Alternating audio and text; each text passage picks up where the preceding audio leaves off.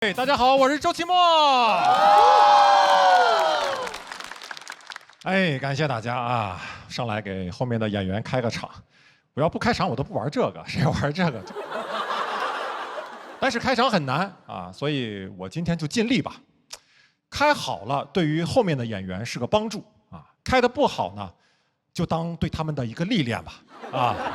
如果没开好，各位就接着帮我鼓励鼓励他们，好不好？好。开场还是得聊一点有共鸣的话题啊。想必各位都有父亲，我就知道这个可以啊。巧不巧，我也有一个。为啥聊这个？因为今天的主题是不上班你养我呀，这就是我爸现在对我的期待。因为他现在退休了，他有退休金，但是他炒股，所以约等于没有退休金。我爸按照自己的经验就觉得，人到老年还得靠子女啊，所以他现在就劝我要孩子，特别急啊，动不动就跟我说你咋还不要个孩子啊？都快40了还不要孩子？哎呦，关键是我都没结婚呢。他不在乎啊，他现在比我前卫多了啊。然后还有一次，微信里给我转一个网上的短视频啊，大意就是说人不要孩子，到老了会孤独。我没有回他，我想让他知道，人有了孩子，你得看是什么孩子，对吧？但我现在就知道，这孩子指望不上啊，我还是得靠自己。所以我现在就开始为自己以后的退休生活做打算。前2年我就开始买基金，越跌越买，越买越跌，买到重仓。我为啥这样？因为我在网上看到巴菲特说过一句话，说你要在别人恐惧的时候贪婪。我就贪婪，但我感觉我有点太贪婪了。就巴菲特看见我的贪婪，他都恐惧。他说：“哥们儿，你还是要个孩子吧。”说实话，如果巴菲特对我说这句话哈，我不反感啊。只要他愿意当孩子的爷爷，我可以接受，立刻给他要一个啊！我还有拍灯的。好了，连孩子妈妈都有了，不是？孩子的干爹也有了。不能再拍了，我怕关系有点复杂。一家人啊！不能再拍了，不能再拍了，再拍我也赡养不过来了啊！我知道很多人都会讲嘛，这个炒股赔钱的段子，但我今天不讲那些啊，我今天就是来分析一下，就为什么股市这么难赚钱，但是这么多年还是有这么多人前赴后继的杀进去，包括我爸，包括我，啊，是因为这些人蠢吗？我觉得只是一方面啊，还有一个原因就是很多上市公司特别擅长炒概念、讲故事。啊，比如之前元宇宙特别火的时候啊，很多公司连个产品都没有，只是沾上一点概念，股价蹭蹭就上去了。有句话叫“站在风口上，猪都能飞”，现在是风还没有来，但猪都已经站好了，就一排排在这站着，站，还彼此鼓励呢。啊，你信我的，肯定有风。你就在这站着吧，肯定有风。啊，你感受感受啊。闭上眼睛，仔细感受。屁股后面是否有个小缝？啊，然后一回头啊，发现后面有只猪在那儿。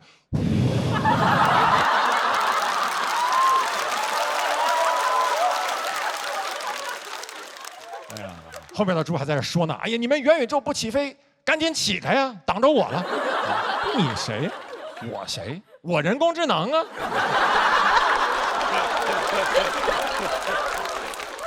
我得赶紧飞了，我后面还有无人驾驶呢。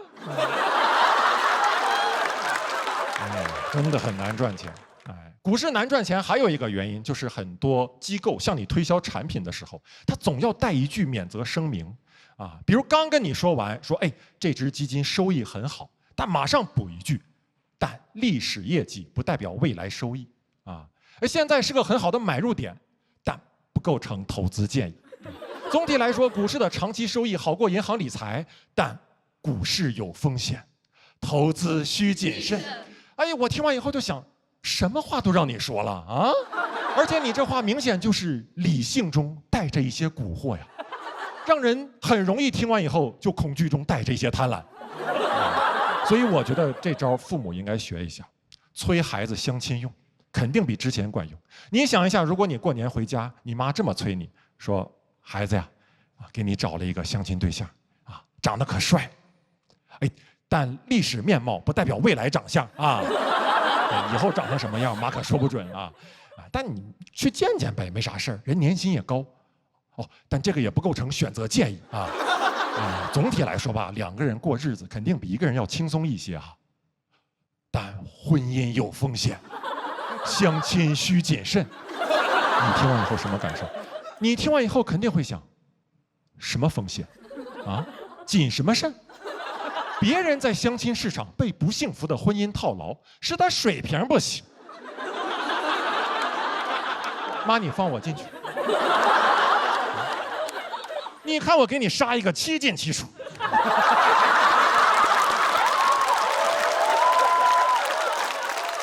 你就等着看绿不绿就完了。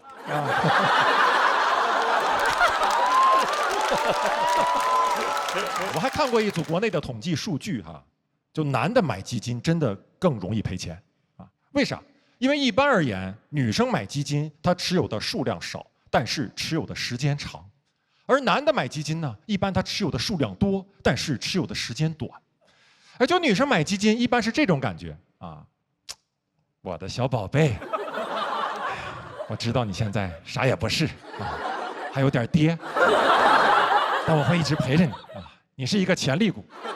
而男的买基金呢，一般是这种感觉，我的小宝贝，跟着哥，以后按月给你打钱。哟，这只基金也不错。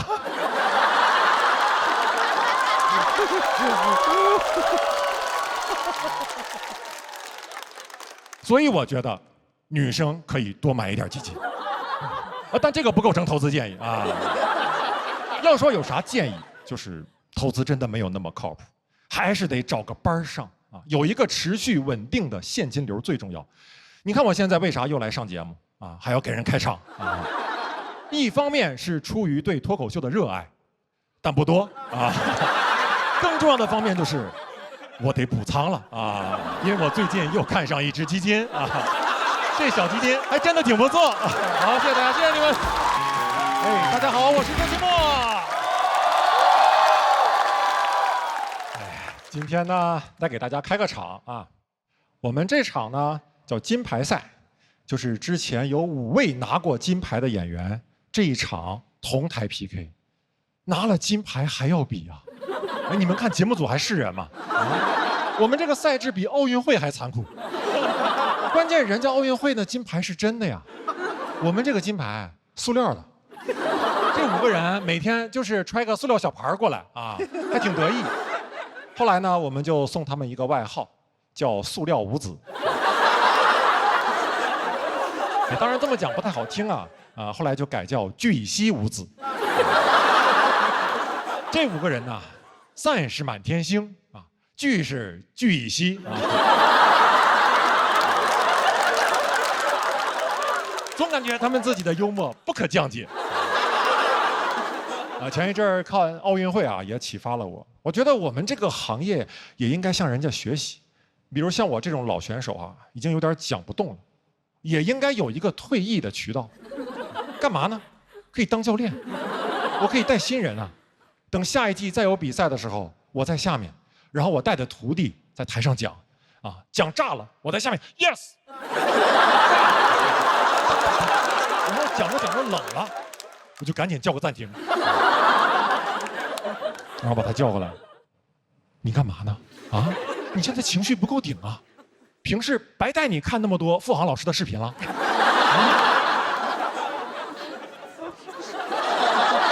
孩子，看着我的眼睛，如果你拿不到那块聚乙烯，就没有人在乎。Give me some passion。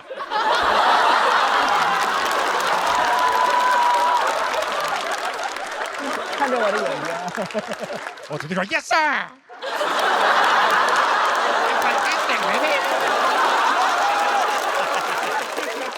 不丢人啊，不丢人。为了开场不丢人啊，不丢人。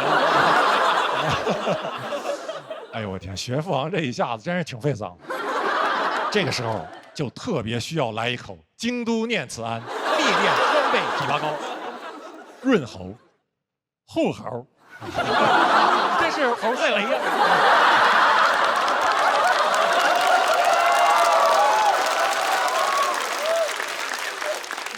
最近呢，我还总想到08年那个时候呀，我还在上大学。哎，我上大学的时候，其实就经常跟同学去 KTV 唱歌哈。那个时候我就观察到一个现象，就好像我们很多人在里面唱歌的时候，都不是按照自己的方式去唱那首歌的，都是在模仿原唱，啊，包括平翘舌呀、停顿啊、重音啊。你比如点一首周杰伦的《爱在西元前》，所有人都是这么唱的啊。我给你的爱写在西元前，什么都是的你不要。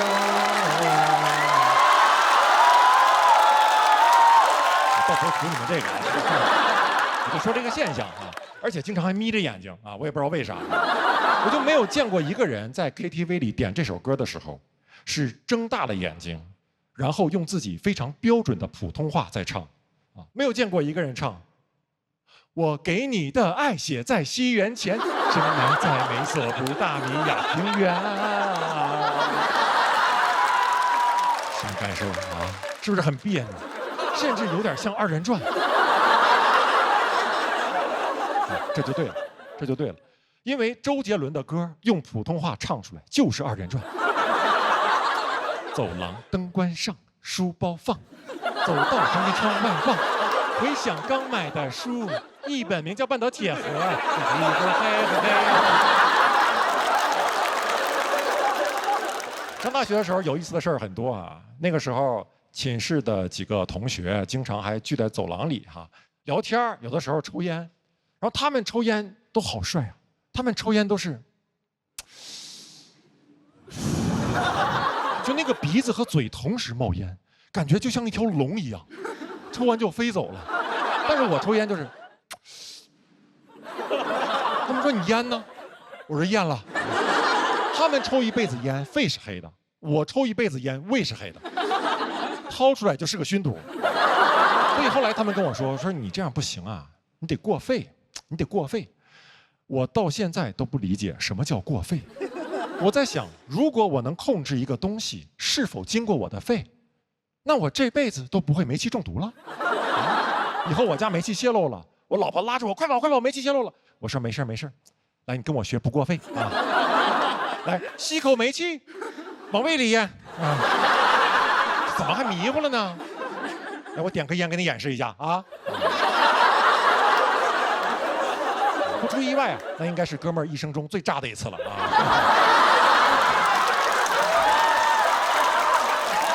开玩笑，开玩笑。今天呢，我只是个开场，主角还是他们巨蜥无子。但今天啊，这个比赛金牌战只有我来开场，分量不够，还是得请一个真正拿过金牌的人过来给大家讲一讲。下面就让我们用最热烈的掌声欢迎曾经排名世界第一、拿过无数世界冠军、拿过奥运会金牌的乒乓球运动员许昕。大家好，我是周奇墨啊。也不算好朋友了，一般朋友。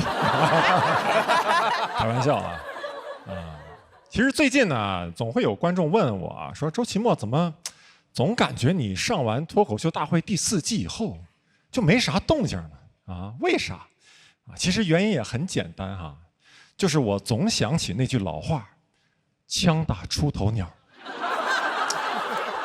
所以呢，我就有意识地往后撤啊，跟其他鸟看齐啊，让其他鸟先上。我甚至想好了，什么时候一旦猎枪响了，有鸟掉下来，我再站出来。打得好，我早就知道它不是什么好鸟。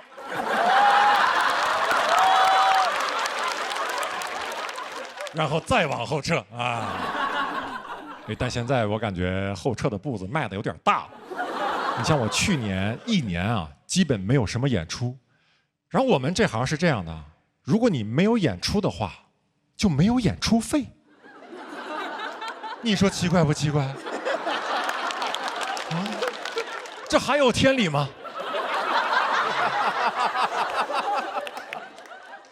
这2年我的生活也有了很大的变化，比如我现在就搬到上海来了，啊，然后呢也就开始喝咖啡了。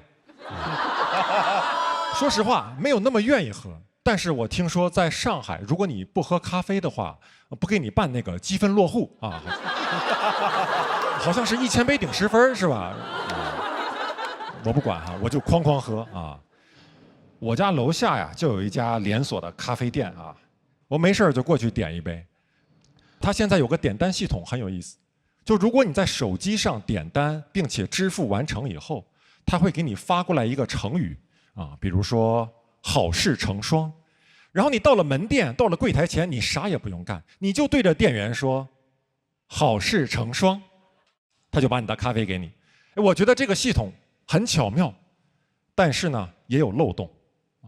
其实我一天可以去他们家的很多店，随便说一个成语试试，完全可以啊！随便走进一家店，你好，不劳而获。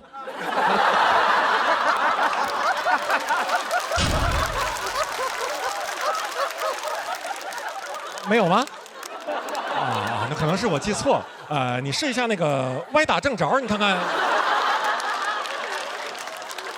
也没有，啊，也没有。那要不你再试试死缠烂打呢？啊，服务员说：“这样吧，先生，我这儿有杯臭不要脸，先给你吧。”啊。我到了上海以后，我爸也过来看过我啊，他从东北那个小城市过来，对于上海这种大都市的文明啊，他非常不适应。我们整栋楼所有的快递平时都是放在1楼大堂，我爸第一次看见就愣住了，他就问我：“快递就这么放着？”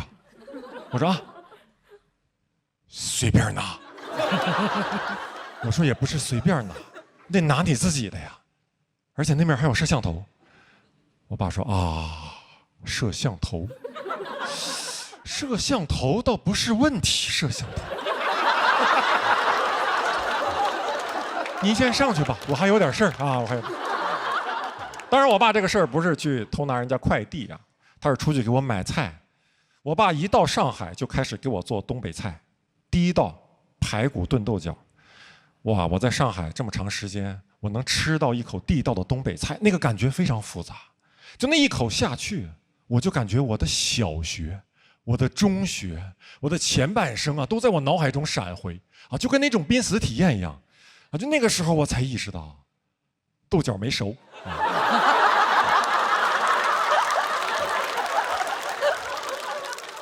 而且我现在在上海，之前在北京也是北漂，我发现我跟我之前在东北的同学联系越来越少，就有的时候跟他们聊天啊，会让我有一点难受啊。比如我有一个初中同学哈，我们已经很多年没有见面，没有联系，某天晚上突然一个微信的视频邀请就发过来了，哇！我当时犹豫了一下，我还是接了。接起来之后就是一个前置摄像头的画面，啊，一张大脸，已经有点秃顶了啊。然后背景呢就是一个饭店的包厢，啊，桌上杯盘狼藉。我这朋友就看着我，啊，大个儿，干啥呢？想你了。我吹没吹牛？是不是周奇墨？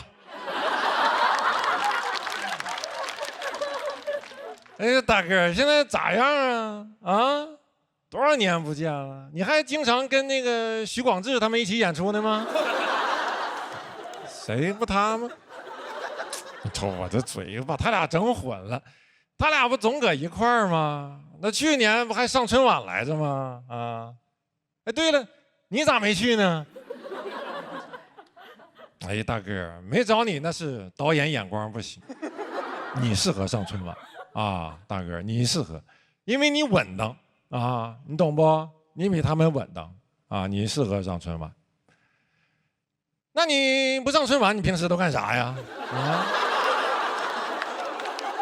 你还讲脱口秀呢吗？大哥，我告诉你干啥？你直播带货，直播现在老挣钱了。你说你又有流量，你就咔咔带货呗啊！你不脱口秀天花板吗？你就卖天花板。我说那谁，张总就搞建材的呀，他给你供货不就完了吗？咱有渠道啊。不咋呀，大个，你笑了啊？我把你逗笑了。我把你逗笑。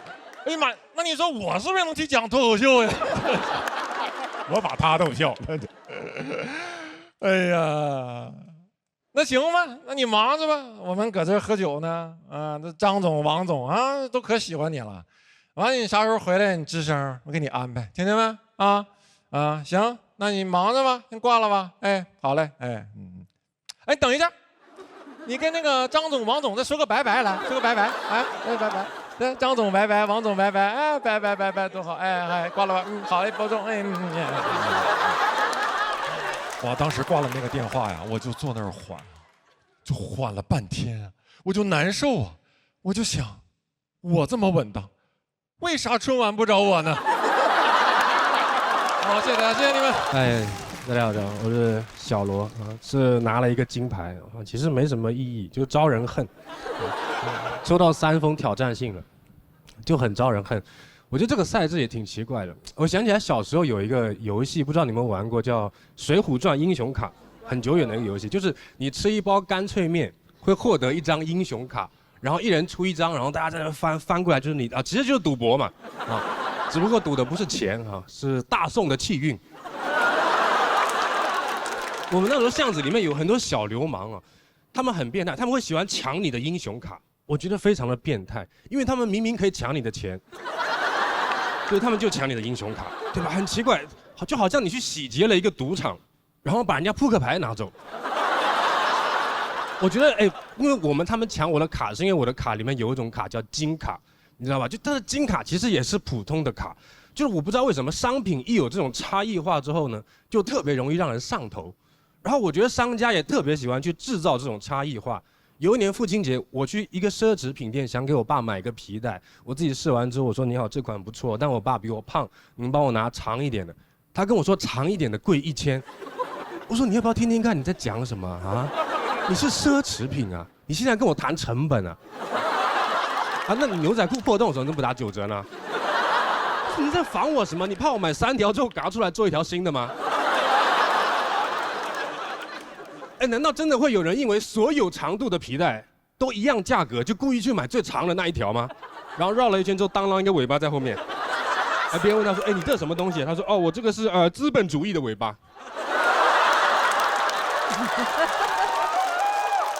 我觉得奢侈品你就好好给人提供奢侈的感觉就可以了嘛，对吧？我给我爸买皮带，我就希望我爸戴上之后，别人会说：“哦，你儿子有钱，对吧？”现在我爸绕了一圈之后，只能到这里。别人看到说哦，你儿子有钱，但不多。我爸也奇怪说，怎么我儿子勒紧裤腰带，给我买了一个勒得这么紧的裤腰带？电子产品也是这样，科技产品也是这样，好好的产品设计完了，莫名其妙多一个 Pro 出来，莫名其妙什么东西都有 Pro， 现在连冰箱都有 Pro。冰箱，我看到一个冰箱 Pro， 它的区别是它有一个专门放水果的小抽屉，哇，这也太 Pro 了。没有你这个抽屉，我都不知道水果放哪。然后它还有一个 WiFi 功能，它还有一个 WiFi， 我一个冰箱为什么要连 WiFi 了啊？你是怕苹果在里面信号不好吗？是什么？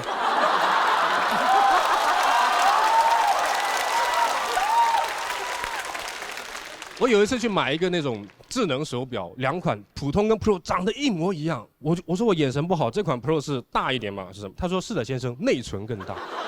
我说手表要什么内存呢？啊，能存住时间吗？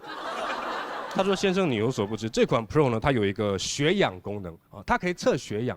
哦，朋友们，我当时我都不知道血里有氧。我说 OK 不抬杠，那所以血氧低了会怎么样呢？他说血氧低了会头晕。我说我不用看表，我也知道我头晕啊。我想问，现在科技是已经溢出了吗？哈？哎，为什么这些发明家你们是不是不在乎人类？我觉得科技是应该用在刀刃上的嘛，什么东西都拿来乱升级。你看我们人，我们本来洗衣服，大家都是用肥皂，对吧？用的好好的，然后就有个小机灵鬼跳出来说，要不我们把它磨成粉吧，然后就有了洗衣粉。然后过几天有个更聪明的人跳出来说，要不我们再加点水啊，然后就有了洗衣液。到这一步就很奇怪了，我自己洗衣服也会加水的呀。最近还有一个更变态的发明，是把洗衣液装在一个小袋子里面，叫什么洗衣灵珠啊？说扔到洗衣机边转之后突然爆开，你要干嘛？你要杀衣服一个措手不及吗？衣服一个措手不及，衣服突然就死掉了。我有个朋友，他就是卖洗衣凝珠的，他就是卖这个，他跟我解释说，这个东西之所以贵呢，是因为包裹的那层膜是一个非常牛的科技。因为它遇水即化。我说这么牛的科技，你不应该拿去包蟹肉棒吗，朋友？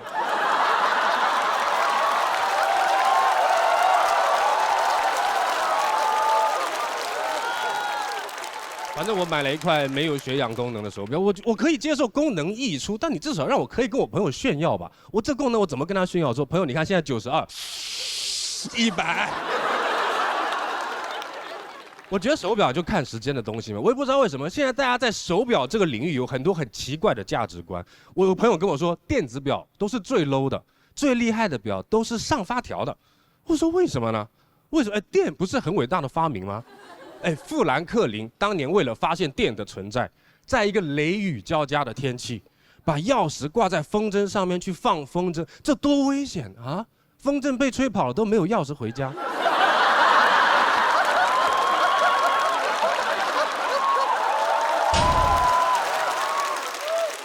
我有些朋友会戴那种很贵的表，天天在我面前跟我炫耀说，你知道吗？我这个表相当于你老家的一栋楼，我说什么钟楼啊？什么叫相当于一栋楼？他跟我说他的手表相当于3线城市的一套房，我当时就觉得他手表好耀眼，我感觉看他的手表要找一个中介。而且他那块手表还是改装的，我真的不能理解。朋友，你已经有一块30万的表了，你还要去改装它？如果我有一块30万的表，我要改装它，我只会把证书镶在上面。他问我说：“你见过改装的表吗？啊，你见过改装？”我说：“我见到是见过，柯南有一块。”你不觉得这个行为很幼稚吗？我问到后面我都有点生气。我说：“朋友，就是我们走的时间是一样的，这件事情你知道吧？啊，怎么时间就是金钱？我们是汇率不同。”他说：“别生气，别生气，来说说你的手表有什么厉害的功能？”我就后悔没买那个带血氧。谢谢大家，我是小罗，谢谢。大家好，来，我们先回到人间一下吧。我们先我要讲一个我其实从来没有讲过的素材，就是我大学毕业的第一份工作其实是船员，就是在开那种商船，在远洋做驾驶员，开那种大集装箱什么的。选择这个工作是因为感觉这个工作就是浪漫而自由，但是上了船发现就是这个船上呢就是偏偏没有自由，你知道，就是我们这工资很高，但是我们工资高都是拿我们的自由换的，就感觉很像在坐牢，你知道吧？就只是坐牢的人他是先挣钱再失去自由，我们是每个月按时给的。我们其实一出海就7个月，一出海就要跑7个月，你知道7个月21天就可以养成一个好习惯，7个月210天，你可以养成10个好习惯。你要是实在无聊，你甚至可以先养成5个好习惯，然后再戒掉5个好习惯。出海半年，归来仍是不良少年。我本来想我环球旅游吧，我是无聊，那我就当环球旅游了吧。但是你知道吧，就不是你决定的航线，公司不知道为什么就一直派我去非洲，就一直派我去。我本来有一些航海梦想，想要致敬各路伟大的航海家，但我感觉我一直在致敬郑和。我天天待在南半球，我感觉我头上的旋儿都反了。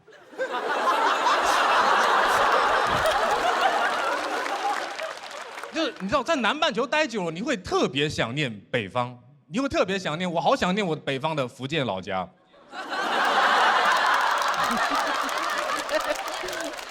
我做实习生的时候，反正还是有很强烈的航海梦想。但我发现那些老船员，就是他们完全对这些一切都非常的麻木。他们觉得这个什么航海就是上班，他们觉得一切都很麻木。见怪不怪。有一次我夜航过了一个群岛的时候，我甚至看到过一个火山正在喷发。我说哇，好浪漫。我说二副火山，火山。他居然跟我说，哇，我来了好多次了，我一直以为那是个灯塔。灯塔没有冒烟的吧？人家虽然落后，也不至于灯塔烧柴火吧？他对一切都很麻木。我就像有一天我告诉他说，二副路飞，那里有个路飞，他会跟我说，我以为是个渔夫，他来了很多次了。那我们去非洲，我们其实是要经过很多海盗区的，我们是要经过海盗区的。这班人连防海盗都防的一种班味很重的感觉。就是他们防海盗是防给公司看的，好像就是海盗来了无所谓，但是如果公司发现你没有好好防海盗，可是要扣工资的。我们会在船舷边上弄那种一圈一圈一圈那种高压电网拉一圈，其实都没有通电，因为怕电到自己人。然后会挂一个牌子，然后上面写高压危险，写的中文。这个电网是国家电网吗？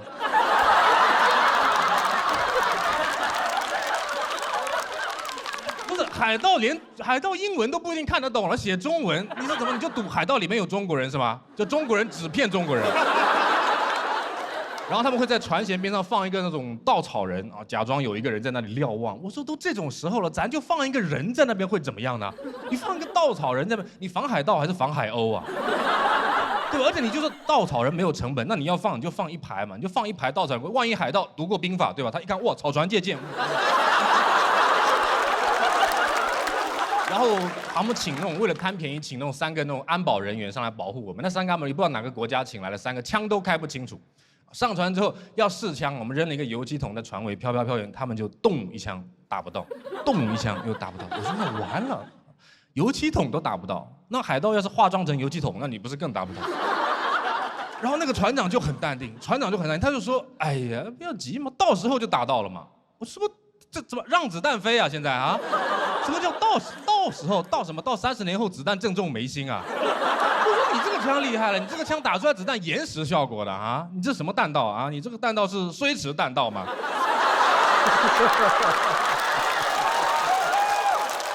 然后3个安保人员就跟着我们跨越印度洋，绕过好望角，嘣嘣嘣就跑到那个西非的一个叫几内亚湾的地方抛锚，一个锚扎下去，然后3个安保人员就走了，然后海盗就来了。哦，真的，但那西非那边的海盗，他不是那种很吓人的海，他是那种冷兵器海盗。他的工作模式是半夜偷偷到你的船边，如果你没有发现他，他就会上来抢你的东西。但如果你发现他了，他就会假装自己是在捕鱼。他这个工作模式很特别。我们一般是上班摸鱼，很怕被发现，他们是一被发现就开始摸鱼。然后你知道，然后我们其实大概在那里抛了30天的锚吧，30天锚。然后那帮海盗就天天来。其实到后面我们都很熟了。然后来了之后打个招呼，他就发现我们戒备森严，然后就默默的很落寞的离开，然后也不知道怎么跟他们领导交代说，嗨，今天又摸了1天鱼。但是你久而久之，你会发现他们一开始只是7、8个人钓上来3只秋刀鱼的，但是他们每天都抢不到东西，每天都开始捕鱼，他们捕上的鱼越来越多。我到了进港前，他们看每天有时候能钓出10几条秋刀鱼上来。真的到进港前他们有些不怎么来了，可能是发现就是捕鱼可能比做海盗挣钱。我觉得这是一个很正能量的结局，对吧？就是授人以鱼不如授人以渔。我大概跑了6年船左右，跑了大概6年船吧。我觉得到了后面真的是这样，我明白，就是什么浪漫的东西，你经常去之后，你就会很麻木，你对于一切都会变得很麻木。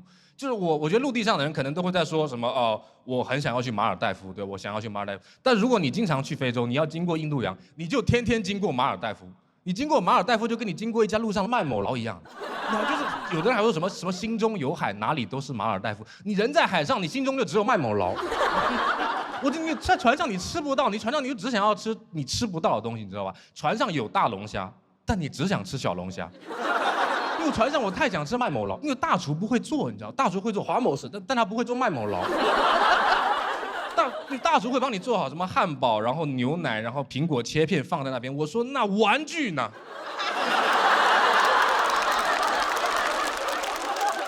我记得我最后一个航次大概有跟几个实习生在国外靠了一个港口，然后下地之后，他们跟我一起下地。我说你们准备去哪里玩？他们说三副我在网上查了一个沙滩，我觉得很不错。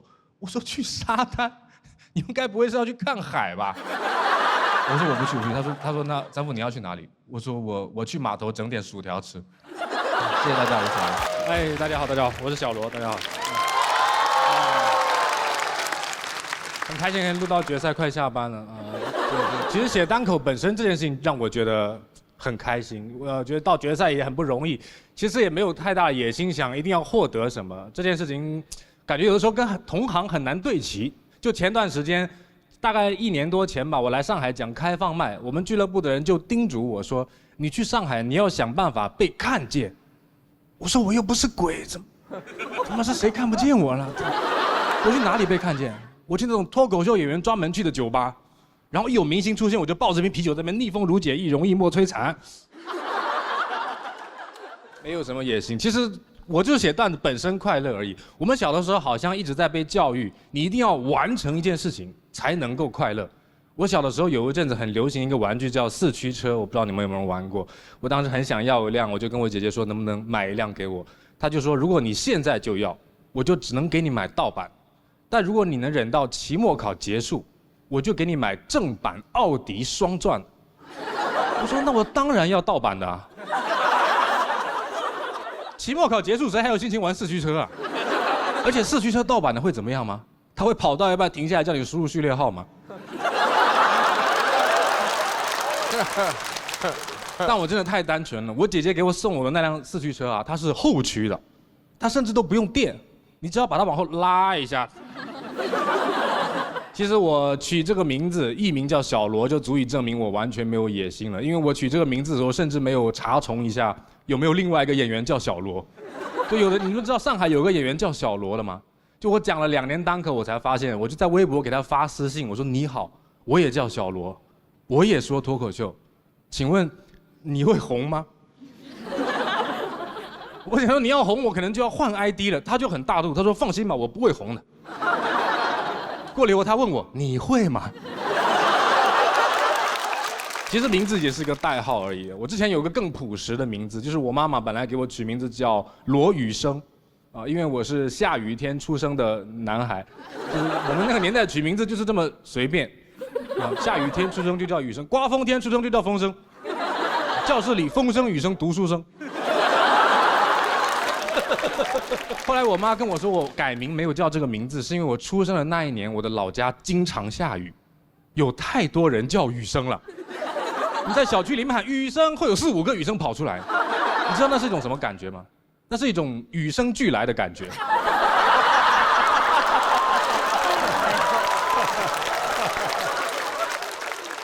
我出生在福建西部的一个靠山的多雨的小县城。如何多雨呢？就这么说吧，17岁那年的雨季，雨停的时候我都20了，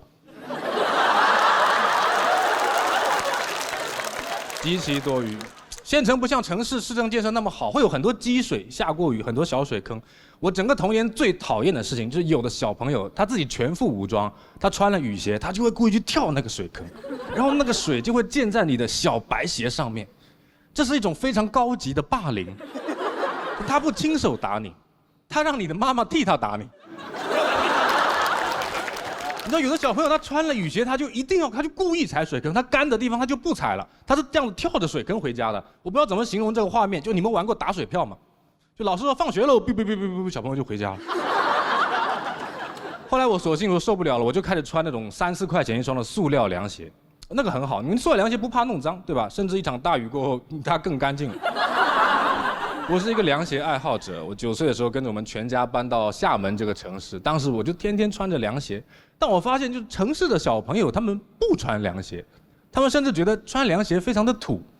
哦，我觉得你们真的不懂，我就在等一个下雨天，我要在下课之后给你们上一课。你知道城市的小孩就是会比较时尚一点，对吧？有的妈妈会把自己小男孩打扮得特别可爱，穿那种黑皮鞋，袜子拉得高高，头发烫得卷卷的。我刚转学过来，我看到他，我说哇，牛顿，很想要融入他们。就他们不懂我的，就他们天天说我穿凉鞋土，他们不懂我的快乐。我觉得他们不懂我下雨天竹杖凉鞋轻胜马的快乐。他们打车回家了。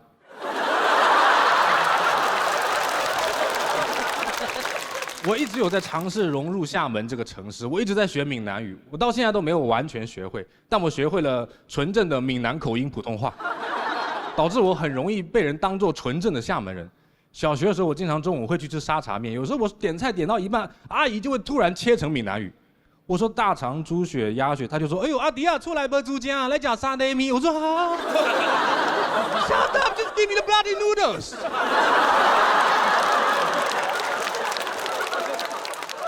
很想要融入大家，男生嘛就很喜欢攀比鞋子，对吧？大家都穿一款同样的鞋子，我记得有一年初3很流行一款滑板鞋叫 Vans， 哇，我就去存钱买了我又舍不得，就是一双布鞋，卖我300-400块钱一双，我就去买了一双 Vans 的平替，就是它跟 Vans 完全一样，但它没有 Vans 的标签，但这双鞋啊，它只要没有 Vans 的标签，它看起来就像一双老头穿的鞋。我本来以为我能驾驭得了它呢。直到有一天我上学的时候，发现我的鞋子被我爷爷穿走了。我发现我很难融入大家的逻辑，我经常很难进入大家的逻辑，就好像我以前大家都上节目，我就不上节目。今年我上节目了，哎，有2个节目，就好像我融入了大家，哎，大家分家了。我到现在都没有理解今年为什么一定要有2个节目，好像资本一定要把我们分开一样，对吧？就现在看个综艺很难，你还要研究制作团队。之前我看个综艺，人家跟我说，哦，你看这个综艺你要去那里看，你看那个综艺你要到这里看，我去哪里看？我会员充在哪里就在哪里看。我只是消费者而已，我也不想管你们的资本逻辑。你真的在乎那些资本分分合合的事情吗？你们在乎这个电子公司合并了那个科技公司，这个公司你们那么喜欢合并，你们把共享充电宝合并了吧？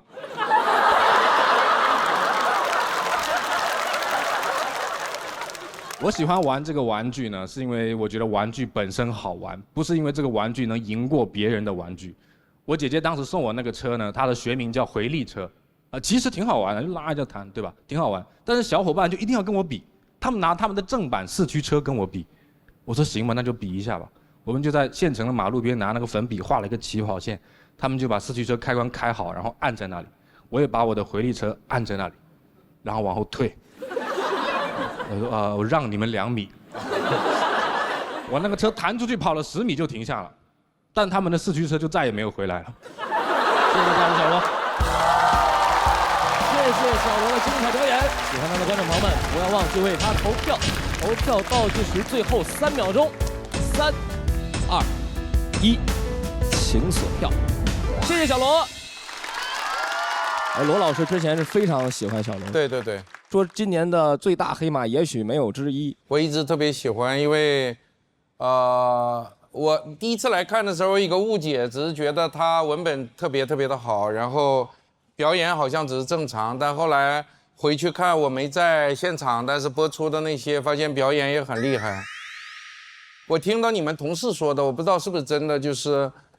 有很多你们同事说小罗是这个圈子里最酷的一个演员，因为他虽然来参加了比赛，但是对每场比赛的结果的重视程度远不如他想表达一个东西，或者他尝试换一种风格，或者是另一个主题这类的东西。这个传闻是真的吗？没有你们说的那么漂亮，但差不多吧。就是特别酷的一个人。还有就是今天这个是刚写的吗？不是，但是是很早之前写的。是一个比较老的段子，当于刚入行的时候的。但是我有一些困惑，刚才就是比如说你念了那个《甄嬛传》里的那2句诗，就是逆风如解意那个，容易莫摧残。但是那个一般念到古诗词这种夹到段子里的时候，会留一点时间上会说的慢一点，让大家理解那个怎么回事。结果你刚才就特别快的带过去了，所以我就不知道是什么原因。因为这个梗它本身跟表达无关，我觉得不值得，这个包袱不值得抖得那么大，就随口带了一下，明白。所以反正我就特别喜欢小罗，但是可以说但是吗？可以说，太可以作为小罗的粉丝，我不知道还有没有下一场，所以有点百感交集吧。但是大家都说你特别酷，也不太在意比赛结果，所以我就为你高兴。好，谢谢罗老师。天天姐呢？对我对你整个表达里面的有一个点比较感兴趣，就是你说其实之前我相信这些节目都找了你嘛，然后你也没有上，那今年是为什么决定要上节目？我这个人挺奇怪的，就是我之前没有办法回答我自己为什么要上节目，然后今年有一个人反问我你为什么不上节目，我也回答不了。对，大概是这样吧。所以说服你去干一件事情的方式，就是让你反向操作，有可能，不知道为什么不要，所以你就去了。有可能。那你为什么不要拿冠军？这个是我不要的吗？那你自己有这个野心吗？还行啊，其实啊，我觉得。因为他们刚才在讨论你的这种就是比较云淡风轻的态度嘛，因为我的感觉好像不是这样的，我觉得你是有野。大家好，大家好，大家好，我叫小罗啊，是一个线下的单口演员，也是一个喜剧编剧，会写一些 sketch 什么的。去年爱奇艺有个节目叫《1年1度喜剧大赛》，我不知道你们有没有看过啊？我是那个第2季的编剧啊，你们可以去看一下我写的作品叫《社畜的愿望》啊，不会耽误你们很长时间，因为被剪了只剩25秒。然后我之前有另外一份正经工作啊，辞职的原因是因为那个工作强度太大，身体吃不消了。我辞职之前做了一次体检，你知道那个体检报告如果指标偏高的话，在那个数字边上不是有个向上的小箭头嘛，对吧？我打开我的体检报告，几乎所有箭头都向上，我以为我升级了。真的太累了，我辞职之后没事干，我在家玩吃鸡啊，我都玩进去了。我说这不就是我吗？啊，天天背着个小书包，没事就找个地方蹲着。一天到晚收到。我之前是在一个事业单位工作，我觉得从事业单位辞职有很多很微妙的感觉啊。首先你没有办法跟你的父母开口，对吧？你跟他们说爸妈我决定辞职了，他们听到的是爸妈我决定去死。然后你的朋友也没有人关心你啊，也不给你介绍工作，也不关心你，就天天阴阳你。我辞职之后过了2个月，我跟我朋友去吃那个冷面。然后走到饭馆里面，我那个朋友就说：“哟，这不是你刚丢掉的铁饭碗吗？”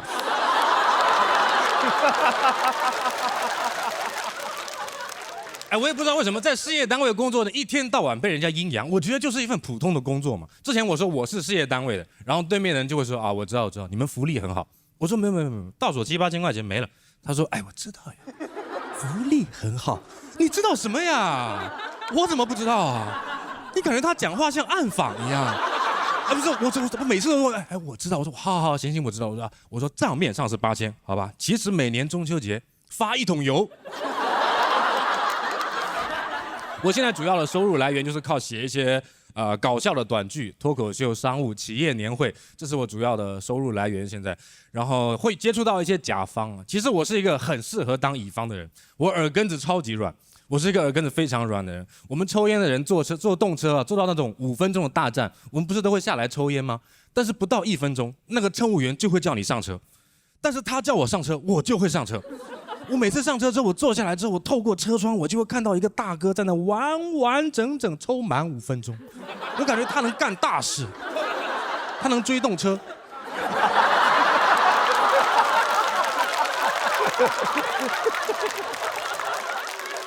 我超级适合做乙方，我是一个耳根很软，我对甲方几乎没有什么负面情绪，我对甲方就唯一的一个要求，我衷心的希望全世界的甲方都能明白一个道理，叫1分钱1分货。真的，我半年前我遇到过一个甲方就你说他不懂喜剧吧，他又看过电视，假模假样的在看你的稿子，说，哎呦，这感觉跟那个电视上都不一样啊，感觉跟那个什么果的都不一样啊。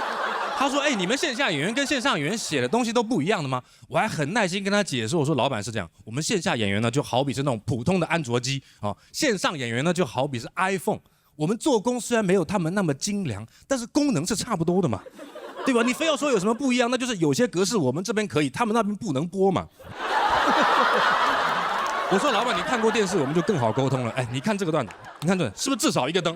至少一个灯。”他还挺懂，他说：“一个灯哪行啊？一个灯都要被淘汰了呀，起码要3个灯吧。”他说：“我很喜欢那个刘海，哎，喜欢那个刘海。”他跟我说：“你就跟他写一模一样的嘛。”我能跟他写一模一样的，我为什么不上电视呢？对吧？大家聊天真诚一点嘛。那你那么喜欢徐志胜，你为什么不找他来写呢？该不会是因为请不起吧？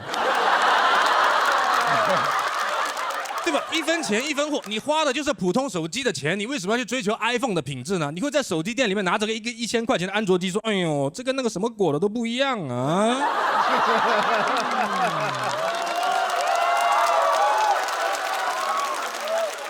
就一个摄像头啊，一个摄像头淘汰了，那个3个摄像头啊！我喜欢那个刘海，喜欢那个刘海。喜欢那个刘海。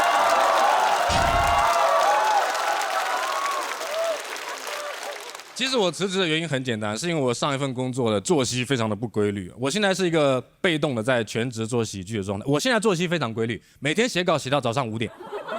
我觉得人在这种时刻啊，就是什么阴暗的想法都会有，很想抄袭。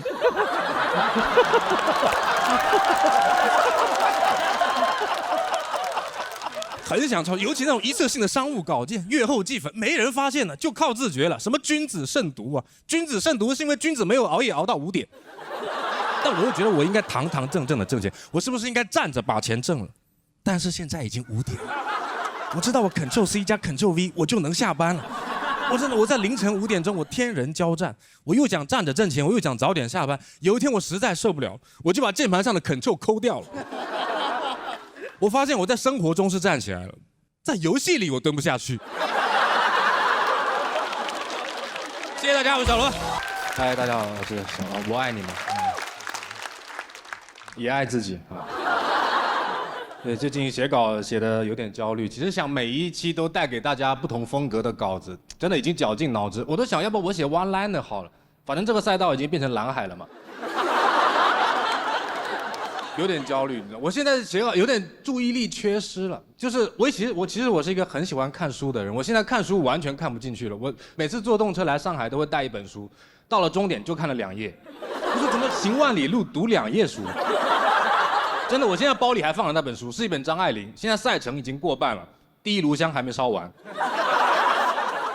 我现在连电子书都听不进去了，我听那个武侠小说，满脑子想的都是现代的事情。我有一次，我听到一个情节，《神雕侠侣》里面那个黄药师跟杨过2个忘年之交啊，在那个酒楼上喝酒，然后遇到敌人，杨过就先冲上去打，就很奇怪啊，残疾人先上。更奇怪的是黄药师他不帮忙，他兄弟在那打架他不帮忙，他就在那喝酒就算了，他还说了一句很气人的话，他说杨兄弟这套黯然销魂掌使得真是目眩神驰，我今日便要以杨兄弟的掌法下酒。我听到这个，我说掌法下酒。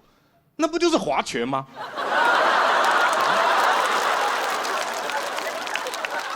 掌法下酒5、10、15，你杨兄弟都只能出到5。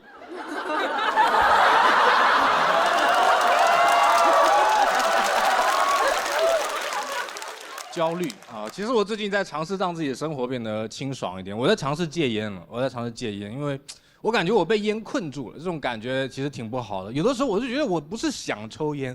我只是习惯了在这个时候要抽烟而已。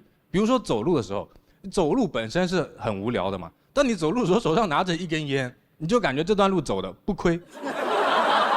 我有一个朋友，他完全不喜欢走路，1公里都要打车的那种人。但如果你给他发一根烟，你说走走，他就跟你走。一根烟抽完了又走不动，再给他发一根还能走，你感觉像在投币啊。我觉得你给他2条中华，他可以徒步进藏。所以我就想着，要不我就出门不带烟了嘛。结果我烟没有戒掉，非常的恋家。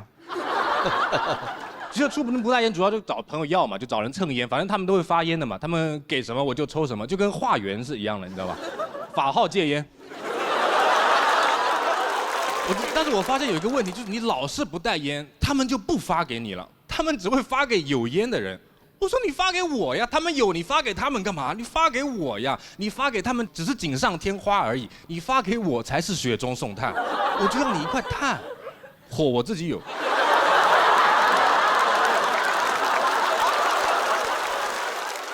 有的人会建议我用电子烟来戒烟，说它这个东西可以替代真烟，你抽电子烟吗？我其实有点受不了，你知道吗？电子烟它抽的那个东西是叫烟油嘛，对吗？那不是我们过滤嘴过滤掉的东西吗？啊，你抽那不相当于口罩摘下来反面拿来擦嘴吗？我之前看人咕噜咕噜在我边上抽电子烟，感觉很像你吃火锅的时候撇了一碗沫子，然后边上说哟，咵一口给你干。我是试过的，完全没有用，造成的结果就是我抽完一根烟之后，我需要抽一会儿电子烟透一透，有种原汤化原食的感觉。他们跟我说，哎，这个可以替代真烟的，因为它也有尼古丁。电子烟最傻了，就是它也有尼古丁。尼古丁不是烟里面最差的部分吗？我为什么要找个替代品，只留下最差的部分？你会跟你朋友说，哎，你失恋了吗？我给你介绍个男朋友，他一切都好，但是也出轨。电子烟还科技革命啊，叮铃咣啷一顿革命，皇上留下了。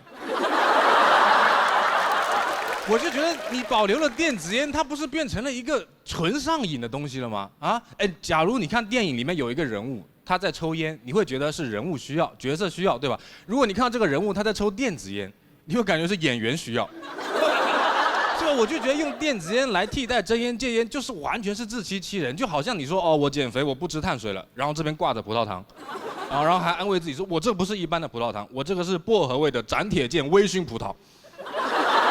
我就觉得，我说实话，有的时候我是想要戒掉瘾，但我不想要进入另外一种成瘾。有些人有的时候会为了摆脱一种束缚，会进入另外一种束缚。其实我当时学抽烟呢，也是想要摆脱一些条条框框的束缚。当然，这是一种很廉价的叛逆。但是我有时候会想，这个事情它真的叛逆吗？啊，真的叛？老师不让我抽烟，我就去抽烟；老师不让我留长发，我就去留长发。我也太好控制了吧？如果老师有天跟我说你可以抽烟，但是你不要吃槟榔，我说好，老师，那我去吃槟榔，对吧？我就有的时候觉得，其实我不是叛逆，只是你想做一些别人不让你做的事情而已。所以我其实现在想，我也许看不进书，但是我小的时候很喜欢看课外书，现在看不进。为什么？是不是因为课没了？就像我当时选择跑船，也是不想被现实中的事情困住，结果我被船困住了。但恰恰我唯一一次成功的戒烟就是在船上，因为你买不到就没得抽嘛。而且我在船上的时候，是我看书最看得进去的时候，所以我现在有的时候想，要不我去船上 gap 1年吧，然后我就翻我的证书，我发现已经过期了，更想去了。谢谢大家，我是小罗。大家好，我是小罗啊。然后我也看了播出了，非常的羞耻，感觉在电视上站没站相，坐没坐相，一点都不像喜剧之王。我感觉我跟他们站在一起，感觉就是那个画面是喜剧之王和他们的朋友。其实我是这个组里面分数最低的一个，有一种名校里面吊车尾的感觉。我高中就是在一个名校里面吊车尾。高三的时候想要最快的提升成绩的方式就是把作文写好，因为那个分数真的很多。但是我的文风怎么说呢？就是梗很多。然后我们老师说你不要用那么多奇怪的修辞嘛，让我写一点内容深度严肃的东西。他推荐我去看一个叫许知远的人的书，看了真的买了《中国纪事》《纳斯达克的一代》，买了一堆，我背了很多许知远的金句。我上考场之前我脑子里都是许知远的金句。我本人高考作文第一句话，这个时代病了。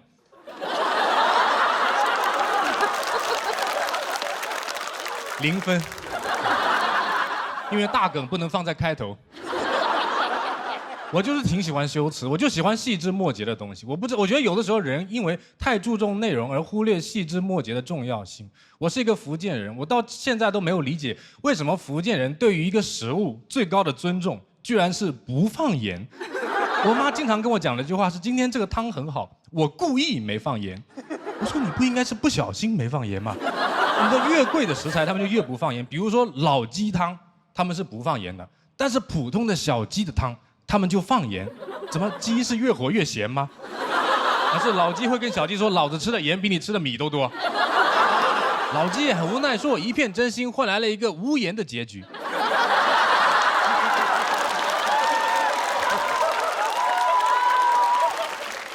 我是属于那种山猪吃不了细糠的那种人，吃不来什么食物的原味，就喜欢调味料的味道啊。就这么说吧，13香小龙虾跟13香澳洲龙虾对我来说是一样的，就什么钱不钱的，喜欢的就是王守义这个人。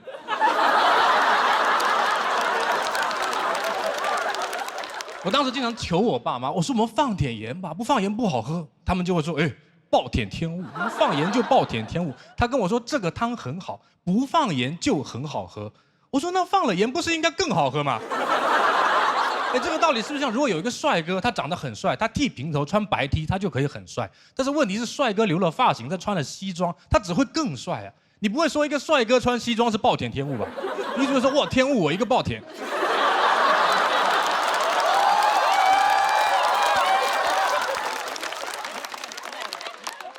还有一种情况就是，他们跟你说这个汤不能放盐，因为这个汤很补。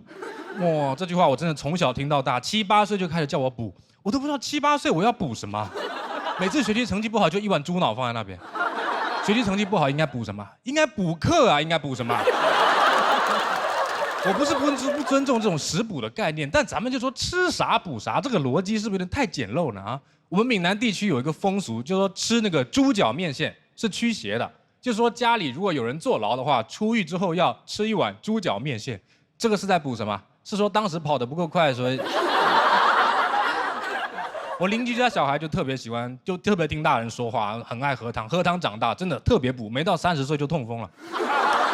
他现在追求是一个东西应该毫无营养，他身体负担太重了。我半夜问他，他问我要不要吃夜宵，我说吃啊，吃什么？他说吃垃圾，他连食品2个字都不加，吃垃圾。我们2个对话像2只流浪狗在对话，走，吃垃圾，走，吃垃圾。我觉得这个也有点极端了吧啊！追求毫无营养，我觉得商家也非常配合。你们有没有看过那种饮料或者零食的配料表？里面会写蛋白质0、糖0、卡路里0，你没有，你写它干嘛呢？配料表就是食品的简历嘛，对吧？你会在你简历里面写4级没过，小提琴不会。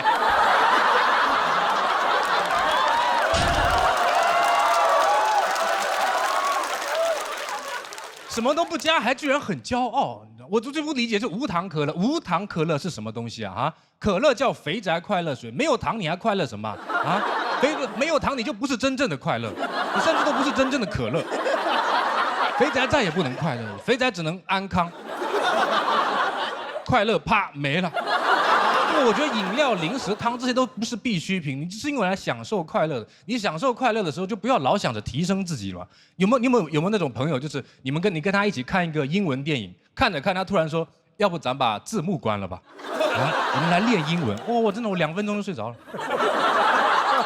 他问我说：“你记得电影讲什么吗？”我说：“我记得，电影开头有一只狮子在那边啊。”我为什么要在休闲的时候练英语听力啊？对吧？好好的一句台词，阿甘说：“妈妈说人生就像一块巧克力。”我满脑子都是 A， 阿甘的妈妈喜欢巧克力 ；B， 阿甘是一块巧克力 ；C， 巧克力的价格是9磅15便士。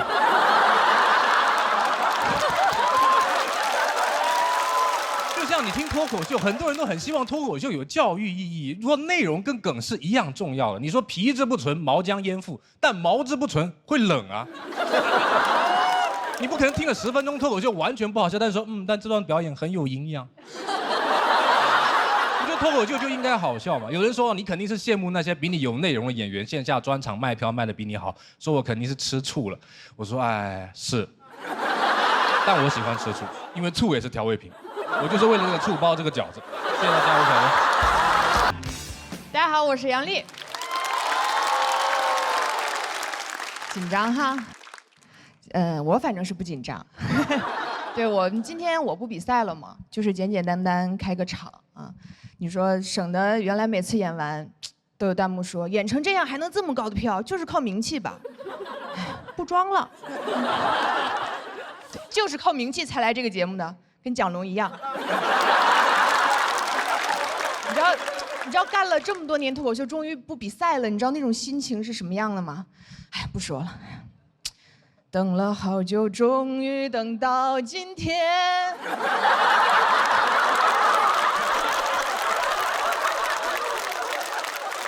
这一期我还是准备的非常认真的，不是写稿，主要是练刚才那首歌。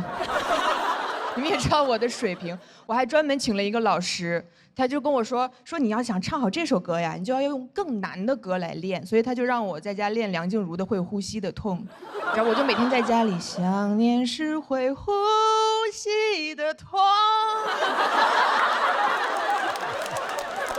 练了1个多月，我还行，我隔壁大爷受不了了，来敲我的门说小姑娘，我跟你说啊，如果你连呼吸都痛的话，你就不要唱歌了，好吧？你这个痛啊，跟想念没有关系啊！不要再唱了。我刚看新闻说咱们小区的房价突然降了，我怀疑就是让你唱的。我很喜欢我的工作啊，但我就是不喜欢比赛，但我喜欢我的工作，喜欢讲脱，但我主要是不喜欢和周奇墨一起工作。就是他，为什么这么受人尊重？我也想要。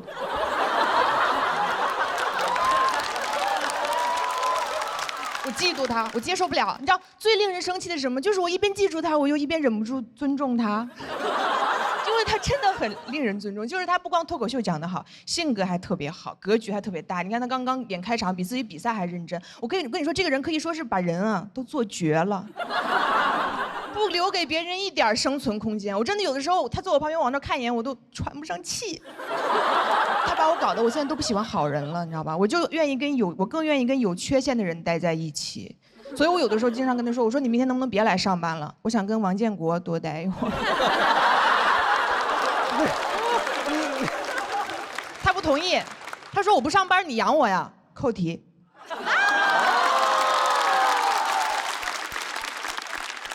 这就是不比赛的脱口秀的魅力。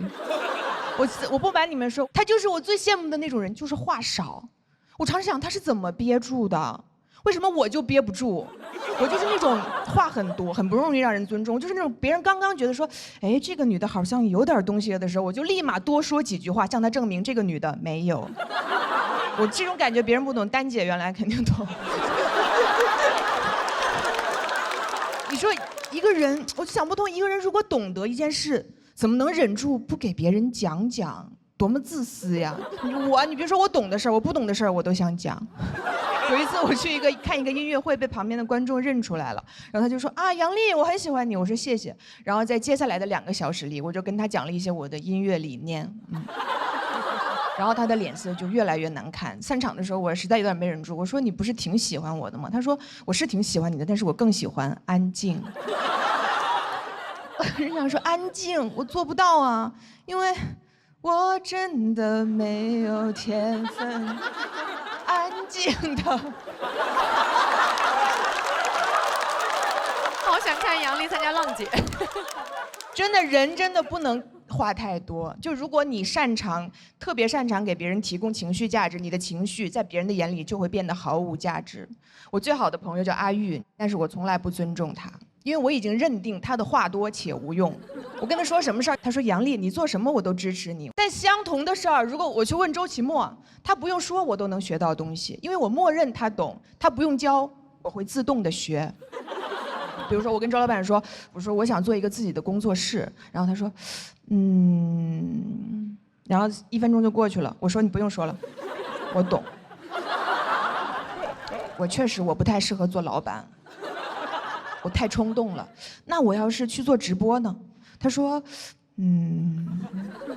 我说我又懂，直播也不是特别好的时候了，而且这个对实体经济都有伤害，我不干啊。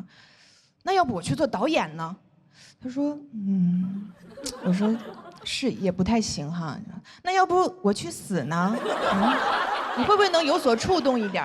你会不会至少能对我说一句一路走好？然后我也没得到答案，我就走了嘛。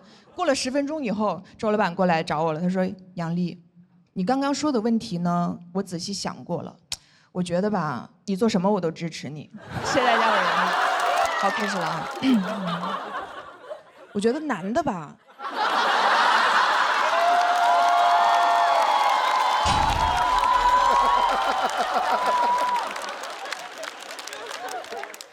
男的题目你在做的时候就要更仔细的审题。高考已经过了，然后看有观众抓旁边的那手说上来就整这个呀。先整点别的啊，重新自我介绍一下啊。我现在除了是一个脱口秀演员以外，我还是这个节目的总编剧。终于当上总编剧了，果然啊，人要是想升职，还是得跳槽啊。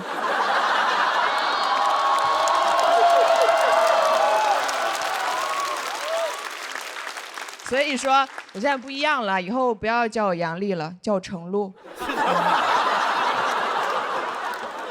我早就想当总编剧了。我第4季的时候，我就在想说，我怎么还不是总编剧？我什么时候才能当总编剧？他们还劝我说，你别想这些有的没的，你好好上节目。我说我不想上节目，我就想上桌。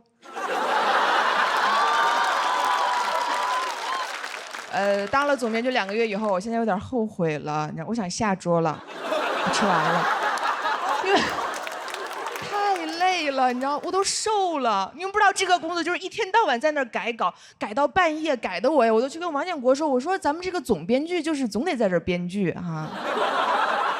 我以为是个 title 呢，没想到是个缩写。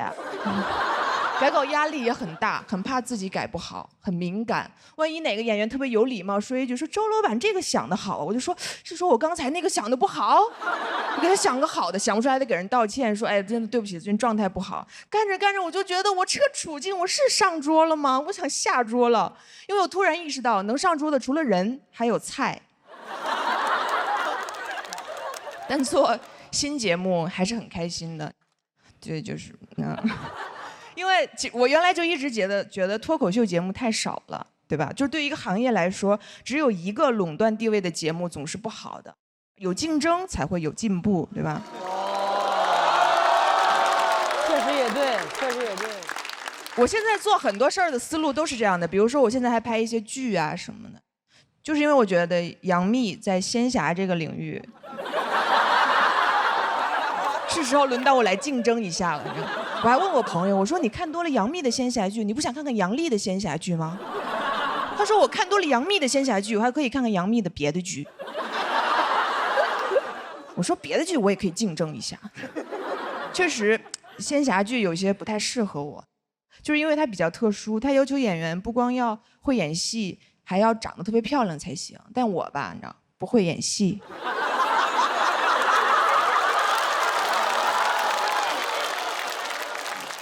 想听我说自己不够漂亮？做梦！我挺漂亮的，尤其是我和杨门一起客串了一个仙侠剧以后，我就更确认了这件事儿。因为那个剧播出的第一天，杨蒙恩丑就上了热搜。但是我没事儿，我当时就觉得这个舆论终于为我证明了，我是可以融入神仙的队伍的。你知道原来网上大家说我多难听，丑什么的还好，还有人搞封建迷信。有网友分析我的面相，说我额头窄，克夫。还是杨门安慰的我说：“你别听那网友瞎说，说你克夫那是看了你的面相吗？那是听了你的段子。”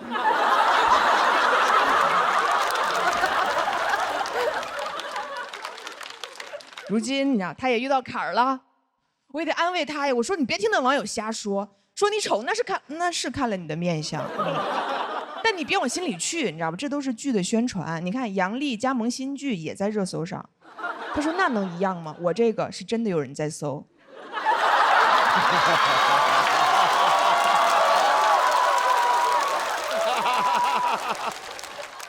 我们这一行确实你知道压力很大，但我还是很喜欢。特别是录了脱口秀节目以后，就因为会有观众跟我说杨笠我好喜欢你啊，看你的段子我觉得好治愈呀，一下就点醒了我。我觉得对呀，这才是我呀。我跟其他演员不一样，我不是来单纯的讲段子了，我是来治愈别人的。我要更努力的治愈别人，我要用我的语言抚平这个世界上女人们心目中所有的伤口。这也不是梗，真的。我有的时候想帮助你们，我都想瞎了心了。我恨不得在大街上随便就拽过来一个女的，就给她号脉，说怎么样最近容貌焦虑有没有？职场性骚扰遇到过没有？内耗严不严重？原生家庭这一块，人群中是否感到孤独？都没有。平时是不是喜欢看杨笠脱口秀？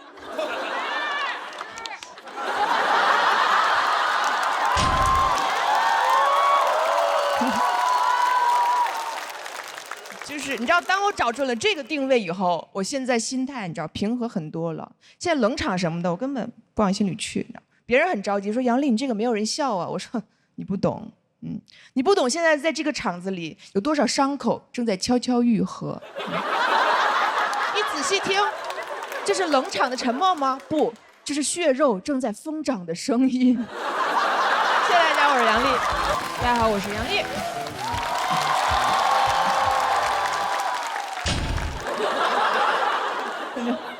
确实有点上年纪了，你知道，比不动了。而且刚刚国仔也说，这是我们就是作为这个身份最后一次在这个节目中表演脱口秀了，但也是我本人最后一次参加脱口秀比赛类的综艺了。不用啊，你知道，你仔细想，其实没有排掉几个节目，因为我接下来要去全力准备我的个人专场的巡演了。真的，承诺大家好几年了，今天终于要兑现了，对吧？我下定决心回到剧场的原因也很简单，就是我想收大家点钱。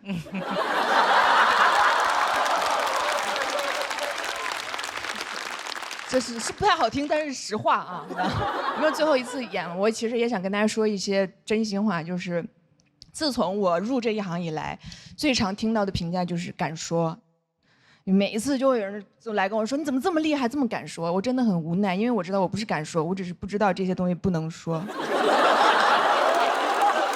很多人说自己的成功靠幸运，反正我是真这么觉得的。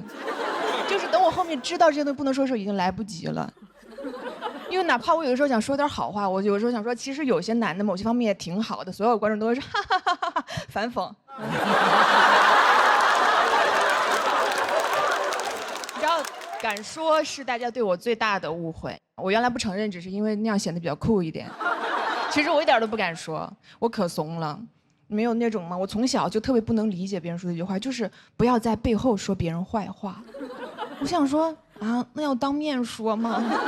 不敢。我同学说，那你要是考虑一下，就不说别人坏话呢？我说啊，我做不到。这就是我的问题，就是我不光怂，我还特别睿智。我唯一敢说别人坏话的只有2个地方，一个是背后，一个是台上。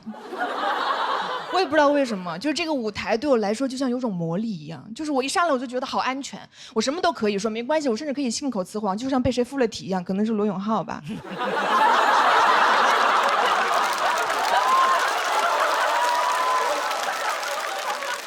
就是我一站在这儿，我脑子里仿佛就有一个声音在说：“杨丽没事儿，你谁都可以骂，谁也不能拿你怎么样，怎么？这个段子好像会提到前公司的一些恩怨。”我可以讲吗？你可以讲，因为你是罗永浩啊。你不光现在可以讲，你10多年以后还可以讲。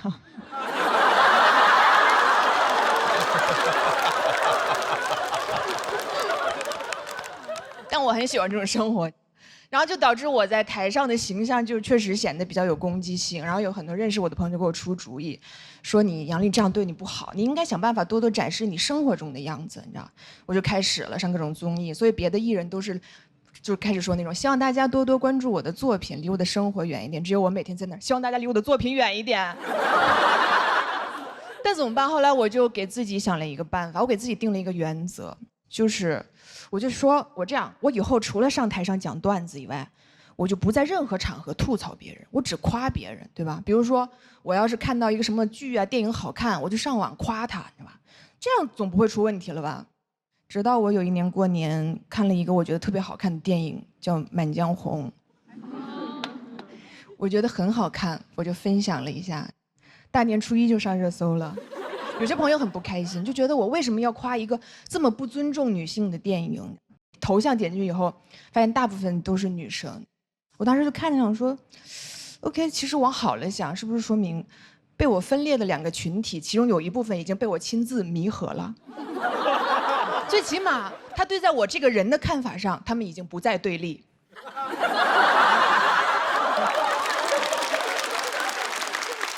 你们也知道害怕是不是？你知道这是我第1次就是被女生骂，所以我就看得很仔细。我不得不说，用词确实比之前的一些群体要文明许多。真的，兄弟们，真的，这个我得批评你们一下了。其实不用脏话也是可以骂人的，你知道吗？就是他们只是表达了一下自己的失望，就说杨丽你太让我失望了。那这个电影前面有几个笑话那么不尊重女性，你为什么要夸这个电影？你是杨丽呀，难道你听不出来吗？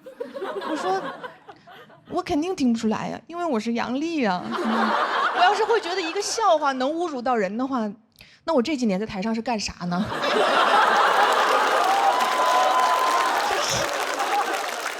这个人是不是有点太次了？就是我的标准不光不正确，我还不统一，是吧？那我这个素质，我还上什么节目？我就上网就可以了。但我其实都能理解。我觉得每一个人来表达自己情绪的时候，前提是他首先受到了伤害。就我也很矛盾，然后我就觉得可能是因为我这个性格，就是已经不适合在这个时候做一个脱口秀演员了。我现在敏感度太低了。我太大大咧咧了，我不适合做脱口秀了。其实我最适合的是脱口秀观众，对吧？就是我听什么都不会生气。所以各位演员，你知道，不管你们什么段子，网上别人怎么说，以后放心给姐讲，那你们的段子我来守护。我保证不会审判你们任何人。当然，有一天如果要让考上法官了，我就不能保证了。其实我很长一段时间，我心里觉得我根本不在意这个事儿。我直到我在这个节目开始做总编剧以后，会有女演员来问我说：“丽姐，你觉得我这个段子要讲吗？”我发现我说不出口，我不知道该怎么跟她说，因为我没有办法放松地判断这件事儿，我心里满满的都是担心。就是我让他们讲吧，我担心他日后的处境；我不让他们讲吧，我担心他们演出的效果。你懂吗？你知道，就是总有人来跟我说，哎，你没事，杨丽，你以后就讲点别的呗。我每次都想说，行，你别再说了，因为我就不会讲别的。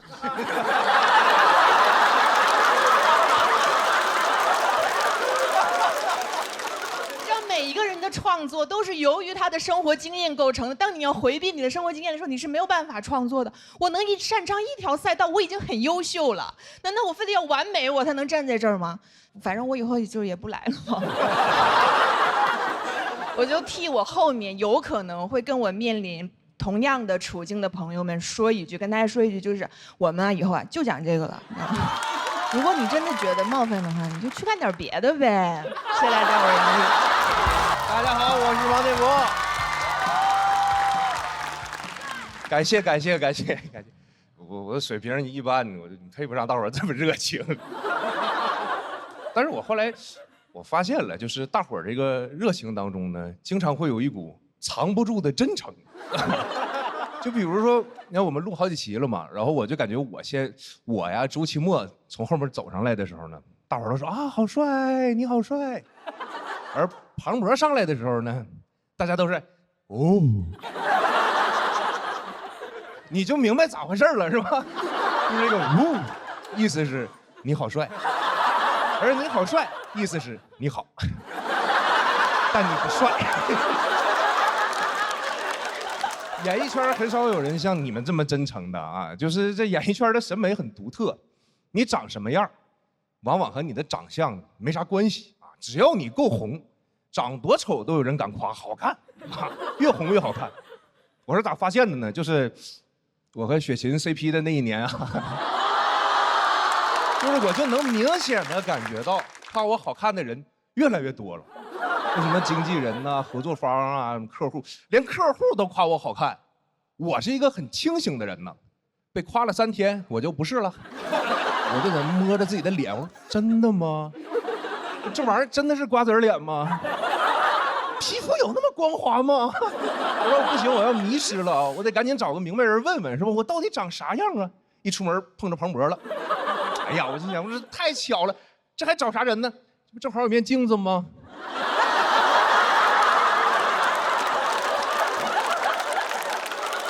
当然，我也没迷糊多久嘛。去年，所有脱口秀演员一下子都难看了起来。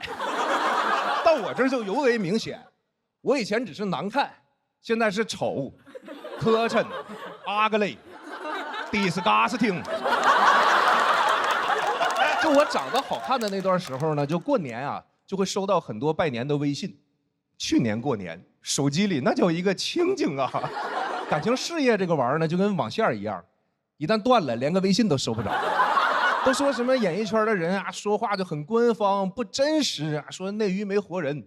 我看我手机里头怎么一个比一个真实呢啊！我拿手机我想，你说那我算啥呀啊？那啥人能一个信息都收不着啊？应该不是活人。你说我奶奶都走8年了，我今年想的我还给她发俩呢。而且我一直特别不喜欢这个内娱没活人这句话，因为感觉就是指着我说的。哎，你看这傻子，一个活都没有，嘿，内娱没活人。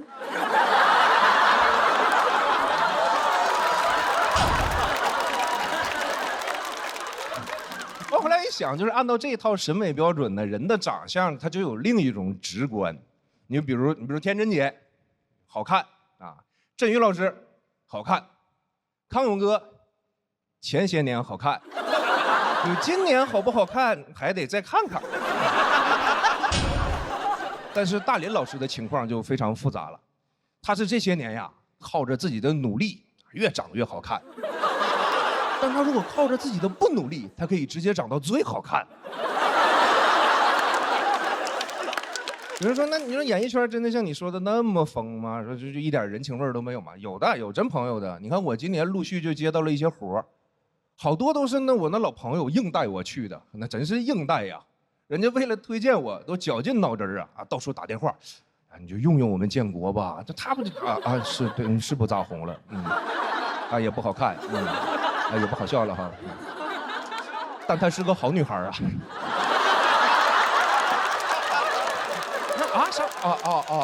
浪姐必须是真姐姐啊！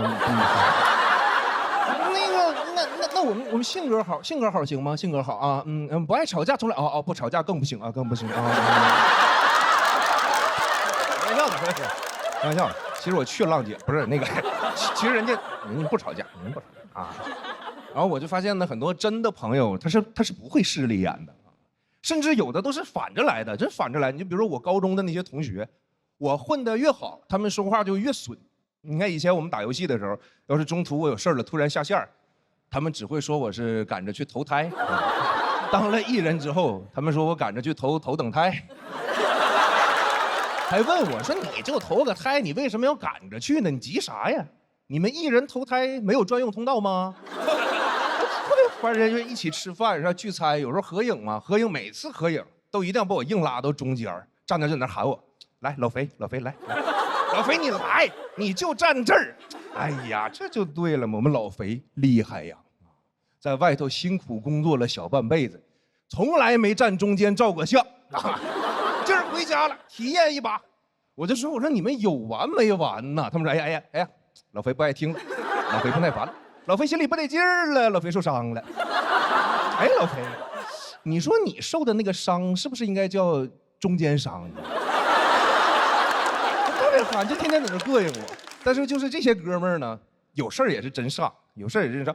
我去年我回家的时候呢，这些人都抢着请我吃饭，抢着带我出去玩，就用各种方式哄我，各司其职，就有的帮忙开车，有的帮我开车门，有的帮我打雨伞，说是让我重温一下当艺人的感觉，说是怕以后再也没机会体验了，是吧？差不多讲完了，说这些。一个是给选手们热热场，再有一个我就觉得今年也不一定过年时候咋回事呢，所以正好这不站在舞台上嘛，我就给大家拜个早年吧，谢谢大家，大家过年好。大家好，我是王建国。咋样啊？都挺好的吗？挺好就行，挺好就行。希望我也能挺好啊，因为这是我在本季最后一场单口表演了。我对这场演出。重视到什么程度，朋友们，我都没有下载《黑神话：悟空》。哎，就这个游戏也让我明白了什么叫信息茧房。就我以为这事儿这不天下皆知吗？但是有那不打游戏的人，那朋友真没听说过。我就没有玩嘛，我昨天就特别难受，我就在那哭喊，我说：“哎呀，我好想打黑悟空啊！”小鹿听完都急了，说：“王建国，虽然你是总编剧，可以不能这么对待付航吧？”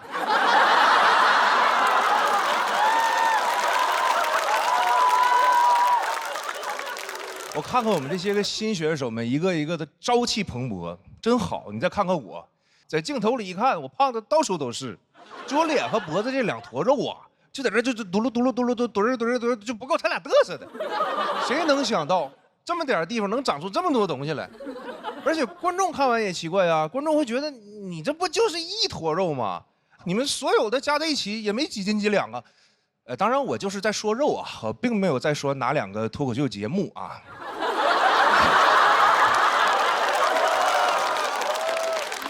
我太胖了，朋友们，我合计我要不就保养一下皮肤吧。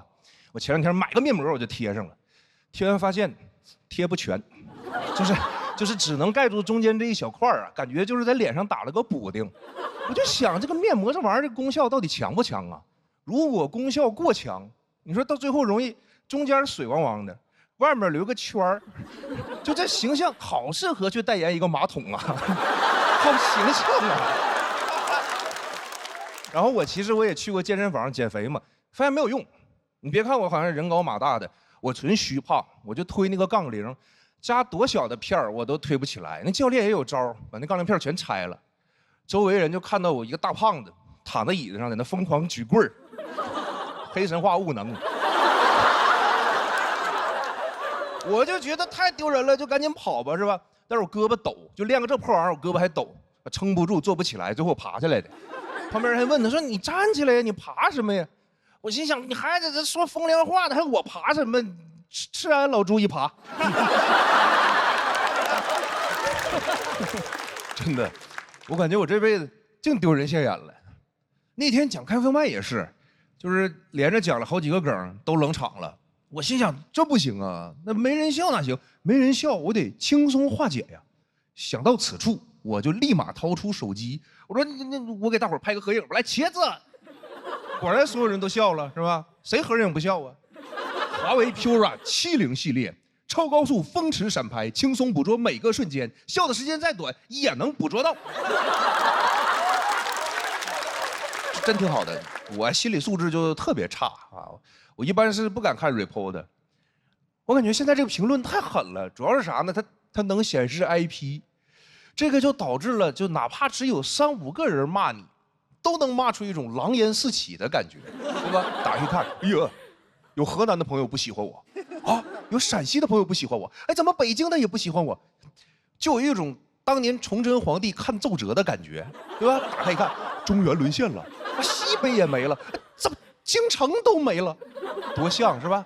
崇祯最后吊死在眉山，骂我的帖子最后也没删。但是我们今天请来了一位狠人啊，他就经常能让骂他的人后悔自己评论没删。这位大哥在网上就挨个跟那 repo 吵架，吵完了呢还给人转发出来继续吵，还强烈推荐人家要好好去精神病院看一看。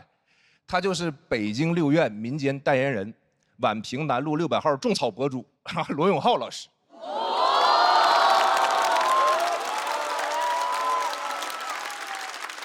据调查显示，在网上吵架吵得最凶的有2种号，一种是小号，另一种是罗永浩。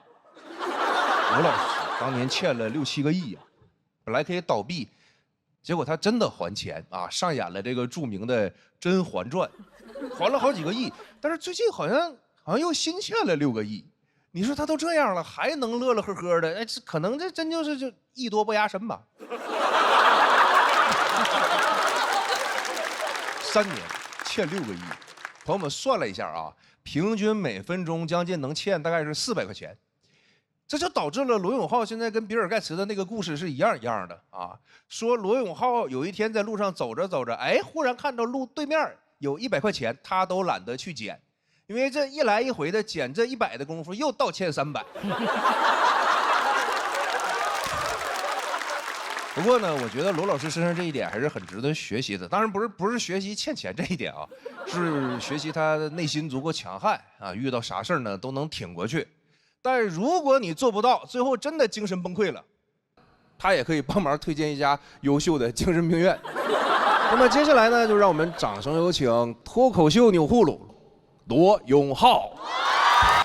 好久不见了，朋友们，你们好吗？好啊，好就行，因为不好我也没有什么办法。我的处境有点危险呐。你们是没看着上面那集，你们不知道挑战魔王的选手有多么凶狠。上一场的魔王也很丢人呐，庞博、周奇墨，让人新选手打得稀碎啊，碎的都拼不上啊。现在轮到我了，大家祝我岁岁平安吧。太崩溃了，录这节目太累了，但是也有好事发生啊。就是前几天我们4个魔王一起飞了一趟香港，见到了周星驰先生，是吧？多开心的事儿，聊得也很开心啊。星爷呢，甚至非常谦虚，他甚至还询问我们说：“哎，就这个脱口秀这种创作，哎，你们平时是怎么写的？”我心里想，我们平时是拿这个电脑写的啊，你轰龙没有电脑吗？但是人家周奇墨就能讲出东西来。周奇墨就说：“哦，这个脱口秀啊，就是先找到一种这个负面情绪啊，然后再用段子去化解，具体是这样的，就巴拉巴拉的讲了一整套。然后其他人听了就频频点头啊，只有我眉头紧锁。我心想，就他讲的那些玩意儿，我怎么全都不知道啊？我怎么回事啊？”我虽然啥也不知道，但我也很想表现一下，我觉得我也很幽默的呀。于是我就等周奇墨全讲完，我就扭头盯着星爷，我说：“你学会了吗？”完了之后，我说完就看着这个被我营造出的这个气场啊，我就看看星爷，我又看看周奇墨，我说他好像找到负面情绪了，你倒是用段子化解呀。没办法，我就这性格，就我特别喜欢当跳梁小丑。这个世界太严肃了，一严肃我就紧张，一紧张我就特别想跳梁。我经常被自己说出的话吓出一身半的冷汗。没错，朋友们，我已经是个中年人了，身体非常虚，什么事儿都做不好，但唯独特别擅长出汗。一身半那是起步价，随随便便就出2身汗。单身汉的日子一去不复返了。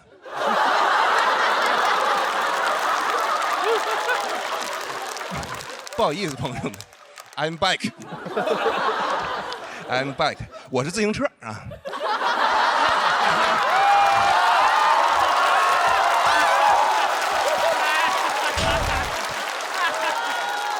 别人到了中年就是油腻，就完事儿了。我的中年油腻，同时非常俏皮，就特别的烦人。跟我在一起工作的时候，你们那个感受会是很错乱的。你很难想象一个人刚才还在教育你，给你讲大道理，但是当他洗完手之后，又突然冲到你面前，往你脸上弹水。人家都夸我说王建国做事那真是泾渭分明，人家这个职场霸凌，职场是职场，霸凌是霸凌，毫无关联。就被我弹完的人摸着这一脸的水，哎，都不知道说啥。他说：“你这也不是 PUA 呀，你这是破哇啪呀。”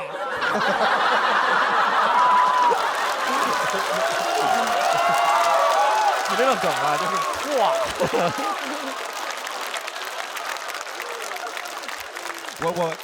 我当不好一个中年人，于是我就会对自己有方方面面各种各样的担忧。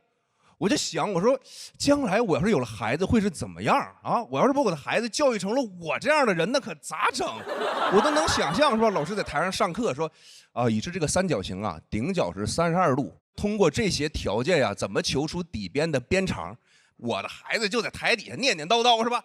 边长求不出来啊！我觉得这个三角形边长莫及。回家之后，你可以想象，他考完试回家之后拿着卷子，一张3分的，是吧？一张6分的，然后他就在这问我，说：“爸爸呀，你别生气啊，你别生气。这个我给你出个题吧，这个3呀加上6等于多少？”对喽，都在9里啊。想想就让人上头啊。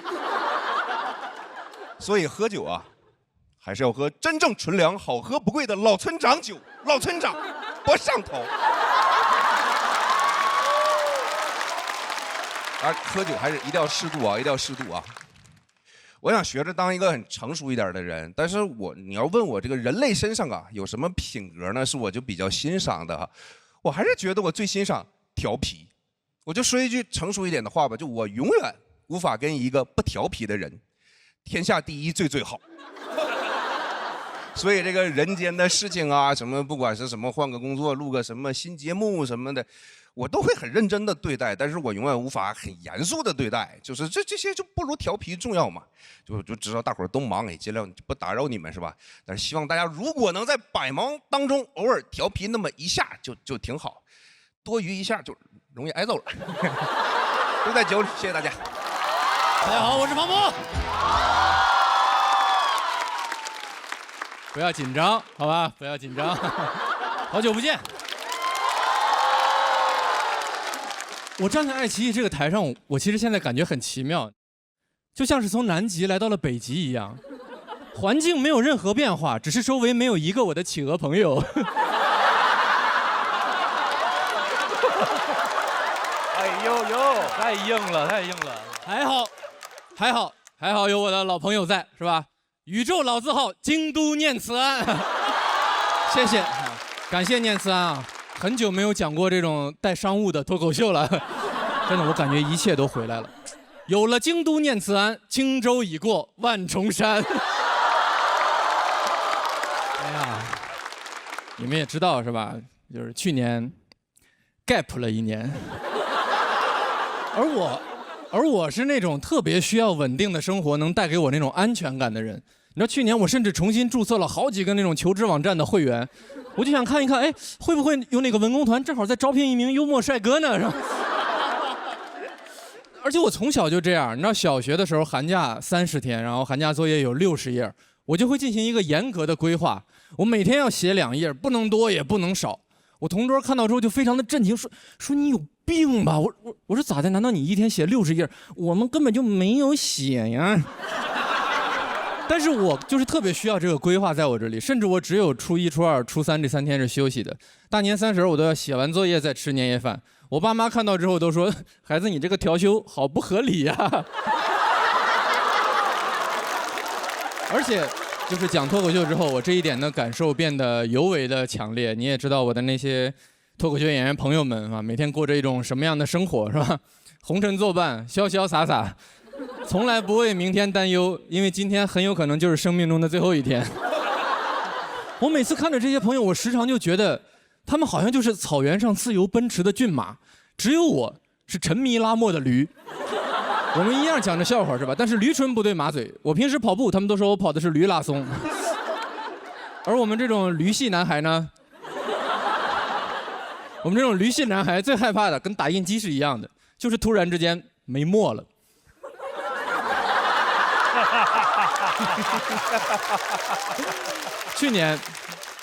去年我经常会在一个咖啡馆在那儿写段子，假装一切都没有发生的样子。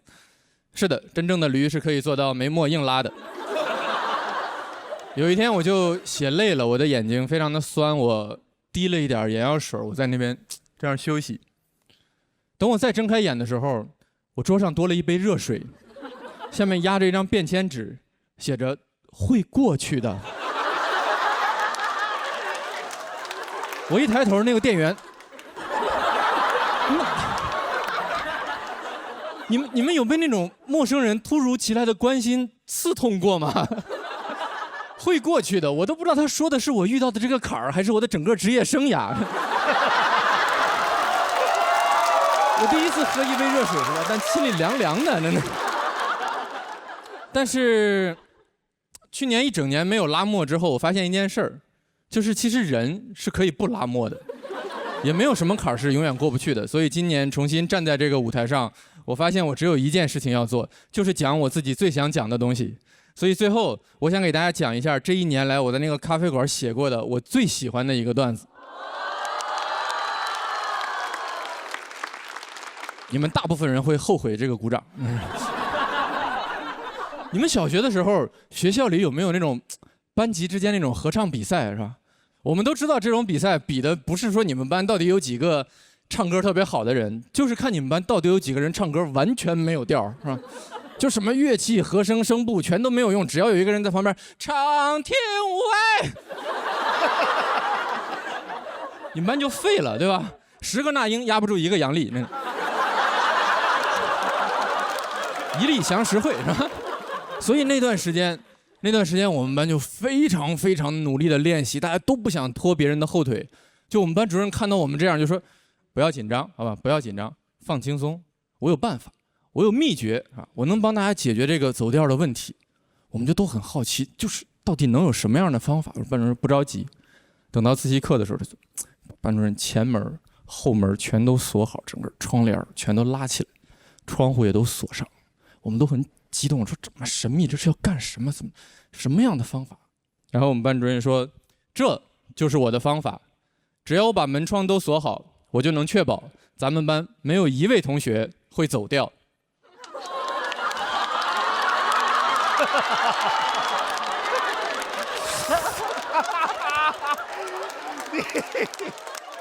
这个就是我过去1年最喜欢的段子。很高兴和大家重新认识一下，我是庞博。但其实，这也是我认为脱口秀最好玩的一部分，就是来，我这儿有一个好东西，一定要让你看一下，来，然后我带着你，我们2个一起徒步走了3个小时，走了10公里，我就是为了给你看一坨垃圾。好在你也不会生气，因为整段路程我都是陪着你一起走完的，没关系，会过去的。谢谢大家。大家好，我是王某。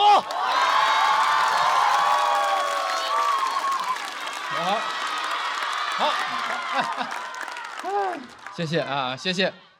别人笑我太疯癫，我不太理解为什么要我讲这个话题，是吧？我几乎是全行业最温顺的演员了吧？是吧？我更不理解的是，为什么付航不在这个话题？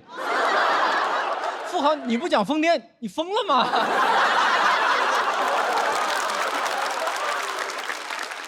不过付航在这个节目的出现啊，给我一个经典问题提供了一个崭新的思路，就是动物园里有什么？我仔细的去寻找我跟这个疯癫的关系啊，找到了，朋友们，还是找到了。我家住在上海市宛平南路600号的对面。不知道的朋友，那里是著名的上海市精神卫生中心啊。是的，我现在的脱口秀是典型的上海演员的写法，就是根本不在意你们外地观众能不能听得懂。但是荒谬的不是宛平南路600号，是它现在变成了一个网红打卡点，就是经常我一出小区就看到2条队伍，是吧？一边在那儿挂号拿药，一边在那儿打卡拍照，你根本分不清谁更需要治疗，真的。我不理解，你在这里拍的照片，你能写什么文案，对吧？上海市内环还藏着这么小众的精神病院，你们上海人嘴也太严了吧？姐妹们，谁懂啊？真的，有的时候天太热了，你知道最近天太热了，就是打卡拍照那边有人就插队就吵起来了，还要看病的那边来劝架。冷静冷静，深呼吸，别着急。哎，我这儿有个安定，你先吃着，我还能控制住自己，是吧？我不理解，是吧？我不理解，拍照这种事儿有什么好着急的，对吧？特朗普也是到了78岁才拍到自己人生照片的。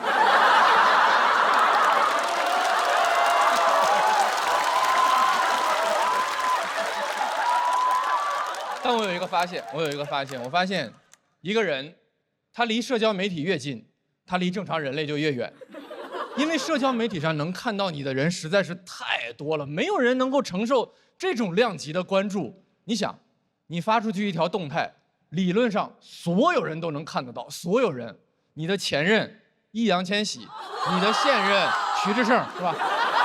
都能看，这是4个人啊，这是4个人。但他们都能看到，真的。我有一个朋友，男生，他有一个不是非常大众的爱好，就是拼拼图。然后拼完之后，他就发小红书，然后很快就积累了一些粉丝。但大家都知道，粉丝这种东西就是长着长着就不长了，然后他就陷入某种焦虑。首先就是这个焦虑本身就很荒谬，人类是不需要粉丝的，我又不是扇贝，是吧？其次，他解决问题的方法也很奇怪，就是因为他还有另外一个爱好，就是健身。他身材很好，所以他现在就是每天穿个小白背心在那儿拼拼图。你知道他那个账号画风就很奇怪，每天都是呀，这一块放哪儿呢？会不会是这一面呢？呀，怎么哪儿都放不进啊？难道是左边？算了，先放一边吧。哎呀，呆住了！哎呀，哎，以后咱直接就在这儿拼吧，真的。好奇怪，真的好奇怪，好端端的一个朋友，突然就变成椰树直播间的主播了。他还跟我说：“哎，你看我自媒体做的不容易，帮我点点关注。”我说：“不了吧，我对这个背心儿没有兴趣。”真的。他说：“我让你看拼图，我这儿的拼图都非常的厉害，确实很厉害。他有一幅全是天空图案的拼图，纯蓝色，非常难。”我说：“这玩意儿怎么拼呀？”他说：“我有办法。你看啊，所有拼图都是4周都是固定的，你从边上慢慢的往里拼就行。最重要的就是找到边儿。”我说：“对，最重要的就是找到边儿，然后你就可以狠狠地擦它。”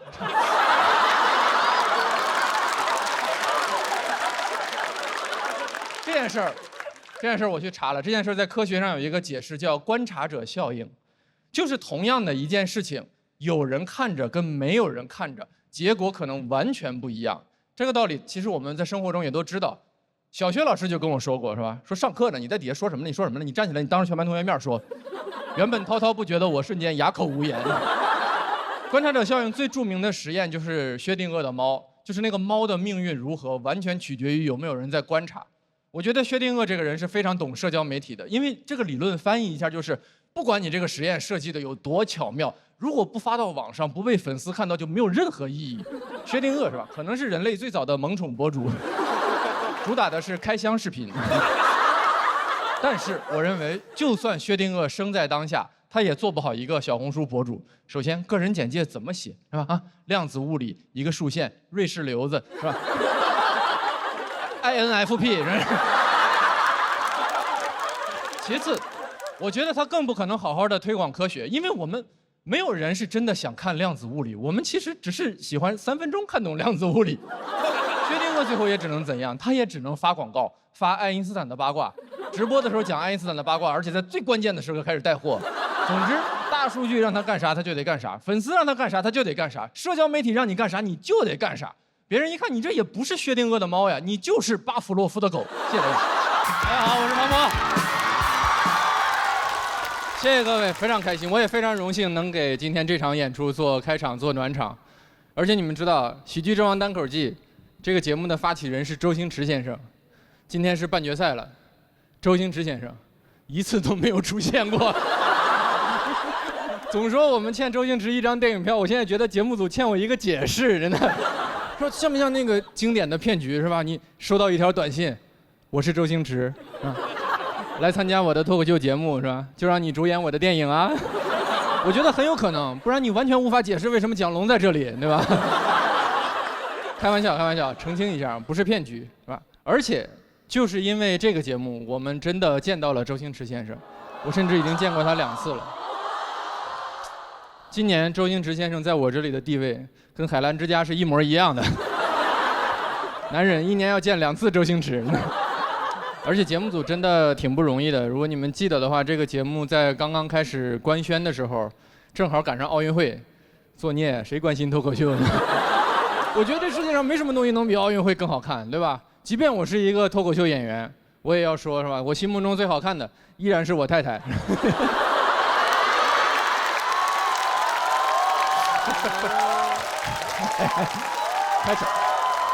开场就是可以胡来啊！第2是奥运会，对吧？脱口秀排第3，真的，俩节目在一起排第3啊！而且认真的说啊，这个夏天因为有2档脱口秀节目，对我们这些脱口秀演员来说真的非常的重要。节目变多了，机会也变多了，大家都很开心。我不知道你们是从事什么工作，但你想，还有什么行业1年能有2个名副其实的大王？对吧？有20个人是货真价实的全国10强，跟好多大学的那个排名是一样的。你看，虽然节目上你看到了100个脱口秀演员，但来了就是50强。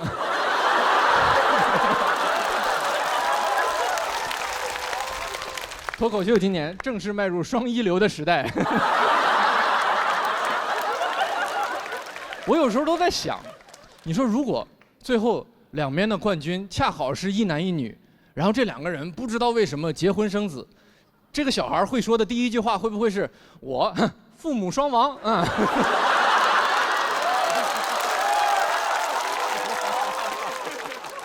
而且演员真的很幸运，是吧？我们还有京都念慈庵，对吧？跟大家说，付航跟刘洋争得最凶的根本就不是冠军，就是念慈庵。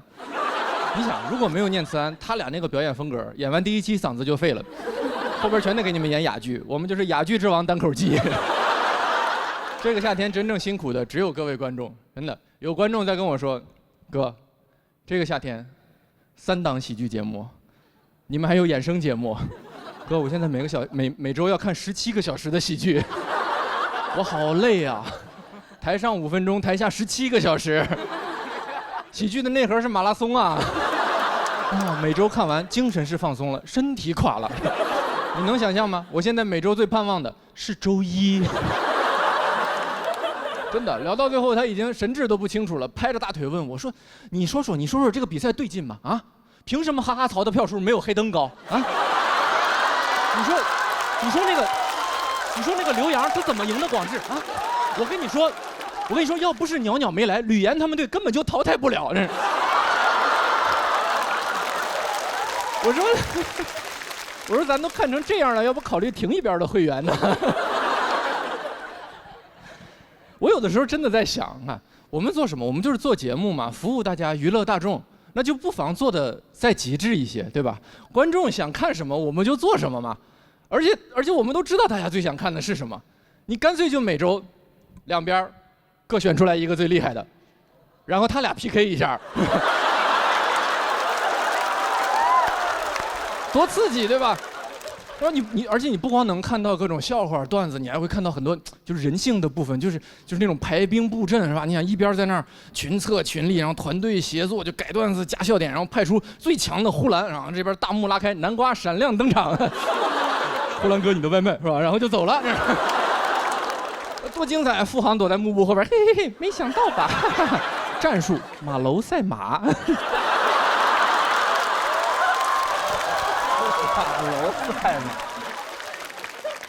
而且你也不用一周在这播17个小时，2小时就够了。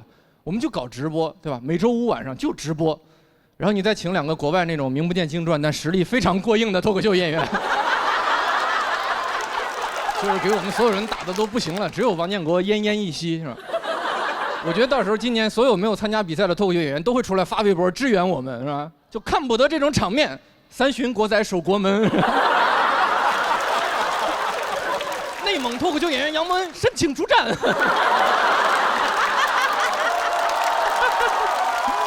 想不想看？想不想看？啊，我也很想看，我也很想看，是吧？我是吧？我也看热闹嘛。而且我已经把我这个 idea 都完全都整理好了，我准备卖给那个第三方的平台了啊。因为我觉得客观上来说谁做都不合适嘛。而且咱们做给观众看，我觉得观众看完最后也会说一句哟酷。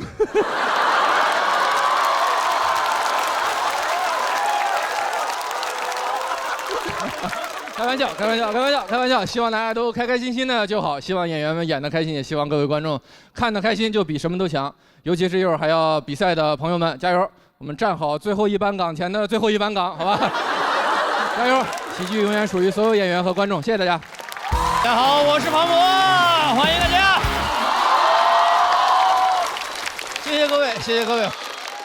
我是今年的主持人，欢迎大家。我也没有想到脱口秀干了这么多年，我是为了成为张绍刚老师的竞品。而且你知道，这个工作干时间短了，但是也已经有职业病了，你知道吗？前2天我去一个剧组客串。我进组那天正好主演在杀青，非常感动，流着眼泪捧着花说：“哎呀，谢谢大家！”我说：“好，3、2、1，请锁票。”但是还是很开心，每年录节目都会看到很多的新朋友，今年也来了很多年轻的新朋友，甚至很多还在上大学，演完看到我也很激动，说：“哎呀，你知道吗？我从小就是看今晚80后脱口秀长大的。”说你们那个节目当时给我缓解了很多很多的压力啊！你说小升初当时那个压力实在是。我说闭嘴吧，闭嘴吧，真的，叫我庞叔。喜剧的内核不讲礼貌。一会儿你们看吧，几乎每个长得比我还像80后。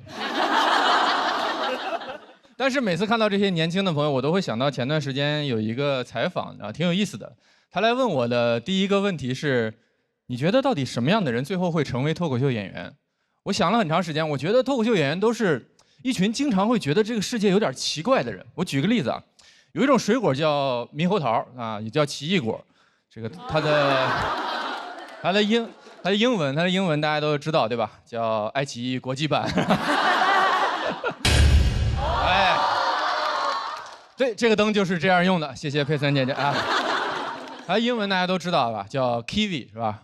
我们都生活在上海，这么冷门的英文我们也要假装知道，好不好？叫 kiwi。但我觉得英文就很奇怪，你想 kiwi Kiwi 叫 kiwi，SIRI 就叫 Siri， 那为什么只有 WIFI 叫 WiFi？ 它有什么不一样的？那会不会有一个镜像的平行世界？我每天就要，嘿 Siri， 请打开我的 WiFi， 我要来一局游戏了 ，Time。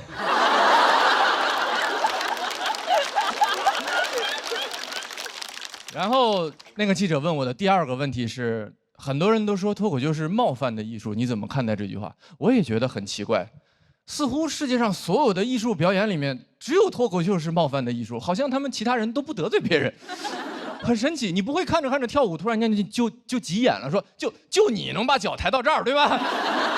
你看听着听着音乐剧，突然就站起来了，你们就不能好好说话吗？更重要的一点是，如果你要冒犯别人，首先你要有力量，对吧？但我觉得笑其实是一件很没有力量的事情。如果笑很有力量，我们在历史上就应该看到很多笑的故事，而不是战争的故事，对吧？《三国演义》就应该是诸葛亮三笑周瑜，诸葛亮笑死王朗，我从未见过如此开不起玩笑之人。王朗说：“完了，今天是要笑不活了。”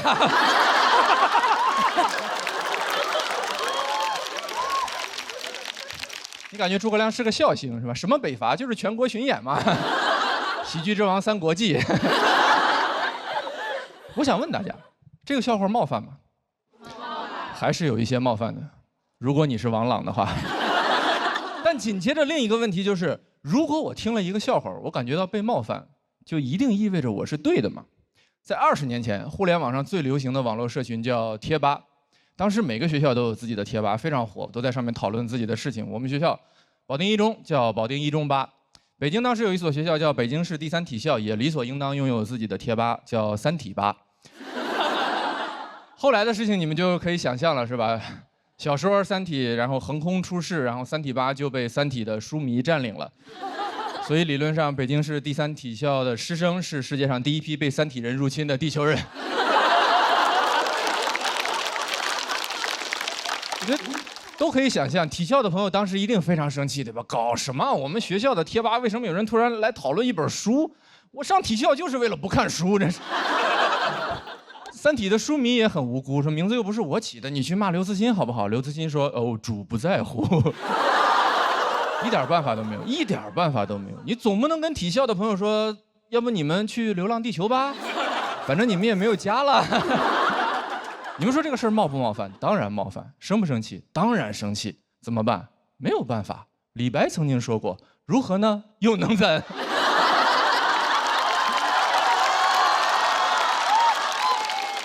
所以我觉得，不如笑一笑，不妨就笑一笑，对吧？我甚至建议体校的朋友和三体的书迷，咱们一起去弱智吧。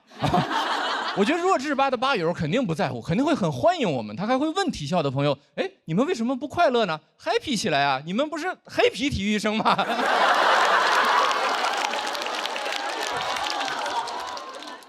我要再问你们一次，你们觉得这个笑话冒犯吗？还是有一些冒犯的。如果你也来自北京市第三体校的话，如果我们今天一定要聊冒犯，我觉得这个世界上没有人比黑灯和小佳更权威。我没有做过严格的统计，但我觉得他们很有可能应该是世界上冒犯残疾人次数最多的2个残疾人。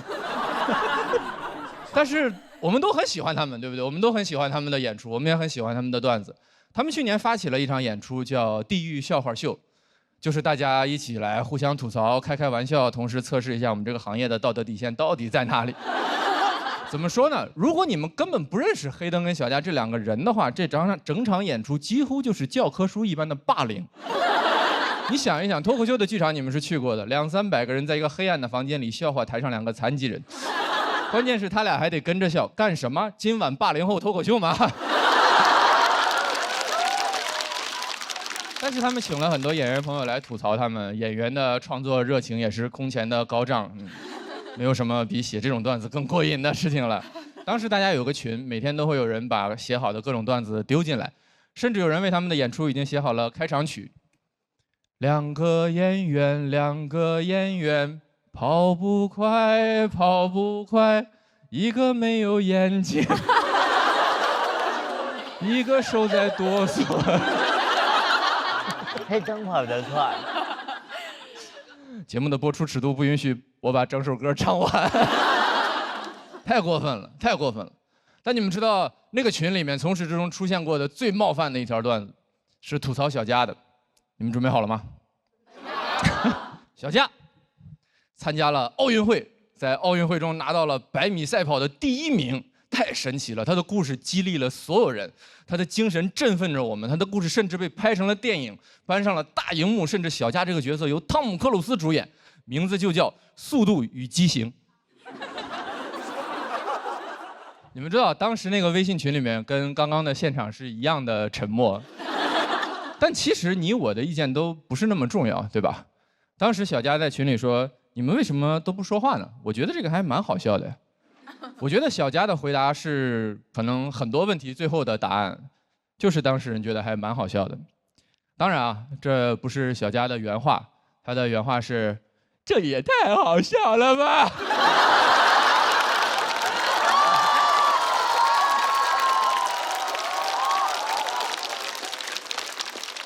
谢谢你们啊！你们笑了，你们鼓掌了，我就不是这个房间里面唯一一个冒犯残疾人的变态了。我也非常喜欢你们的样子啊！哇，北京市第3体校，哇，太惨了，我要笑一笑。我是小佳的朋友，但这个模仿真的很好笑。观众真的太可爱了。但我最后问你们一遍，这个笑话冒犯吗？还是有一些冒犯的。如果没有人笑的话，对吧？所以不如就笑一笑，对吧？我觉得这就是可能这个世界上为什么要有笑话这个东西，这也是世界上为什么有人要讲笑话这件事情啊。对我来说，脱口秀演员就是这个世界上最好玩的工作。我希望这个工作我能一直干下去，我希望我们的朋友都能一直做下去，我甚至希望我这个工作能干到80岁。我甚至已经想好了我的告别演出的名字，它必须发生在我80岁之后，因为它就叫今晚80后脱口秀。谢谢大家。大家好，我是杨蒙恩。真的很开心回来录节目，因为我现在真的发现，还是脱口秀的舞台最适合我。因为只有在脱口秀的舞台上，才会有人觉得我帅。你们现在说不觉得有点晚了吗？不是图你们这个。你们有人知道我前2年客串了个仙侠剧吗？如果你们知道，你们就假装不知道好不好？如果你们不知道的话，你们永远不要知道。那个剧其实一点也不火，但它真的给我造成了很大的伤害。因为那个剧上的唯一一个热搜还跟我有关，叫“才发现杨蒙恩这么难看”。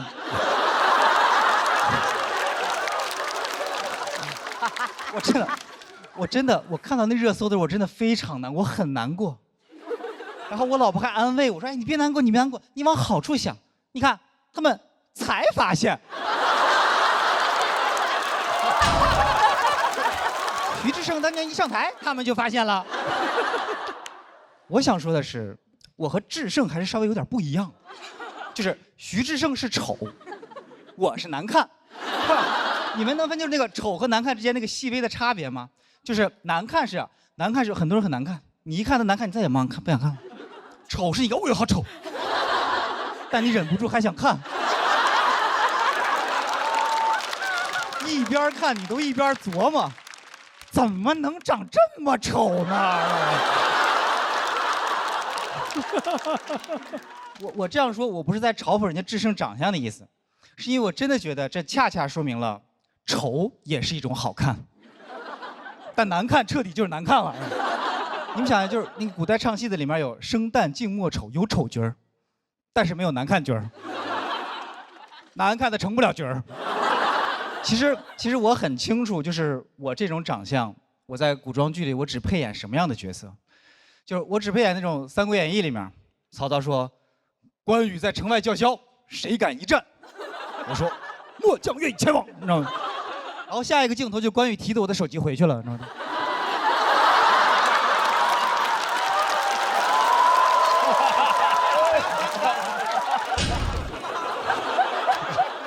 打战鼓呢，在这个就是。而且，人真的是你要经历一些事情之后，你才能做到真正的感同身受。我原来看仙侠剧的时候，我的嘴很恶毒的。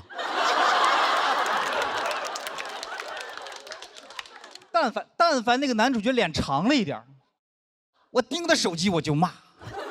我说你个丑货啊！你修仙光修下巴呀，是吧？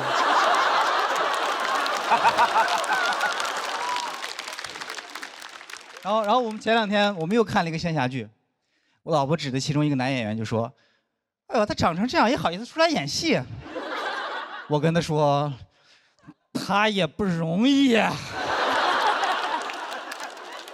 你知道他现在有多难过吗？他怎么知道上了电视之后那么难看呀？从小到大，他的妈妈也一定一直叫他大帅哥。真的，没有一个仙侠剧啊，不是，他是没有一个母亲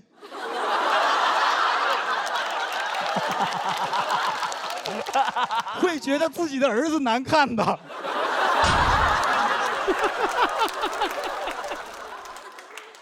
但那个仙侠剧把我妈击穿了。我妈看的那个热搜，从愤怒到妥协，只用了3句话。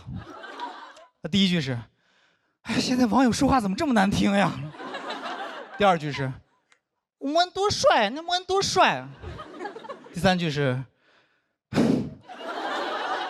这个妆好像就是有点问题啊。”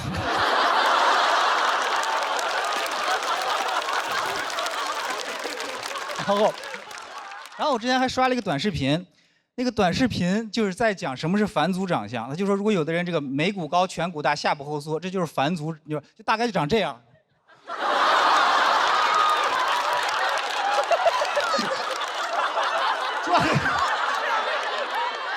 你们都看得见？是，这有什么好啊？你没见过山顶洞人是吧？这真的就那个视频，它就这样。他那个视频还专门配了一个就是北京猿人，就历史课本那个图。说实话，我看着那个图，我从来没那么觉得，我根本不是什么内蒙人，我老家就在北京周口店，是吧？而且你们知道，就是北京王府井那个地铁站那个下面有个古人类文化博物馆。我以前在北京生活的时候，我每次都过去都想转一转。我一开始以为说我喜欢历史，我现在明白了，就是乡愁。而且我发现，就是男女就对待这种视频的态度完全不一样。就我老婆看完之后，她给我发了一个上海9院的挂号链接，她说这是中国最好的整形医院，说要不要去垫垫下巴啥的。就她就这样，就说别人说的哪儿不好，她就想改。我才不是这样的，我不是。我点开那个视频，然后在下面评论，我说对呀，没错，长成这样，因为我是你祖宗。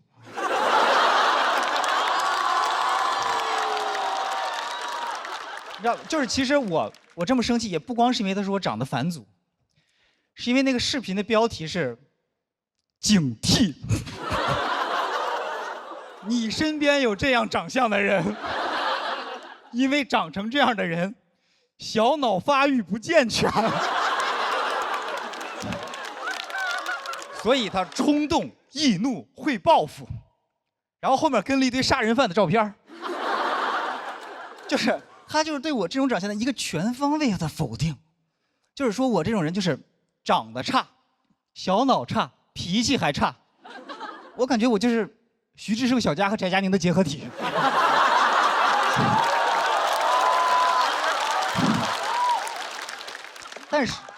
但是如果你长得帅的话，什么问题都没有，就不管你干什么事儿，别人都不会挑你的毛病，对吧？是吧？你们还记不记得去年美国有一个大帅哥枪杀了一个 CEO？ 你们看看你们这个反应，你们啊，一定不是因为他杀了人吧？他因为帅，然后他就火遍了全球，所有媒体都在争相报道他，就在讨论他的家庭背景，然后他的社会背景、他的工作背景、他的教育背景，就是核心就是在发问，这个社会到底出了什么问题？把一个大帅哥逼得去杀人，最后他们得出结论：他杀人是因为保险行业坑人，社会不公。哎，他要是长成我这样，他们还会这么说吗？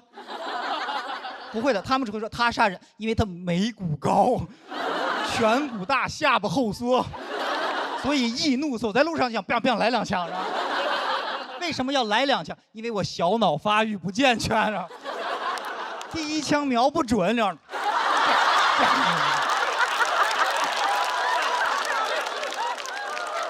根本不会有人在乎我是不是有什么难言之隐，也不会有人讨论我的 OOTD。我的照片只会被那些自媒体截图做成短视频，然后标题是“警惕你身边有这样长相的人。谢谢大家，我是杨蒙恩。大家好，我是杨蒙恩。谢谢，真的谢谢你们，而且你们真的辛苦了。我洞房都没闹这么晚。我跟你说，前2天刚办完婚礼，那个婚礼其实我觉得我可以很骄傲的说，杨蒙恩结婚，大半个脱口秀圈都没来，就不是我人缘不好，就现在圈子实在太大了。但是我把程璐和建国请过去了。啊，你知道现在这2边节目打得如火如荼，我把双方各自的总编剧叫到草原上喝酒唱歌，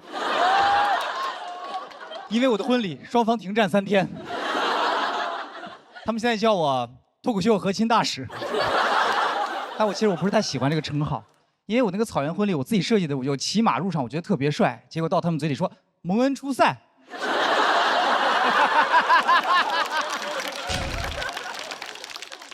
那个马真的非常难控制，我上马之前，教练特意交代说，记住了，他是畜生，你要征服他。说实话，我当时没听进去。马听进去了。打我开始上去之后，他就试图在征服我。因为那个新娘的马新娘的马特别好，但我那个马特别躁动。新娘的马走起路来就很优雅的完成工作，他就这样。我那匹马就是这样。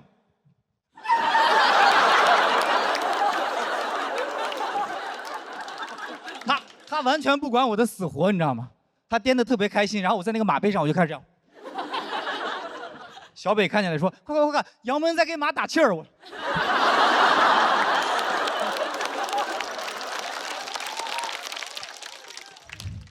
结束之后，所有人都在夸那匹马，他们说：“这个浩瀚的马子，你威武雄壮。”其实开始筹备婚礼之后呢，就是有很多那种落后的婚俗，我就没有办法接受。就是比如说结婚那天一定要穿那个红秋衣、红秋裤，还有红袜子。就咱们难看就不说了，如果你的老公是个光头，我真的诚心建议不要这么穿，因为从远处看，真的很像刚扒了皮的火腿肠。然后我们那儿还有一个很扯的说法，就是说新郎去娶亲不能带姑姑，然后新娘他们送亲，姨妈们不能去。知道为什么？因为姑姑的谐音是孤，婚后会孤独；姨的谐音是姨，你俩会猜疑。这是不是有点太扯了啊？太扯！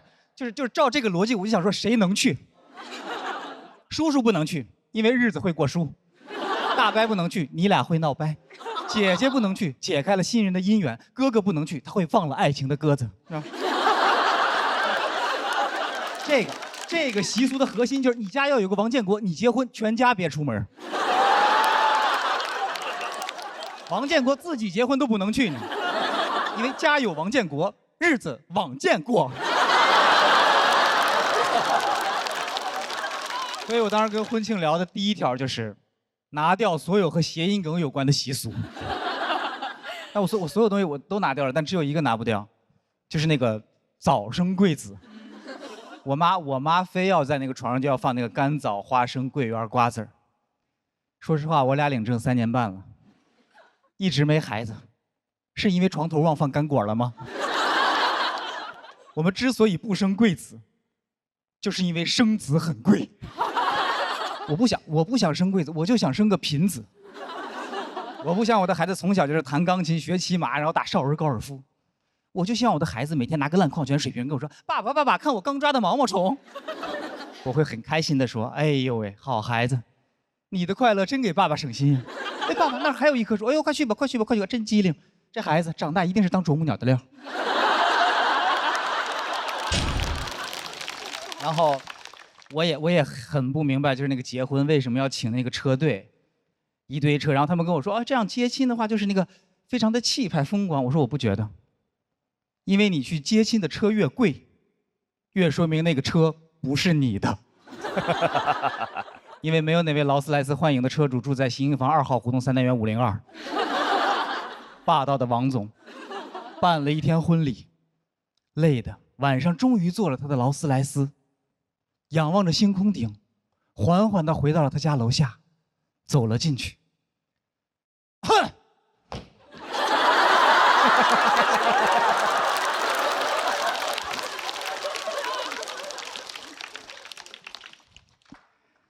喂，小刘，1楼的感应灯记得修一下。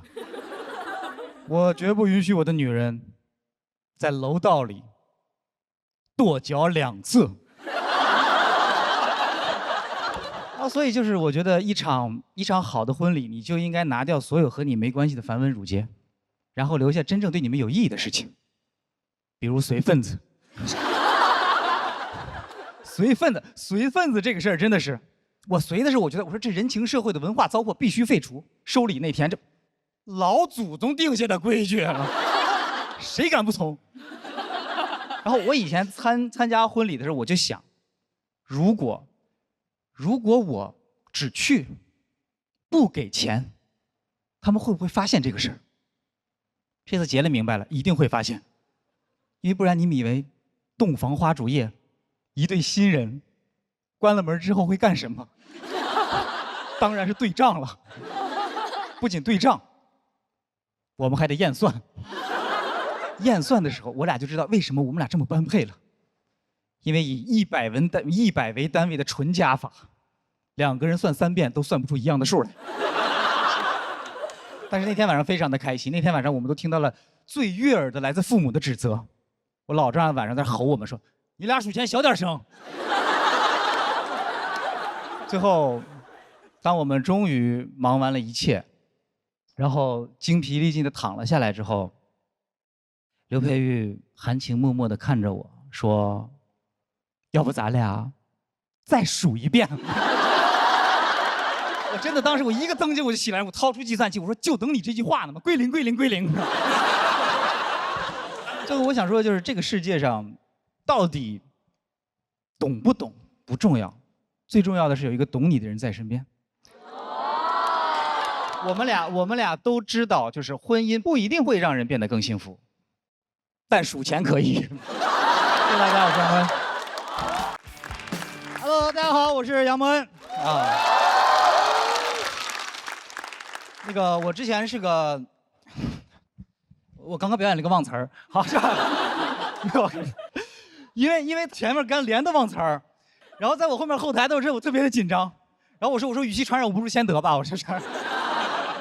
其实这样，今天聊一下我之前的一些生活。我之前是跳街舞的，有人看不出来是吗？你这样能看出来了吗？是吧？来一个，这是现在我最高水平了，不好意思。其实这样，我很早，我是08年，我上高中的时候去跳街舞了。08年跳街舞是个非常前卫的事情。08年，王一博甚至都不是练习生呢。王一博就是个小学生，而且那时候全内蒙更没有几个人知道街舞是什么。那时候有几个年轻人在我们那公园那空地里面跳舞、翻跟头，然后各种转，围了一圈大爷大妈在那儿看，根本不知道他们在干什么。后来越传越邪乎，说公园里面耍猴的没带猴，能自己练。我就在那种情况下去跳的街舞，然后我们包头唯一一个街舞团叫精武门。非常的中二，就他虽然已经把那个武术的武改成了舞蹈的舞，但是我还是无法接受精武门里面跳爵士。我啪一走进精武门，所有人就在这儿，然后老师一边跳一边教说：“想象你们在开一台车。”我说：“你开什么？你开什么车？什么车让你这么开？你坐方向盘上了吧？”你说，我本来不想学，后来呢，讲完课之后，老师给我看了一个世界街舞大赛的视频。放完之后，他语重心长地跟我说：“这是世界最牛的街舞比赛。那这里面有日本人，有韩国人，有美国人，就是没有我们中国人。你们知道为什么吗？因为我们中国人接触街舞实在太晚了，老师们再怎么练也比不过他们了。但你真的赶上好时候了。老师相信你从现在开始练，有朝一日一定能代表我们打败日本人，打败美国人，打败韩国人。”我当时16岁的我听得热血沸腾，脑子里面已经出画面了。在一群外国高手的围攻之下，我一个托马斯全旋720转体完美落地，全场起立沸腾。主持人都激动地问我：“你叫什么名字？”我说：“我叫中国人。这个时候，老师问说：“现在你知道你为什么要跳街舞了吗？”我说：“为国争光。”他说：“没错，这边交钱。”是吧？我发现我们真的很爱打外国人，真的。如果一个综艺干不下去的话，我们就找几个外国明星过来唱歌比赛，然后赢他们，是吧？我跟你说，我当时学街舞那个心情，就是那英那年那个表情包，就是我要洋人死。结果过2天舞团请来了一个外国的麦克老师，给我们上大师班，我又交了3000。我最后临走之前，我终于鼓起勇气，我跟他说了一句英文，我说 I will defeat you in your country。麦克老师也回了我一句中文，他说其实我是中国人。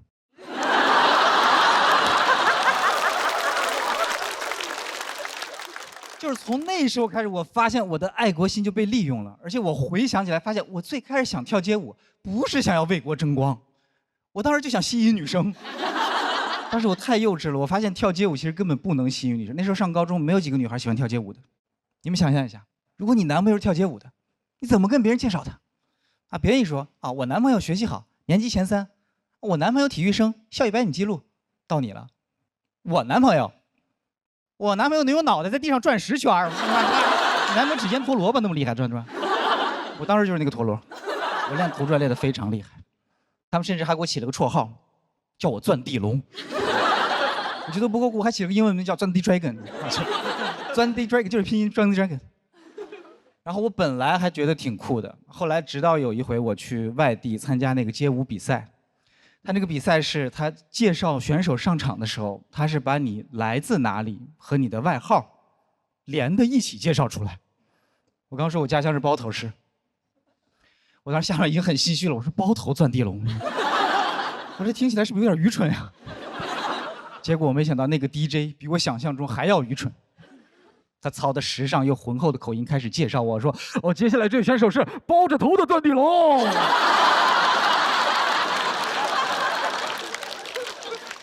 后来我们学校也不让我跳街舞了，不是因为我捣乱或者不学习，是因为当时我们学校突然下发了一个文件，叫校园安全月全区杀马特整顿大行动，规定每个学校必须抓几个杀马特。但我们学校没有杀马特，教导主任就说：“把那个钻地龙给我找过来，把钻地龙找过来。”他揪着我说：“你是杀马特。”我说：“我不是杀马特。”他说：“你就是杀马特。”我说：“你凭什么说我是杀马特？”他说：“你把你的左眼露出来，再跟我说话。”后来教导主任就跟我说：“我现在不管你到底是不是杀马特，我们只按照上面的要求办事儿。这个学校从此以后就不能有街舞。”我的天，太严格了！小年纪我就感受到什么叫教务处通知一下来，我们社团就没了。然后那个时候我也高3了，然后我就去舞团，我说我就不跳街舞了，我要去考大学了。然后我离开街舞团那天，当时跟我一起跳街舞那些孩子们都非常的难过，然后他们含着泪问我说：“杨蒙恩，你真的不跳街舞了吗？你不跳街舞了，那中国街舞怎么办？”我说这么重要吗？我说我对中国街舞这么重要吗？中国街舞不能等我2年吗？还是怎么着？中国街舞也不招本科啊？就算以后街舞跳再厉害，满天飞各种转，一小心啪，学位证掉地上了。中国街舞界一片唏嘘，哎呀，这个大学生呀，这是。中国街舞到现在都不知道他失去了我这个本科生。但中国街舞现在有很多世界冠军，所以我想说，爱国不是你一定要赢谁，就是我们只要做自己真正热爱的事儿，就可以为国争光。谢谢大家，我是杨蒙恩。大家好，我是何登。今天讲一讲这个疾病哈。我这个眼睛是得了一种罕见病啊，叫青少年黄斑变性。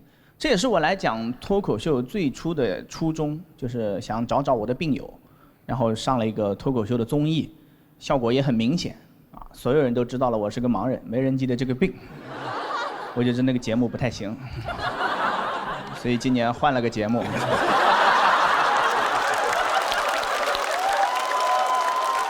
今年完了，要是还是不行的话，就再换一个节目啊，去新说唱。我这个形象都不用换的啊。罕见病啊，之前还去参加过一个会，叫中国罕见病高峰论坛。你听这个名字啊，又高端又惨。什么怪病都有，罕见病巅峰对决，有各种各样的，有拄着拐进来的，还有轮椅摇进来的，啊，有个大哥最夸张，轮椅都坐不住，还专门有个人扶着。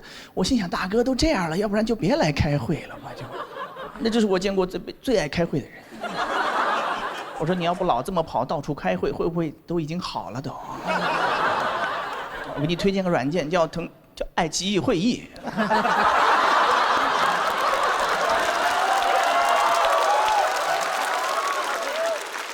我这个病显得就有点太轻了，你们理解吗？脱口秀还能比个2轮，那个大会海选就淘汰了。别人过来安慰我，我都不知道怎么接。有个大哥说：“你啊，你就是，哦，看不见啊，骑马没有生命危险。”我说这个怎么接呢？啊，有个大姐说：“她可不能骑马，她骑马就会有生命危险。”我说谐音梗就能接，原来。你就会发现大家都可以开玩笑，那个地方应该是中国，地域笑话浓度最高的地方。地狱到什么程度呢？但凡有个笑话我没憋住，我觉得这个眼睛一辈子都不可能治好了。跟大姐聊了2句，发现老乡，啊，我说加个微信吧，保持联系，过年回家请你吃饭。大姐说你现在就请，到过年不一定还能看到我。我说不好意思，不知道这么严重。大姐说不是，我是怕你那个太严重了，是吧？就在那个地方，我这个病就显得有点微不足道了，啊！但在生活中就受到了很多这种格外的重视。去年有一回，在重庆坐飞机，送我去大哥，开错航站楼了。他也不瞎啊，他就是脑子不太行。那开着车，你跟他聊2句的，就错过一个路口。到那时候发现错了，我说完了，肯定赶不上了。大哥还安慰我：“你放心，我们重庆有小飞侠，可以直接把迟到的乘客一直送到登机口。”我说就20分钟了，还得开过去，一会儿还得安检。小飞这回得来个小叮当才能赶上。掏出任意门一开，哇，直接进机舱了，对吧？大哥说：“你都有任意门了，你另头开在上海不就完了？”又错过一个路口。我说：“你要是个哑巴，这会儿我已经到上海了。”到那登机口的时候只剩5分钟了，然后到那柜台值机柜台只剩5分钟了，工作人员很生气，说怎么这会儿才来，现在来肯定赶不上了呀。我刚想解释，大哥说他是个盲人，那工作人员一下就紧张了。你们见过人死机吗？不是那种卡住不动的死机，是中毒了疯狂弹窗那种死机。啊，盲人，你就知道他应该有一条标准的流程，但是他没怎么用过。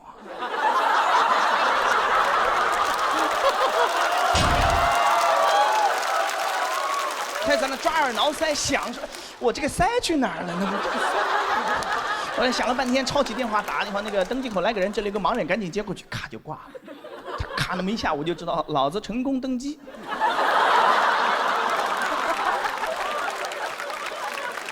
后来把这个事情讲给朋友听啊，朋友说：“那你这不算是钻空子吗？”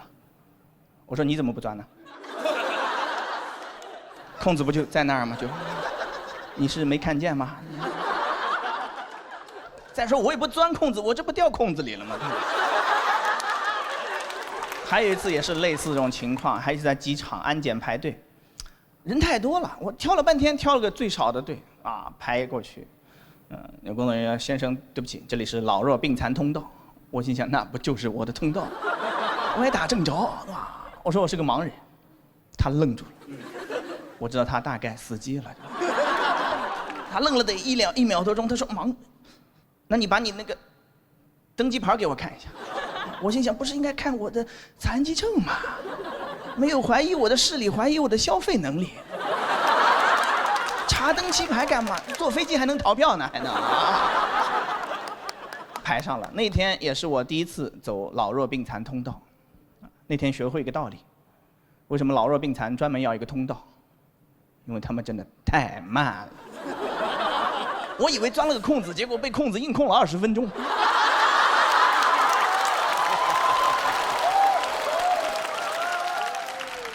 所以最后啊，呼吁残障的朋友们多出门，不要因为1、2次麻烦就害怕就放弃了，要多出门。你多出门，多给他们添麻烦，他们才能少死机。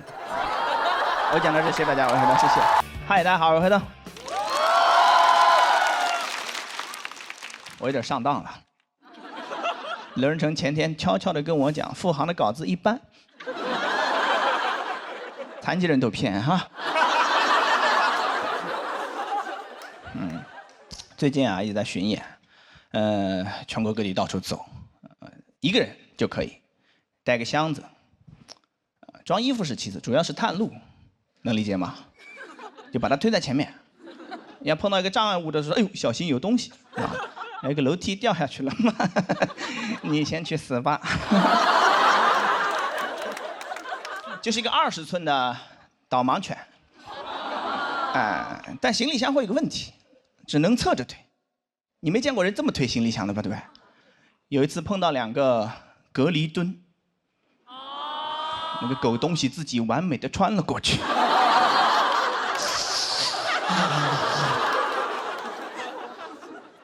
疼痛让人思考。我从那天开始想，有什么东西能替代行李箱，能推在正面的东西有吗？婴儿车。但婴儿车也会有个问题，你要推个空车的话，会不会显得有点变态呢？对吧？我说要不买个洋娃娃，不行，更变态。还是买了一个刚需是吧？你得用啊，对吧？推了1天就打消了我全部的顾虑，根本没人会多看我一眼，觉得有病啊什么的，不会的，人家觉得很正常，这有啥的？一个丢了孩子的父亲。所以后来去陌生的地方就会推着婴儿车探路。去年夏天想到了这个天才创意，当时还接了个活儿，一个公益机构叫金盲杖，让我去给他们学生上课。他们是教那个视障学生怎么用那个盲杖独立出行。老师还问我愿意来吗？我们公益机构只能给你800块钱课时费。我说愿意 ，OK， 你不给钱我都会去的。这个活儿太好了，这是每一个打工人的梦中情活了。你们可能不知道，给盲人上课他不用做 PPT。想到这儿的时候，我都动了邪念了。我说黑灯大胆一点，是不是其实人都不用去？给他们放录音不就完了吗？录音第一句就说那个我最讨厌插嘴的学生。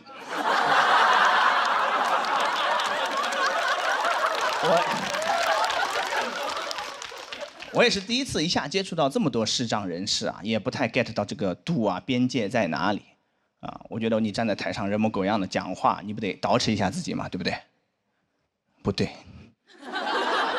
我到现场才反应过来，不对。捯饬啥呀？没人看你呀！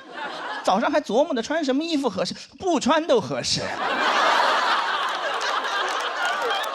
那个老师约好了，说到校门口来接我，华东师范大学。一到校门口是吧？没人，我们残疾人也骗是吧？打电话，他说你在校门口左边还是右边呀？我说我在左边。他说那你到右边来，我在右边等你。我就有点生气了，你知道我是盲人，你不来找我，你让我去。我没有发作，强忍着怒火，推动着婴儿车往右边去。到右边发现要死了，他也是个盲人。是我想当然了，他比我还严重一些，我还能看到一点，他一点都看不见，对吧？但是他有个盲杖，就自己这么敲，一边敲，哒哒哒哒哒，走得飞快。我说你走那么快干啥？你就那么忙啊你？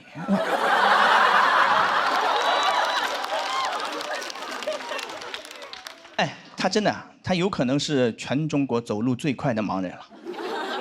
盲人博尔特，还没穿丝袜那种。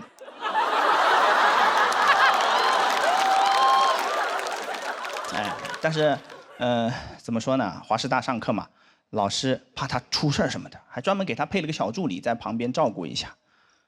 画蛇添足，小助理的存在一定程度上都限制了他的发挥了。他不方便在外人面前展示真正的实力了。如果没有他，就我俩一碰面，他说：“哎，黑灯老师，我也不装了，咱们盲人就不说暗话了啊。其实老子会飞。”江南七怪，我不知道你听说过没有？飞天蝙蝠柯镇恶正是在下。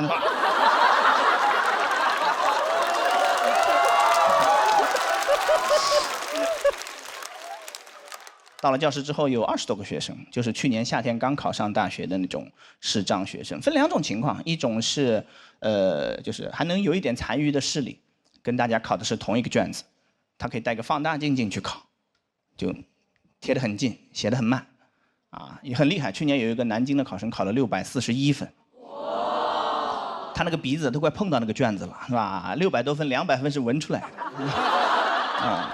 学数学、学法学，什么专业都有。另外一种呢，基本上就是上的盲校，没什么视力了。这个相对来说选择就很有限了。就2种，第一种是按摩推拿，没想到吧？盲人上了大学学的还是按摩推拿啊！千军万马过独木桥，过去一摸，椎间盘突出。你说你要按摩推拿，你上大学干啥？你初中毕业你就去推呀，你推7年了，推成大拿了都已经。还有另外一种就是那2个学生印象也很深刻，学校很好，中央音乐学院，啊，音乐表演专业啊 ，Excel 表格很窄，音乐表都没写完整。我好奇是什么表，一拉开二胡。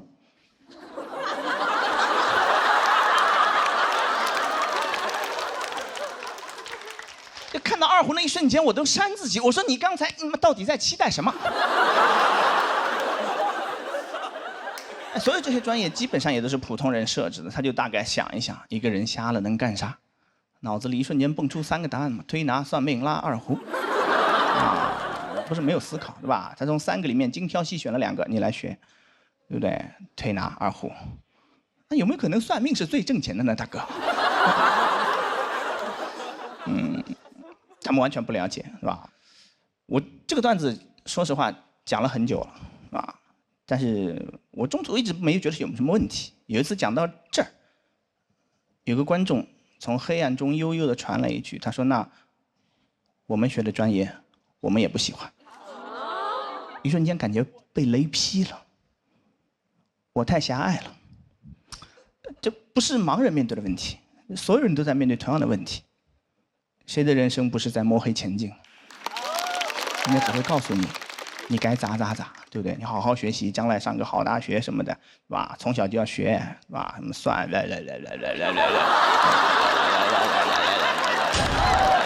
看见了，他看见了，不会在乎你愿不愿意，你想不想？你只有自己亲自去迈出这一步之后，你才会知道走错了。那真是个噩耗，是吧？所以我觉得我的分享也不会教会他们什么东西，对吧？他们人生还得自己去迈。但我有一点是确定的，我那天给20个盲人种草了婴儿车。我说分享就到这儿吧，你们还有什么问题？问出来第一个问题说老师链接推给我们一下。我讲到这儿，谢谢大家。嗨，大家好，我是黑灯。准备好进入黑灯的世界了吗？那关了吧，看见是吧？朋友们，遇到过那种情况吗？坐高铁，一上车发现你的座被别人给占了，挺常见的，对不对？我遇到过一次，啊，不给残疾人让座，跟残疾人抢座，是吧？高铁的座位还有一个很贴心的设计，你们可能不知道。买票选 A、B、C、D 那个页面会弹出一个提示框，说系统给您安排了残疾人专属座位，是否接受？见过吗？没有也没有关系，以后办了残疾证自动就会弹出来啊！不要着急，每个人都有机会啊。第一次看见的时候我还挺感动的，人文关怀嘛，对不对？接不接受？肯定接受啊！有便宜不占王八蛋也都。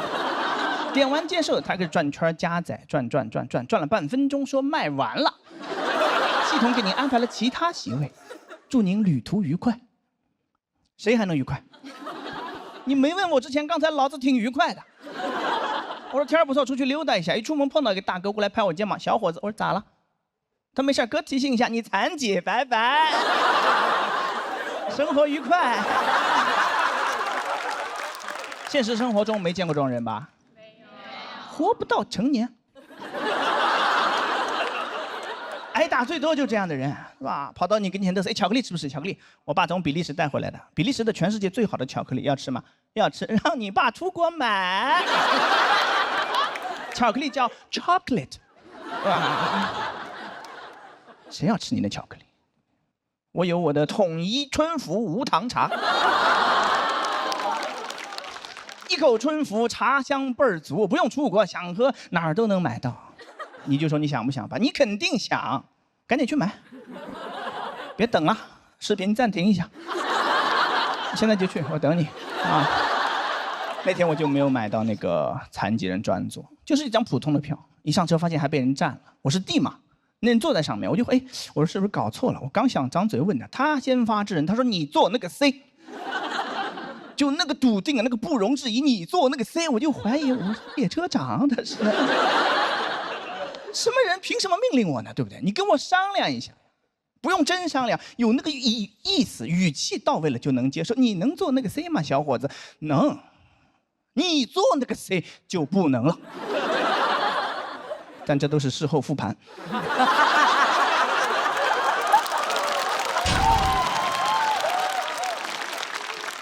电光火石那一瞬间，脑子根本转不过来，哇！被那个鸡眼震慑住了。你坐那个 C， 我说好。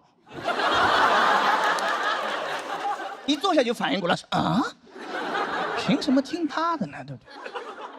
气了一天，吵架没发挥好，就很生气。到晚上约朋友吃饭，到吃饭反应过来了，我说我可以蒙他呀，我说 D 是残疾人专座呀。Disabled，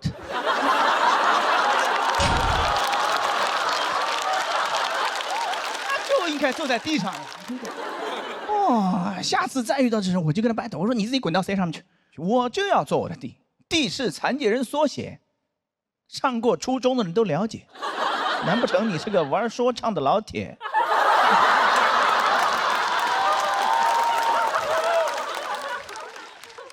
我那朋友说，残疾人缩写那不就 C 吗？次安残，你做个 C 没问题。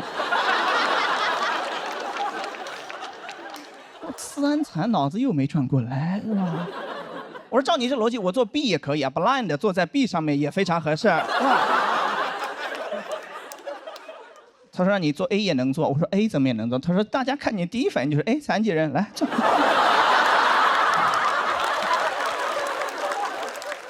后来真的买到过残疾人专属席位，就是16节车厢，有大概2节里面有无障碍厕所，在那节车厢的第一排，那个地方确实宽敞，第一排你发现没有？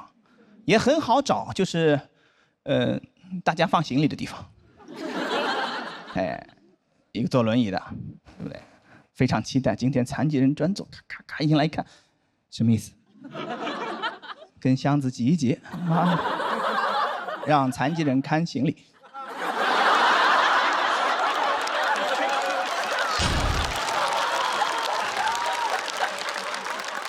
不怕他偷啊，确实是吧？他偷了他拿不走。其实真正的原因是什么呢？因为第一排是离车门最近的，能理解吗？行动不便，一进来就到了，这个确实很合理。但是卖票那个页面上的问题，那个弹窗到现在没改，5、6年了，一行代码就解决问题了。你把这2个步骤的顺序前后换一换，你别上来就舔着脸就问你说，哎，要不要？要不要？要不要？你先回家翻一翻你库存，你找一找我还有没有就。有你再出来卖啊，对不对？没了，小嘴巴就闭起来，是吧？你说微信群里的红包抢完了，是不是就应该把它撤回去？还点击详情，谁想看谁抢了多少钱？我没抢到，我就不想知道了，对吧？体验很差，真的啊！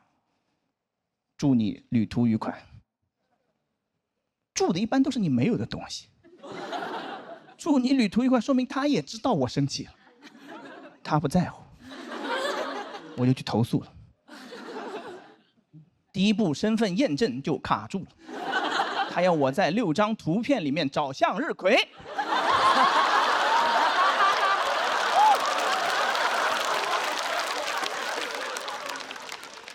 没有办法了，是吧？事儿很小，但是，哎，确实体验很差。我确实没什么办法，我就讲个段子，就当笑话这么一讲，你们就听，对不对？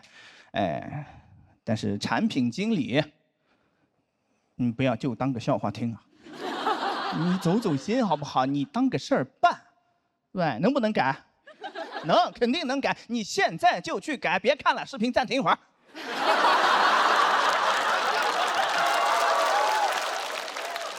你不改，我会一直盯着你。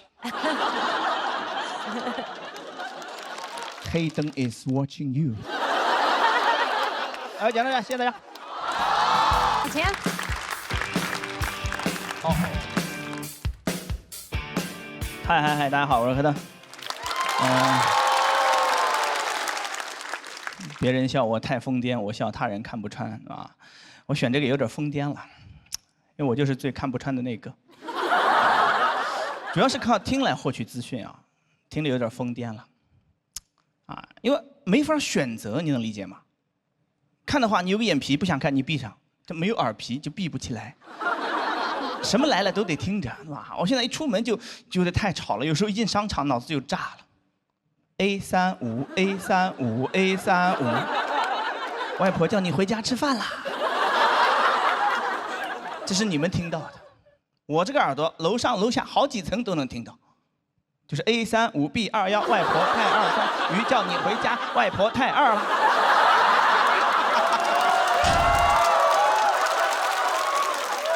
全是这些东西，你耳朵里听了全是垃圾信息之后，你这个脑子是没有办法进行正常的思考的。我就会想，谁家外婆会这么叫呢？给孙子编号，都编到35了。到底生了多少个？生多了确实费劲，要编号，对吧？当年朱元璋要是学会这套，就不用那么费劲了，给后代起名还造字，金木水火土，太费劲了，编号呀。生下来第一个朱 A1， 朱 A2， 朱 A3， 哇，孙子就是朱 B1， 朱 B2， 往后编。到时候什么靖难之役，燕王朱棣攻打朱允炆，那就不是什么那个，就是朱 A4。暴打朱 B1。据说当年郑和下西洋也是为了寻找失踪的建文帝，我都能想到那个画面，郑和站在那个船头说：“朱 B1， 朱 B1， 你四叔叫你回家吃饭啦。”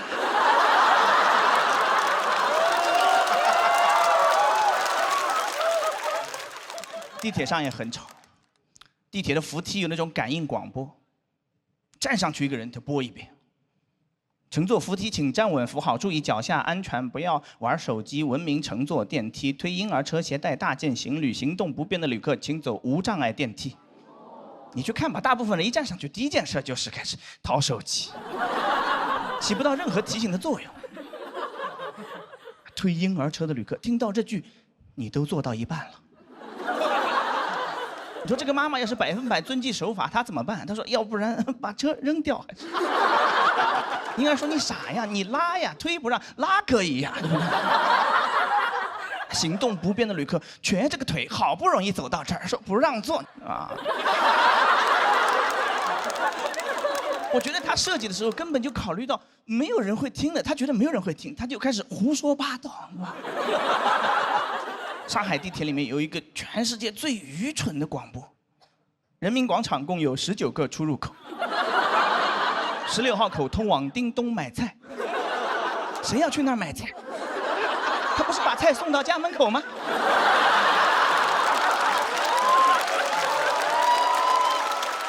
你哪怕说去刘娟美甲美睫沙龙，我还能理解。听出来了吗？已经疯了，根本不在乎上海以外的观众了。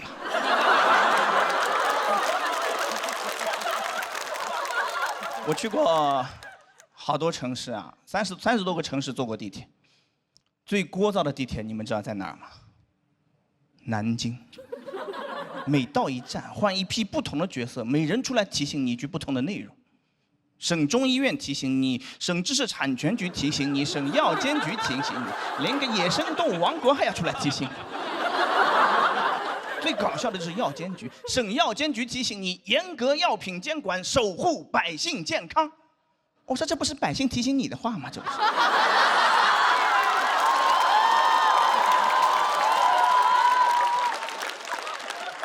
车门一关上，车刚开出去，前方到站新街口车站，进站时请先下后上，有序乘车。你提醒谁呢？有序先下后上。你提醒等车的人呀。老子都上来了，你叫我先下后。提醒什么呢？提醒一会儿到站了，门一开，如果要先上，你就抽他。你先下后上。你别怂，你就抽他。地铁判官培训班。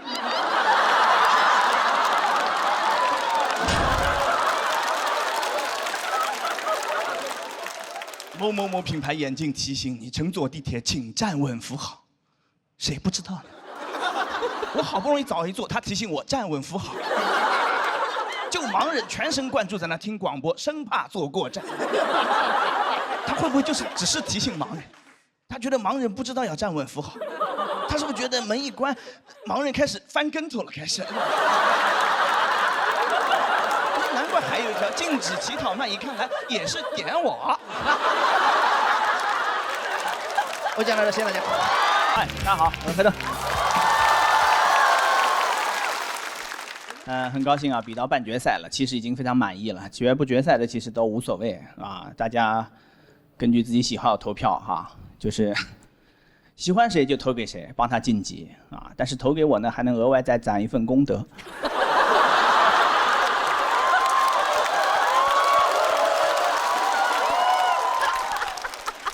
投完这一票，你2024年助残 KPI 都完成了。下次在地铁口碰到这要饭的，你就理直气壮，你说去你的！老子给黑灯投过票。屏幕前的也可以参与啊，把黑灯冠军打在公屏上就可以了。2013年啊，去了一趟西藏，啊，当时就觉得视力在逐渐下降，我说要不然趁现在还能看到一点，赶紧去看看，对吧？当时呢，跟朋友合伙开了一个户外用品店，黄了，啊，把店就关了，分了分，我分到了1万块钱和66双登山鞋。我说就这1万块钱，我就花了它，开心开心，随便花，家里人也不可能再说什么了，我都瞎了，我花你们点钱怎么了？冲动嘛，青春就是燃烧一把。背了个包就上火车了，从无锡上的车坐到拉萨，48小时硬坐，坐到青海人就不行了，腰要断了。后半段就是硬坐，坐一会儿在凳子上这么跪一会儿在那扭。火车上睡觉还感冒了，下车之后去住宿，一进那个青旅我就知道来对了，符合了你对西藏所有的幻想，什么神秘的雪域高原一模一样，就汇聚了全国的傻缺文艺青年，非要杀死那个石家庄人。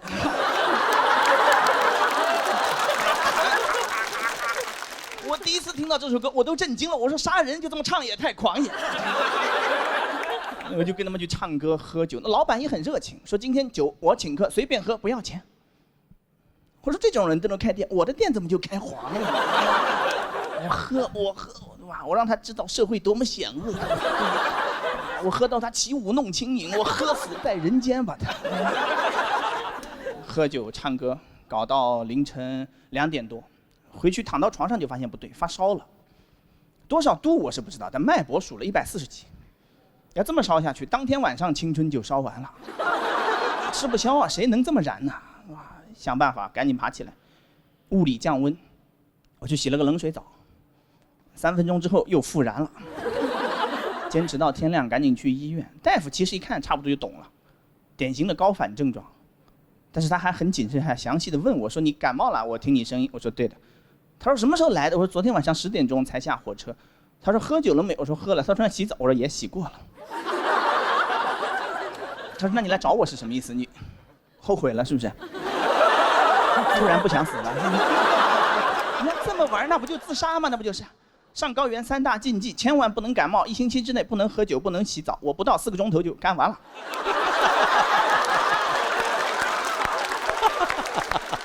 他又给我又是挂盐水又是吸氧气，我那趟总共玩了不到6000块钱，看病这么一下，氧气什么1500，你吸上之后头就不疼了，烧也退下去了。回去之后，青旅的人一天没见到我，说你白天干什么去了？神神秘秘的一个人，我说神什么？我差点死了，高反了，挂盐水1500，捡回1条命，是吧？他们说贵了，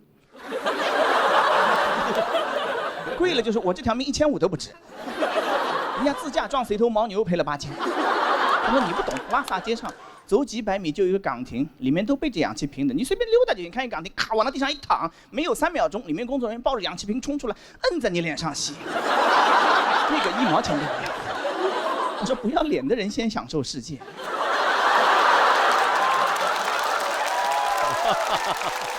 还能这么玩，果然是万能青年旅店。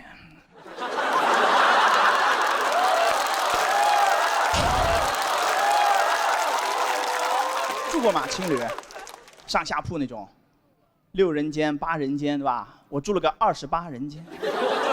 28人间什么概念呢？不太像人间了都，住的都是妖魔鬼怪，那种最异的异人。跑到我跟前第一句话，哎，来了。我说他谁呀？这是。后来发现他跟所有人都是这么打招呼的，哎，来了，怎么来的？你俩怎么来的？2个小姑娘说，我们从成都走过来的。那大哥愣了一下，我就知道了，艺人只有神经病能治。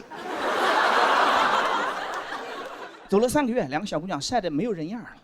为了防紫外线嘛，戴个墨镜，最后就2个眼睛是白的。你不看那个照片不仔细，你还以为大熊猫底片吗？这是。一个50多岁大哥说，从云南骑自行车骑到拉萨，28大杠。他为省点钱，自己带个帐篷，天天在国道旁边扎营。50多岁的人了，中二到什么程度呢？他骑到半路，也不知道听说哪儿地震了，热血一上头，把帐篷捐了。后半段大哥就不露营了，就是露。骑到天黑，把车往旁边停，自己直接躺在地上。我说真仗义，八方有难一方支援。我都心疼大哥，我说躺地上不冷吗？你盖个自行车吗？你倒是。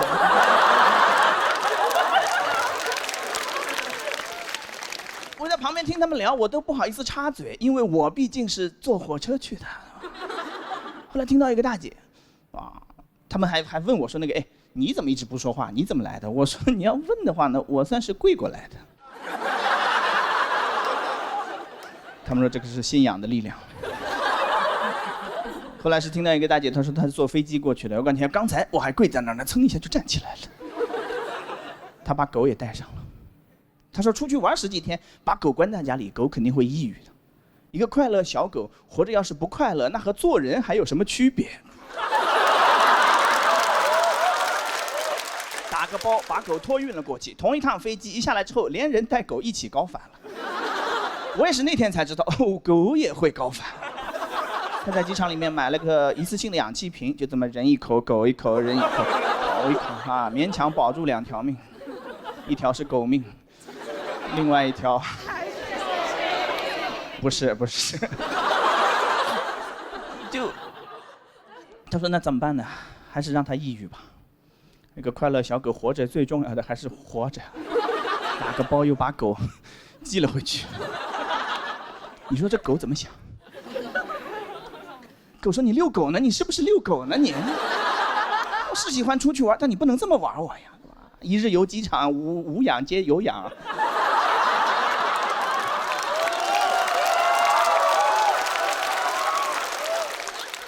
听了这么多之后，后半程彻底就骚动了，因为那些普通的旅游项目根本满足不了我了。你们理解这种心情吗？我本可以忍受黑暗，如果不曾见过这个太阳。就想找刺激玩野的，后来在路边拦车，知道这个手势吗？顺风车是吧？停下来，你往上爬就行，也不用问搭，不用给钱，搭到哪算哪啊。但是男生不太好搭，一个男生还能试试看，2个男生听我劝一句，趁早绝了这个念头，往那一站，2个男的拦车，不会有人敢停车的，因为他不太确定，让你俩搭上他的车之后，会不会还得搭上他的车？玩了1个多月，啊。说实话，去之前其实挺 emo 的，也不只是我这个眼睛状况导致的。我觉得可能生活在大城市，当代大家多多少少都有点焦虑，被那个社会时钟推着往前走。22岁得本科毕业，不弄个研究生你找什么工作？大学没考上是不是只能送外卖？考上大学学个哲学是不是还是送外卖？就永远在焦虑，在比较。但是你去玩一圈之后，你就知道了。什么工作、编制、学历、户口，这狗屁玩意儿，去你的吧！一路上见到那么多人，没有一个有工作的，人家玩的可开心了。我觉得高原反应可能就是上了高原才能反应过来。就城市里那些生活是不是每个人的必须选择、唯一选择？不一定。我在那吸氧的时候就在那想，就一边吸氧一边想，就吸氧想，吸氧想，就那想。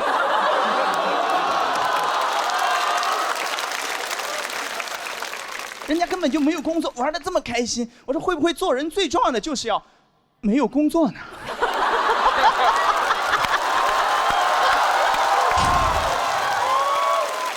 一下就想通了，对吧？就心态就彻底放平了，就可以回家接着找工作。大家好，我是黑灯。有修电梯这个钱不把路修平，也不知道为什么，是吧？反正最后一期了嘛，随便说了就，对吧？播也播到现在了，我也收到了一些评论，有一条说黑灯还是挺好笑的，但始终没有跳出盲人这个身份。怎么跳出呢？对不对？你给我治好了，我给你跳，好吧？你给我治好了，我给你撑杆跳，好吧？老是盲人视角，盲人我能有个视角就很不错了，就。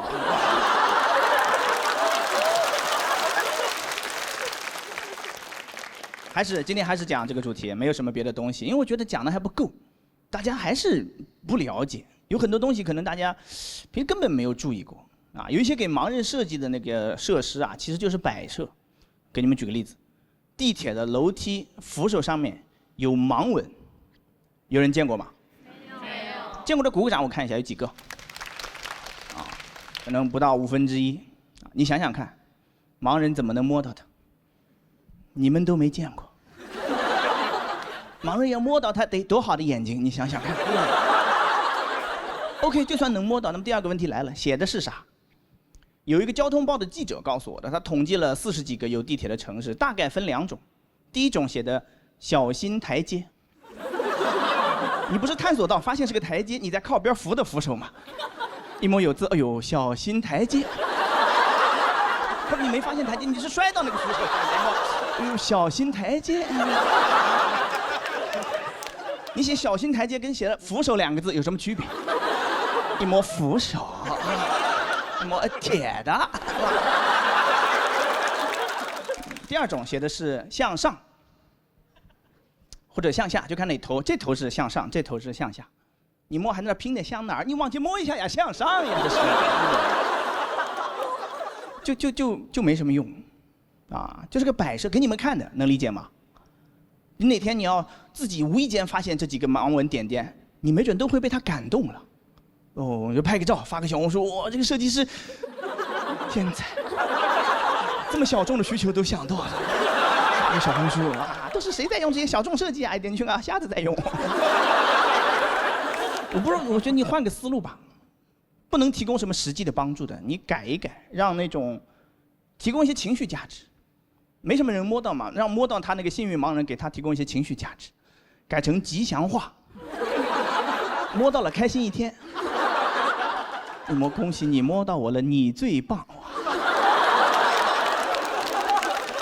老前途一片光明。每个地方都不一样，他就会愿意去摸，会给他惊喜，给他欢乐，他会去摸一摸，就摸一下，写的是什么？我在人民广场9号口很想你。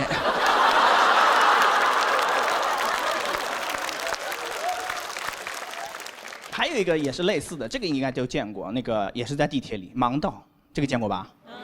有没有发现它的规律？没有规律，每个站铺的都不一样。有的地方大概是沿着那个2排屏蔽门嘛，2条盲道，唰，几百米，不知道要去哪儿。从头铺到尾，你干啥？铺到车头干啥？让瞎子去开车是不是？还那种铺到头的给连起来了，盲道闭环了，瞎子在里面能玩1天。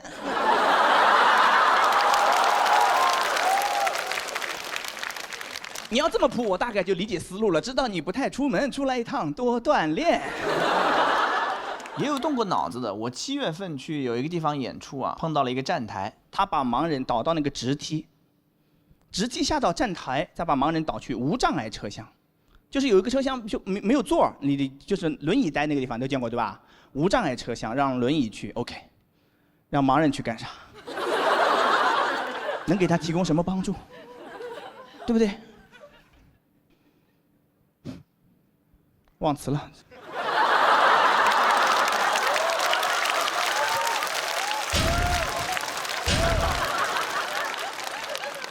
开不了提词器，让我想一会儿哈。他没有提词器的。你知道为什么会忘词吗？本来前面有个商务，然后被一个主动的人抢走了。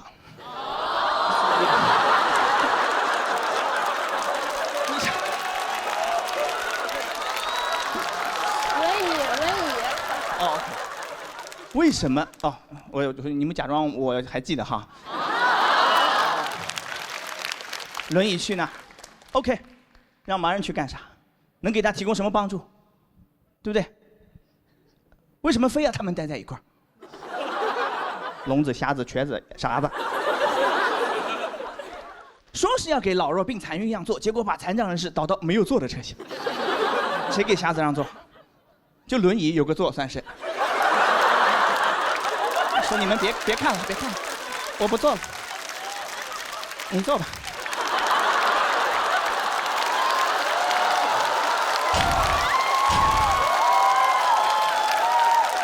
我虽然一条腿，但这么多年独立惯了。你坐吧，你坐，你坐。就把有障碍的人导到无障碍车厢，就解决问题。他就这么粗暴，哇，太粗暴！我用这个逻辑对待你们，你们也接受不了。就是听力障碍的朋友会自称聋人，把听得见的朋友叫听人，这个知识点你们知道吗？不知道，我告诉你们了，你想想看，如果我也用这个逻辑，你们肯定接受不了。看不见的叫盲人，看得见的叫贱人。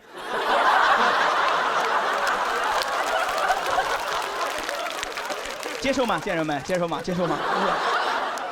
不能这样，你得具体分析啊，对不对？啊，所以我觉得这些东西啊，这些盲人设施就应该让盲人自己来弄。我之前其实已经阴阳过一回了，我说盲道修成这样，不会是盲人自己修的吧？当时只是开玩笑，回去想了一想，有道理，就应该让盲人自己来弄嘛，他们是用户呀，对不对？对。不对，我们是用户，再修不好，也不能怪别人了，是吧？我再上一次为盲道生气是去年11左右，看到一个热搜，说有个地方在修不锈钢的盲道，不锈钢下完雨之后跟溜冰没有任何区别，就这么爱吃，路上都是虾滑。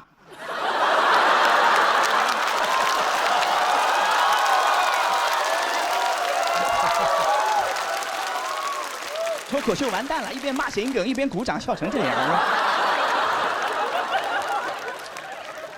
当然，个人的力量要做这个事情肯定是不行的。我们要成立一个机构来推动这个宏大的工程，对吧？反正不能交给其他机构，他们很难和残疾人真正的共情。我们弄一个机构，啊，宗旨是消灭对残障的歧视，让每一个残障人士都过上像普通人一样的生活。所以名字叫普联，普通人联合会，只招残疾人。招一些盲人来修盲道，第一解决盲道不好的问题，第二解决就业的问题。是会铺的慢一些，但你不要催他就好了。修好了你又不走，你着什么急呢你？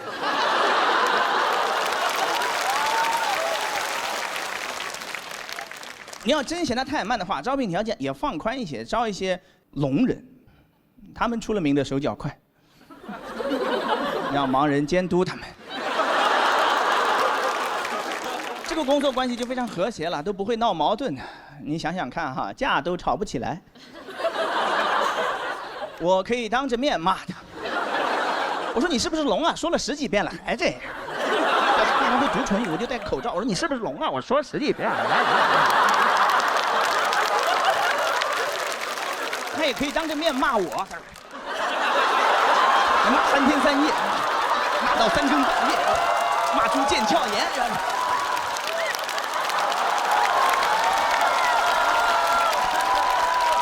盲人心如止水。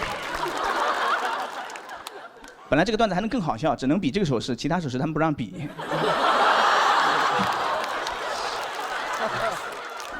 决赛还是有点紧张，能看出来，对吧？我刚才还担心呢，我说哎呦，都是强手如云，比什么呢？他们说你就讲这个段子，我说那就不怕了。什么小鹿小罗，你就往后挪一挪吧，你就。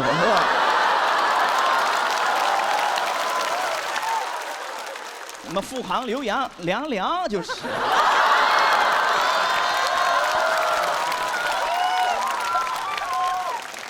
等我们那个所有盲道都修完之后呢，你想想看，为了纪念这一伟大工程，肯定要弄个碑，刻个碑文，就刻盲文。但是可能几千年后盲文也会破译不了嘛，对不对？也考虑到了，所以那个碑翻过来背面会再刻一个二维码。要是那会儿还扫码的话，考古学家一看到码就大为惊喜，应该是能破译了。手机掏出来一扫，滴就2个字：石碑。我讲这儿，谢谢大家。嗨，大家好，我是何登。很高兴啊，一直比到这一轮啊，还是讲这些东西啊，我也得感谢一下教主。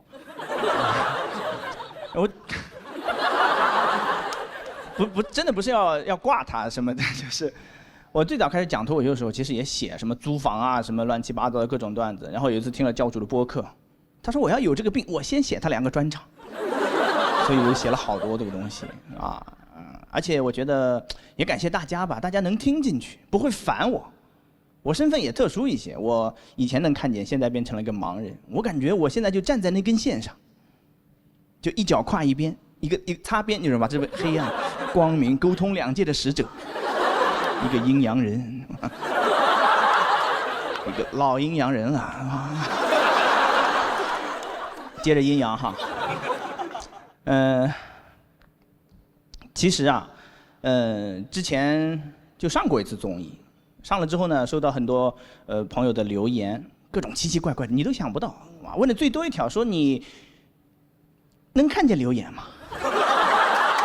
这是最多的一条。最奇怪一条说你上厕所怎么判断擦干净了没有？你管我怎么判断呢？我自然有我的判断，也没人过来判断一下我的判断呀，对不对？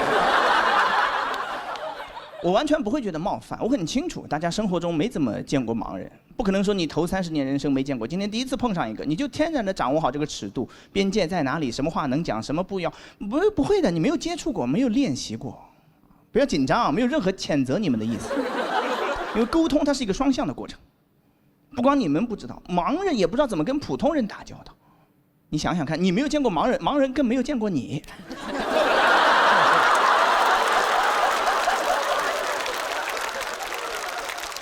有8700万残障人士，16个人里面就有1个，有概念吗？上学的时候每个班上得有3个，没见过吧？因为从小就处于一种完全隔绝的状态，在特殊学校、盲校、聋哑学校，还有一些城市的盲校叫启明学校。我能理解你是一种美好的祝愿，但是你考虑过他的感受吗？对不对？你说我开个肿瘤医院，我敢叫长寿医院吗？所以我觉得大家对盲人的了解可能都没有对恐龙的多。盲到其实吐槽过几次，一个朋友问我，他说：“哎，你骂了好几年了，怎么一直骂他？有没有这样一种可能性，是你自己不会用？你是半路才瞎的，你都没上过启明学校。”他觉得跟着他就能导航去左边去哪，右边去，你没有这个概念吗？你们还在吗？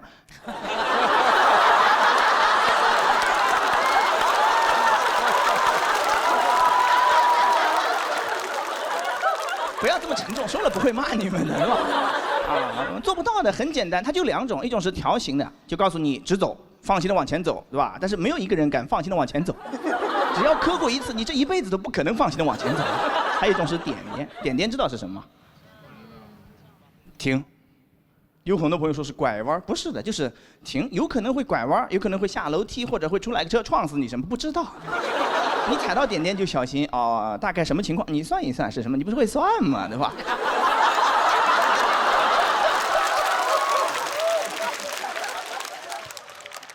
我觉得盲道唯一还能有点用的，可能就是教育作用了，跟恐龙化石起到一样的原理，就教小朋友来，这是给盲人走的道，虽然你没有见过，但是证明存在。小朋友说为什么没见过？你不着急，你到爸爸这个岁数，腰椎间盘突出，你去按摩就见到了，全是。前2天有个新闻，不知道你们看到没有？就是马斯克那个脑机接口的公司开发了一个芯片，就连到大脑上就可以让盲人恢复视力。有看到过这个那个吗？有。估计能弄出来。但是过个10几年之后，没准实现了之后，所有的盲人都被治愈了，也算是消灭了盲人吧。但到那个时候，我觉得现在遭受的苦难啊，什么做的这些事情都会被忘掉的，因为我对人性的非常了解，就是历史是胜利者书写的，你都灭绝了，不会有人再说你好话的。你想想看，恐龙灭绝了，现在说什么？说恐龙脑容量小。我太了解普通人了 ，AKA 贱人，是吧？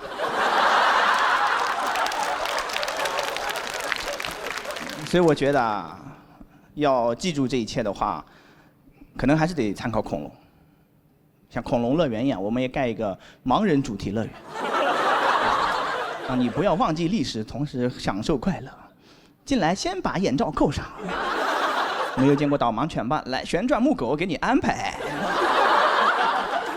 VR 电影去过迪士尼吗？飞越地平线，禁忌之旅就那个一模一样，我们也会主题换一下，海伦凯勒的一天。一天不过瘾 Pro 版，假如失去3天光明。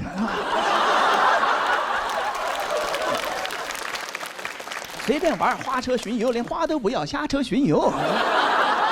一直玩到天黑，最后一个项目大家都知道，那个砰砰烟花，传说烟花升到最高点绽放的一瞬间，和你的爱人亲吻拥抱，就能获得永恒的爱情。没有人能在盲人园获得永恒的爱情，没有人能找到最高点。听见声音再亲就来不及了。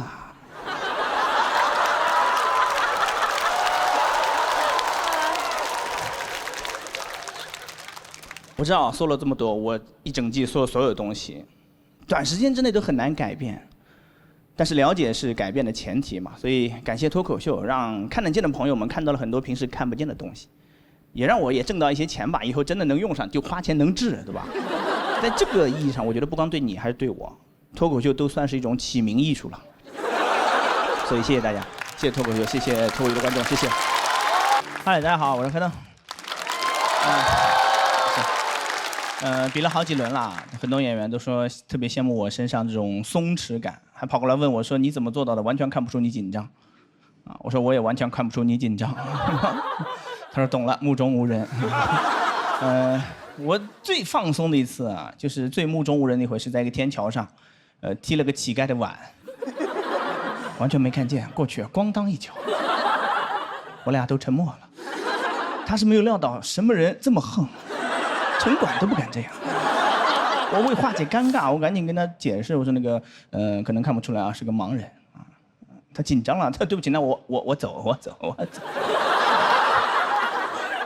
其实看不清呢有好处，就是减少了一些社交压力啊。经常后台聊天啊，不太熟都啊，说什么谁文本好，谁表演好，我就不聊，我看不上表演好的，完全看不上。演了4轮了，付航演的啥？完全不知道。以前还有人给我解说呢，坐我旁边像干了个啥？刚才把我一个人留在上面，对吧？后来我就这么剪，我说你怎么剪呢？我啥也不知道。聊八卦还后台，所有人都好奇他说这个人是谁，只有我在好奇说话这个人他是谁。有一次我跟一个不太熟的演员聊了得有2分钟，才发现他是庞博。声音也听不太出来，不太熟嘛，我就只能套他的话，获取一些线索，跟玩狼人杀一样。我觉得每一个不太熟的局都应该有一个狼人杀那样的主持人 Q 流程。天黑请闭嘴，庞博请张嘴。但是其实认不出来人还问题不大，就是尴尬嘛，说错话而已啊。话可以乱说，但是东西不能乱吃。有一次后台点外卖。我刚好接了个电话，我说你们不用等我，美羊给我留点就行。回来之后都吃完了，我说那自己来吧，每个尝点啊，鱼香肉丝啊，宫保鸡丁，麻辣烟头。我完全理解他们，哇，因为普通人很难想象，盲人每天面对的都是什么，就跟我一样，我也很难想象每天面对的都是什么，就跟开盲盒一样。印象最深刻一次盲盒是在一个酒店一个自助早餐，多功能饮料机，你们见过没有？好多按钮，看不清吧，随便来一个， 4杆牛奶、咖啡、豆浆，我偏偏精准地按中了清洁。有人喝过清洁吗？寡淡。所以很多年前看钢铁侠的时候，我就很羡慕。我说哪一天科技进步了，我也能拥有一个这个 Jarvis， 是吧？就把我这个眼镜一戴上，我眼前看见什么东西，你一五一十告诉我，对不对？后来听说罗老师还清了债，去干 AR 眼镜，我知道我那个等的眼镜应该是完了。开玩笑的，罗老师，加油啊！有需要我帮助的时候可以来找我啊。人人都是产品经理，盲人也可以。在老师那个高科技眼镜出来之前呢，现在主要靠手机解决所有看不清的问题。用手机上有个软件叫屏幕朗读，用听的，我耳朵很好，大概是4倍速。知道你们没有概念啊，我给你们演示一下啊，就是非常快，很难有人听出来啊。打个赌吧，谁听出来？我不是针对谁在座的各位都是垃圾。有人听出来吗？再来一遍 ，OK， 好，慢，给他放一遍慢的吧，好不好？我不是针对谁在座的各位都是垃圾。这个技巧叫目中无人，非常快啊！但是这么快的速度，你们能想象吗？有时候效率会非常的低。你见过评论区发哈哈哈，发一屏幕那种，手机到这儿就疯了。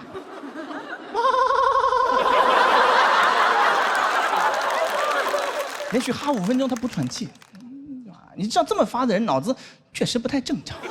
你复制粘贴啊，他就手工敲打和啊哈哈，一屏幕哈哈哈，中间有一个啊。评论也不能刷太多，我有一阵沉迷刷评论，看看网友怎么夸我的，就搜黑灯，搜了一阵，搜几天就不搜了，因为搜出来最多的是千万不要黑灯玩手机会瞎。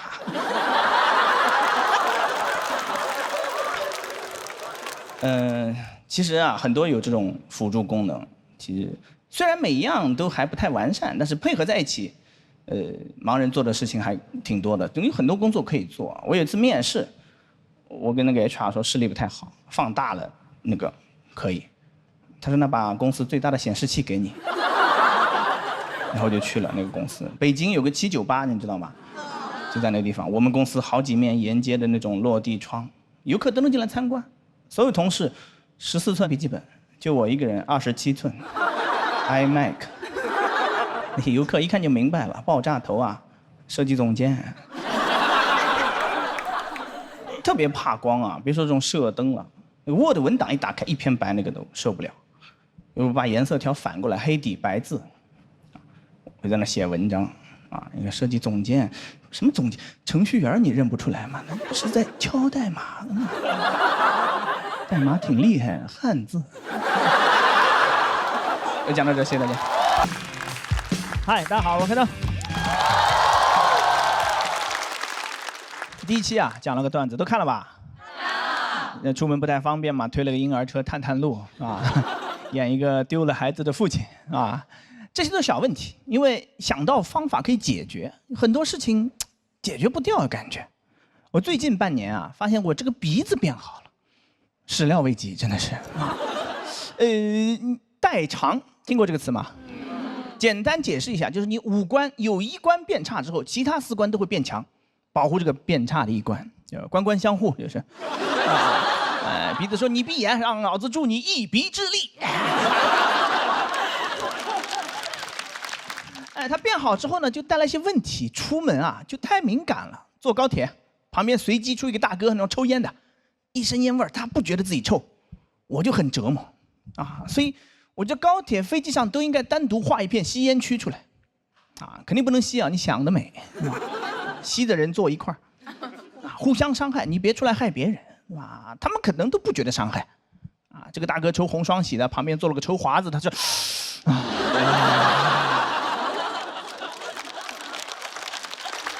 上流的味道。或者插花着做也可以，吸烟的，狐臭的，啊，6天没洗澡的，中午吃大葱的，你们互相伤害，别出来害别人，是吧？哎，你要觉得你旁边人臭的话，你先别发作，你反思一下，为什么安排你坐在臭的地方？啊，这个事情就，怎么说呢？我不是对狐臭的朋友有意见啊，就他臭不死人，哇，真的是，最讨厌是烟味儿，一是臭，二有毒，三它还粘人。你发现没有？粘衣服上咋都去不掉。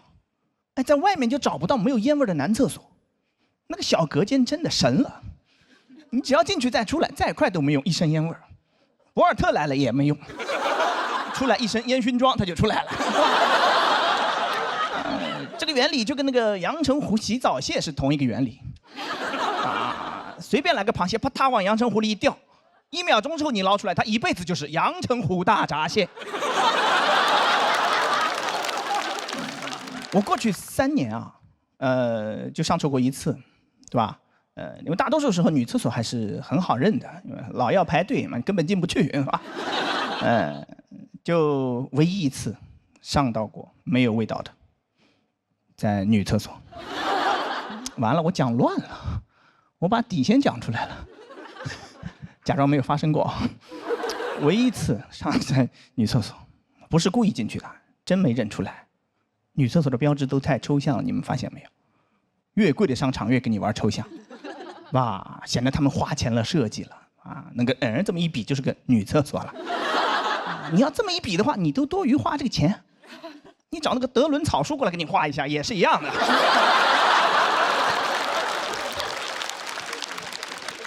找德伦草书，别说花钱，他给你钱，他能是吧？形象了一点的也有，应该都见过。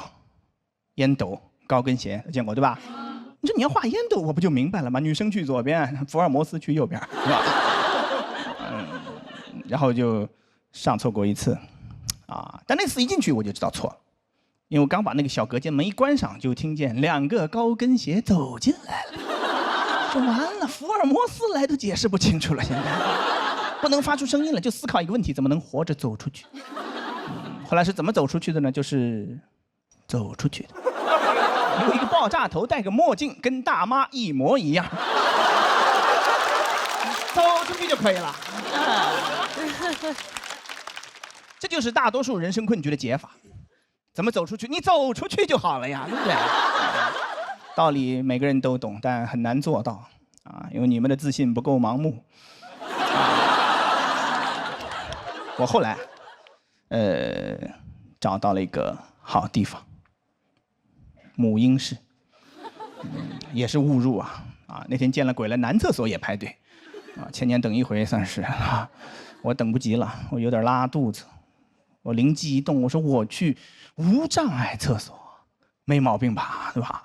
进去门一关，一回头，就一个桌子，在这儿就可以吗？残疾人你也不能这么嚣张啊你！保洁也是人，来到门口把门一开，门上画了个奶瓶。母婴室啊，不是每个母婴室都有马桶的，但是每个母婴室都不会有烟味儿，能理解吧？因为父亲没有进去过。见过妇婴室吗？很少吧，对不对？想过没有为什么？父亲不太管孩子，父亲自己都管不住，上个厕所不抽烟他都忍不住。哎，那妇婴室真开了咋办？谁照顾谁呀，对吧？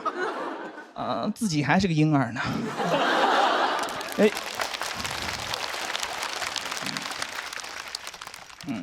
你一鼓掌我就忘词了，你说咋办？节奏挺好的本来。自己还是个婴儿呢。好，父亲自己还是个婴儿。我问过很多朋友，为什么上厕所要抽烟，对不对？你怎么吸得进去的呢？那里面味道这么复杂，我都恨不得那几分钟没有呼吸了。你怎么做到在里面享受？我说你要这么吸的话，是不是嫌烟太淡了呀？混着抽劲儿大，是不是？对吧？哎，他们给了我一个答案，一模一样。他们说这么多年已经形成条件反射，这2个动作已经死死的捆绑在一块儿了。要是不吸一点的话，完全出不来。我说是通的吗？难道啊？你听多么荒谬，条件反射。那你在外面吸的时候咋办呢？难怪餐厅都禁烟呢，我心想，是吧？母婴室其实也只去过一次，走错过，因为那次真的巨尴尬，我后来就无比注意，因为那次一出来发现是母婴室，我赶紧回头走吧，走不掉了。一个妈妈抱着孩子正要往里进呢，一看到我俩都尬住了。幸亏我脑子快，我一句话耗尽了我一生的智慧，但是化解了尴尬。我说我儿子呢？我儿子去哪儿了？我就出去接了个电话嘛，谁给我儿子抱走了？再说你把我儿子抱走了，婴儿车留给我还有什么用呢？是吧？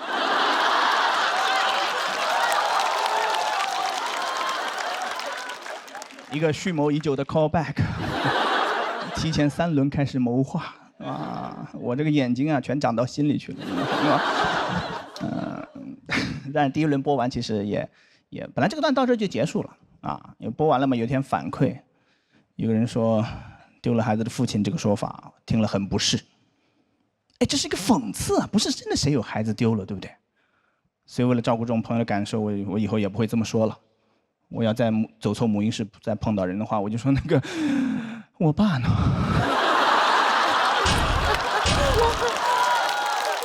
我爸去哪儿了呀？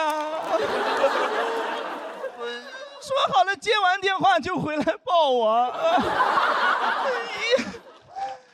一个电话接了18年了，肯定又躲哪儿抽烟去了。现在我婴儿车自己都能推了。谢谢大家，我讲了，谢谢大家。大家好，我回头。有没有觉得最近2年这个世界变化的太快了？一会儿打仗，一会儿贸易战。我这个眼镜是进口的，有点磨损了，想买一副新的，碰上了加关税，也没舍得买。这个世界我现在越来越看不清了。小某书也看不懂，上面的生活有点太精致了，不太像真的生活。我倒不是说我多么清醒啊，就是我这个人很难被图片给迷惑到，你懂吗？我是不会被荼毒的，也不会跟着那些图片去打卡的，因为打卡清单就是 to do list， 你知道吗？刷起来也费劲，得配合着读屏软件。碰到字儿，他就给你念出来；碰到图片，他会给你大概的描述一下有什么，戳穿了一切。刷到过那种文案吗？梧桐区这个展览邂逅夏日呼吸感，读出来是一个人在一幅画前摆姿势拍照。读到本质了，小某书的本质就是摆姿势拍照，非常无情啊，没有 IP， 没有品牌故事。Hello Kitty 叫蝴蝶结猫，拉布布叫呲牙兔，高档白酒叫瓶装致癌物。有些东西就是看不见了，你才看得见。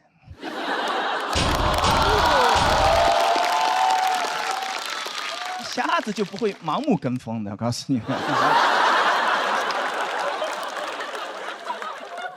为什么对这个东西这么警惕呢？因为这些还算是那种包装起来的洗脑，我每天面对的是那种直接的洗脑，就感觉 U 盘直接插我脑子里了，一进电梯就来了，找工作跟老板谈，跟老板谈，跟老板谈。牙线是谁的妈妈，谁的妈妈，谁的妈妈。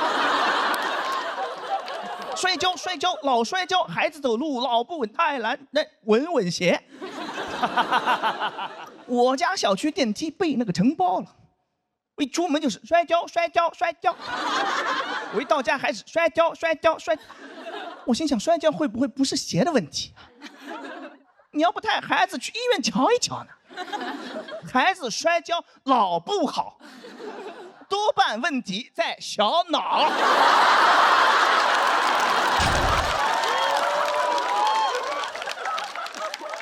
带带点旋律的更加致命。我就路过一个奶茶店，我爱你呀，你爱我，回家跟着他哼了整整1个星期。我在那洗碗呢，洗着好好的，突然就来了我爱你呀，你爱我。等你意识到你在唱歌的时候，你觉得自己就是个弱智。你洗个碗，你乐啥呢？你乐是吧？你爱吗？你爱洗碗吗？你不就是没洗碗机吗？你不就是？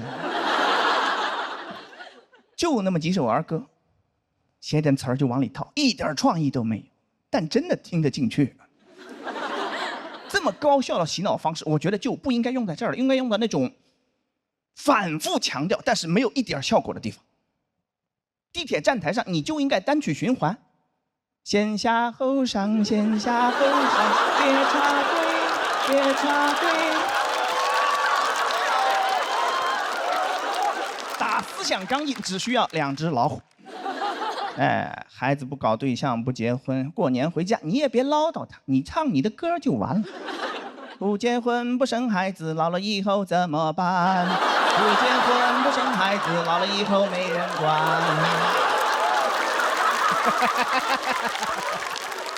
孩子年初2就回上海了，过年外卖都点不着，只能自己做饭，吃完收拾在那洗碗。洗着洗着他就来了，不结婚不生孩子，老了以后怎么办？原生家庭可以不要，思想钢印你抹不掉，是吧？信息太爆炸了，我现在有点羡慕聋人。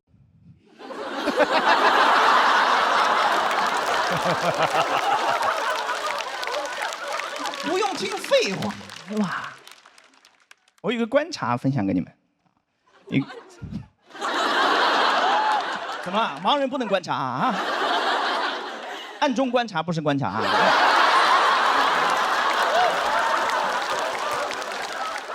但凡有效的信息，他们都会给配上手语。留意过飞机上那个安全演示片吗？每一次对蓝天的叩问都是全新的探索，从中国到世界，不论是出发还是归来，东航伴你筑梦起航，共赴美好。这段话就没有手语。中间教你怎么使那个氧气面罩那会儿，专门花钱请了个人过来，嘎嘎嘎，他也知道什么重要。安全演示片根本没人看，就聋人。一看见出来比划了，哎呦，保命的知识来了。那个片子里面内容哪天换了，你们根本不知道。哇，真要出事了，一飞机的人在那大喊大叫啊，要死了怎么办呢？啊妈，写遗书吧，是吧？还有一些人为了掩饰内心的紧张，在那唱歌，不结婚不生孩子，以后怎么办？只有2个聋人，无比镇定，一声不吭在那聊天。我给你们翻译一下啊，你不要紧张，刚才片子我看了，第4排下面有降落伞，你跟我走。但只有2个，不要声张。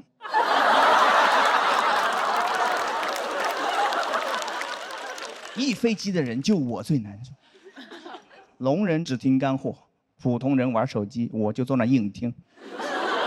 我在垃圾里面找点干货。这个事儿告诉我们什么道理呢？就是没有配手语的信息都不重要，不用看，不会死人的。钉钉飞书不用看，不会死人的。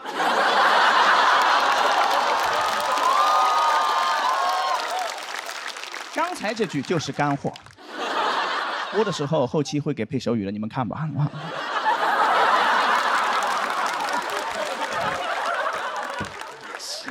哎，我怎么说呢？特别烦这种包装起来的这种虚假的那个情感连接，是吧？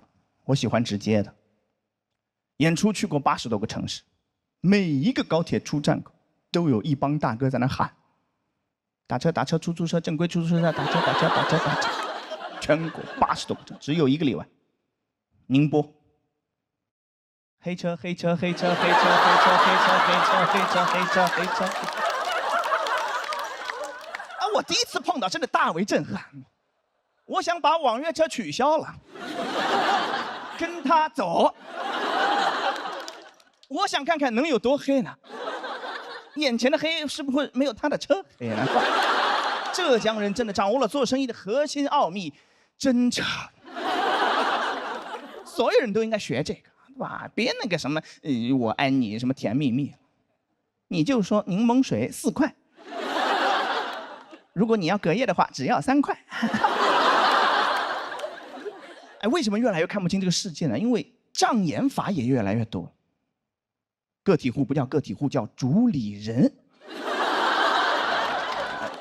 人来疯不叫人来疯，叫 ESGP。啊，也有叫邓超的了，是吧？还有那些喜剧综艺，嘴上说着要给你拓展喜剧的边界，边界没拓出去多少，腾出来那点地儿全给塞了广告了。喜剧的内核不是悲剧，它就是广告。啊，被资本做局了，朋友们。你以为大家上来表达什么的，就混口饭吃啊？哇，脱口秀不是冒犯的艺术，就是混饭的艺术。啊，脱口秀我也越来越看不懂了，是吧？每个人都可以定义5分钟脱口秀，要表达，要好笑，要观点，要输出。我不太 care 这个东西，但是刷到自己的差评是真难受。说黑灯的专场挺好笑的，看完哈哈哈1个小时，出来不到10分钟全忘光了。还得是线上脱口秀好。我说啊，我干了4年了，越来越看不懂了，什么是脱口秀？什么是脱口秀？然后这会儿手指头滑到了他发的那张演出照片。读屏软件说，一个人在舞台上讲笑话。哎，我相信我的读屏软件，这个世界他最懂。但你们不同意这个观点也没有关系啊，我今天讲什么东西，你们很快就会忘记。你们只会记住不结婚不生孩子。谢谢大家，谢谢大家。大家好，我是黑灯。是一个盲人啊。你们能理解这种状态吗？盲人能看到一点点是个什么状态？就是出门问题不是太大，但是能办到残疾证，就瞎的刚刚好，理解吗？然后其实是小时候是可以的，到大学毕业那一年啊，视力从0.6掉到0.2，就1年时间，歘那么一下就掉下来了，降得太快了，不太能接受，有那种病耻感。你们听过这个词吗？就觉得生病很羞耻，就不想让人家看出来你有病，就在那演了好多年。后来回想起来就发现愚蠢，都看出来了。大概还能看到一些轮廓，像那个电梯按钮是能看到的，上面的字看不清楚，要看清楚要凑很近，要这么看。所以那会儿坐电梯是个什么状态呢？就电梯来了，门一开，里面如果没人的话，我就自己找。我说6楼，6楼，6楼，有人在里面你就不可能这么找了，对吧？有点变态了，对吧？有人怎么办呢？换个策略，赌一把。就赌这么多人里面，至少有1个人会和我同一层下。那个电梯越升越高，赌注越加越大。有好几回一直坐到了顶楼，就我和另外一个女生。你们想象一下那个电梯里恐怖的氛围。人女生坐的电梯好好的，进门一开，进来个男的往她旁边一站，啊，也没有去按那个按钮，就往那一站，戴个墨镜，弄个爆炸头，就往那一站，手机都不玩。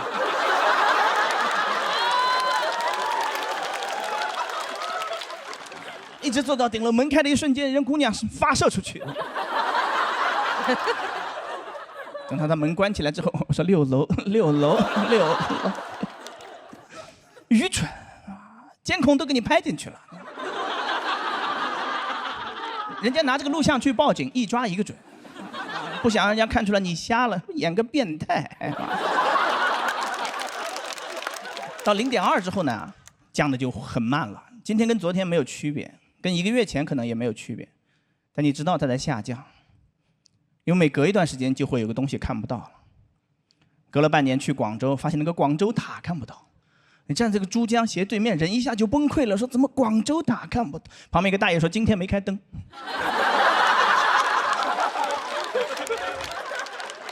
你不知道什么东西出来弄你一下，你就崩溃了。你以为越过这个山丘就好了？不会的，越过山丘还是山丘，一丘接一丘，人生短短，到底几个秋？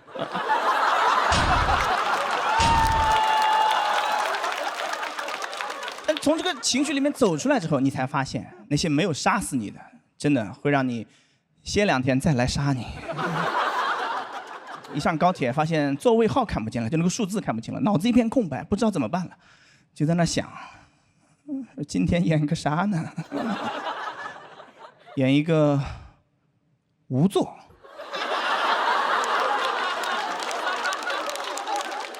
演技也很拙劣，因为车厢里到处都是空座。就拖着我的行李箱站在2节车厢连接处，心想是赶紧到站吧，我不想坐了，赶紧让我走。越想走越走不掉，因为都是空座，你站那就已经很可疑了。路过一个列车员就要查我的票，路过卖盒饭的都要查我的票。把票给他一看，他说你还有2个多小时呢，你站着干啥？我说要你管，老子抽根烟。哇，他说500到2000。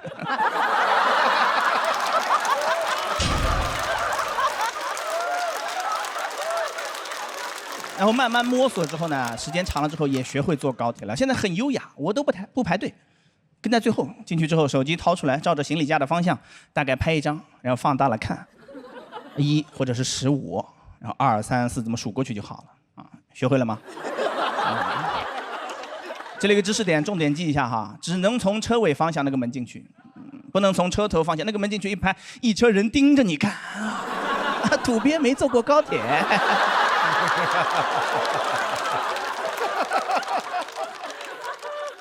这都是后来发现的，不用装，因为你装着装着就把自己装进去了，哇，又麻烦别人又麻烦自己。你不装的话，只麻烦别人就好了呀。跟人家求助嘛，你看现在坐电梯啊，我就跟人家求助。有人的话，你想想看，他按完按钮大概就靠那门边站着，你跟他说就好了。你说不好意思，我看不太清楚，帮我按一下6楼，谢谢。后来看不清楚我都不说了，我说6楼。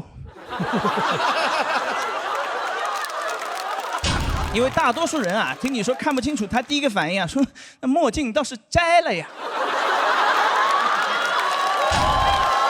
我讲这个，谢谢大家，谢谢。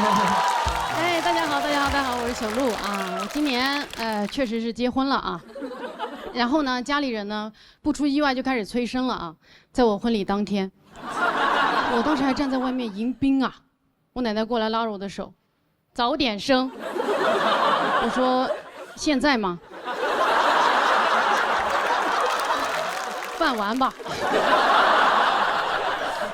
办完后呢，我奶奶又说：“哎，这在娘家，你俩住一起不吉利啊，你俩得分开睡。”我说：“奶奶，你还记得孩子是怎么产生的吧？分开睡还早点生，那才是不吉利吧？”现在家人群里还有人发那种什么不生孩子的女人是不完整的，哇，家人们谁懂啊？这话的意思就是我们没生孩子的女人都有生理缺陷呗。那是不是应该给我们发津贴、发补助？啊，以后公交、地铁上应该设置老弱病残孕不孕女乘客专座。以后黑灯开专场君不见啊，我开专场娘不生。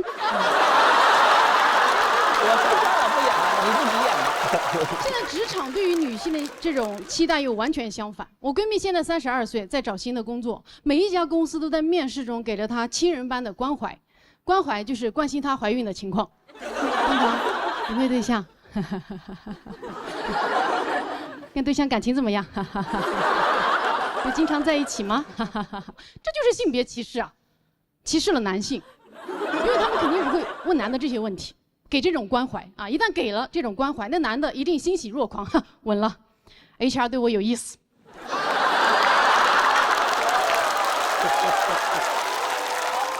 你感觉现在啊，职场对于招聘女性的要求，你要很有才能，但是不会怀孕，也就是怀才不孕。这不是皇后对安陵容的要求吗？好可怕呀！再这么发展下去，以后这些公司会被办公室里点麝香，往女员工的冰美式里倒篦子汤。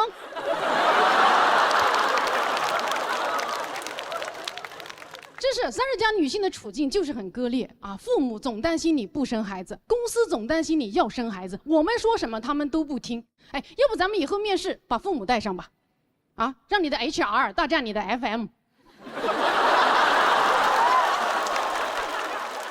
HR 说，哎呦，招不了啊，他来我们这儿会生孩子。父母说，哦，来你们这儿会生孩子，哎，多新鲜呐！在家跟我说死都不生，来你们这就非要生，你们这是办公室还是生产队呀？啊，你这发的什么 offer？ 令人胎动的 offer？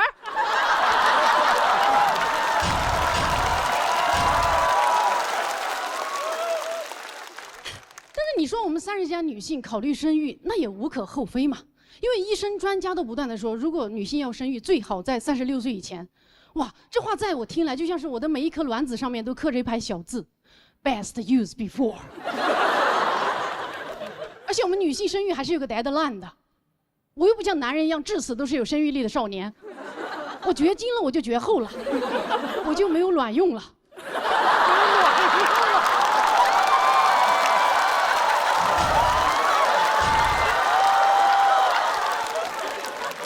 还是会焦虑的啊！前段时间我还带着我的生育搭子去了趟医院，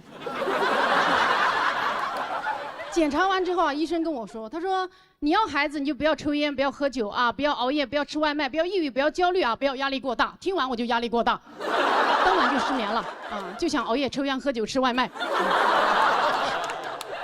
而我的搭子哦，他只需要不抽烟，而他本来就不抽烟，所以他只需要做自己就能做爸爸。哇，我真的好嫉妒他！我现在甚至希望他染上烟瘾再戒掉。哎，我突然感觉妈妈爸爸这个组合好像凤凰传奇呀。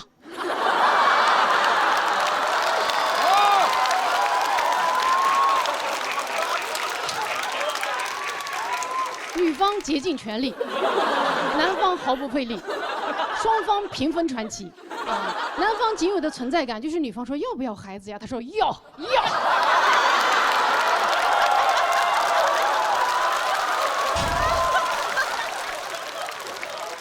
然后女方生了孩子之后，男的说哦耶哦耶。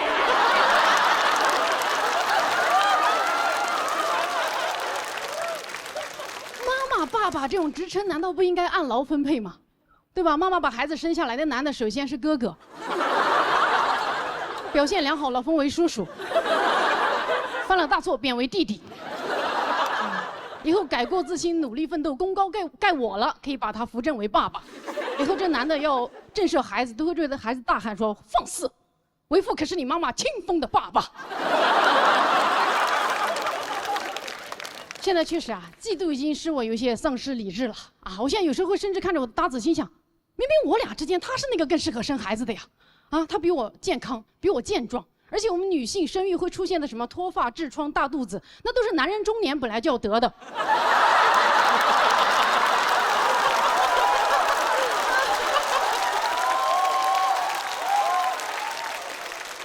不如顺便怀个孕，这样都没有人嘲笑你了，都会来宽慰你说：“哎，做父亲的哪有不得妇科病的？”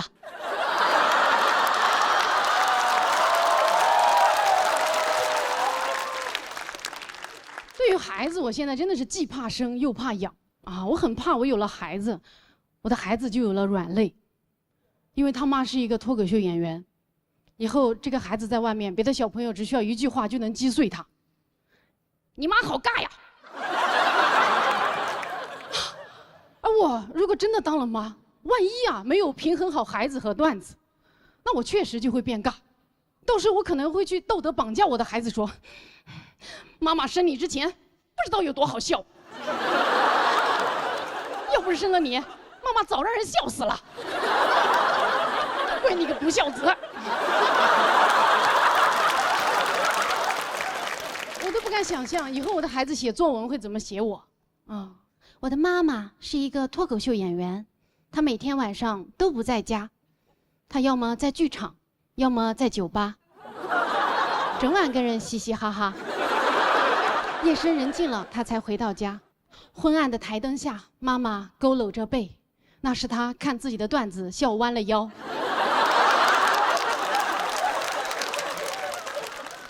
妈妈陪伴观众的时间比陪我的时间还长，我难过，但也理解，毕竟观众是妈妈的衣食父母，也就是我的外公外婆。我问妈妈，为什么这么忙还要生我呀？妈妈说：“傻孩子，当然是因为再不生我就没有卵用了呀。”我问妈妈：“非得用吗？妈妈说，当然不是呀，我用只是因为我想遇见你呀。你看你王阿姨、张阿姨他们都没有用，我们都过着自己喜欢的人生呀。好了，妈妈要去演出了，有什么事情就找我的老公，也就是你的弟弟。妈妈的老公叫弟弟，我妈妈太幽默了，不愧是《喜剧之王》单口季第1季的冠军啊！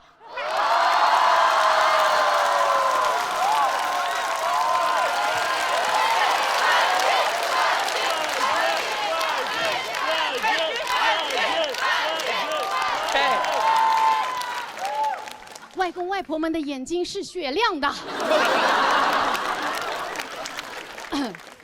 刚才这些话都是孩子说的啊，大家如果听了的话，就往心里去啊。好，谢谢大家。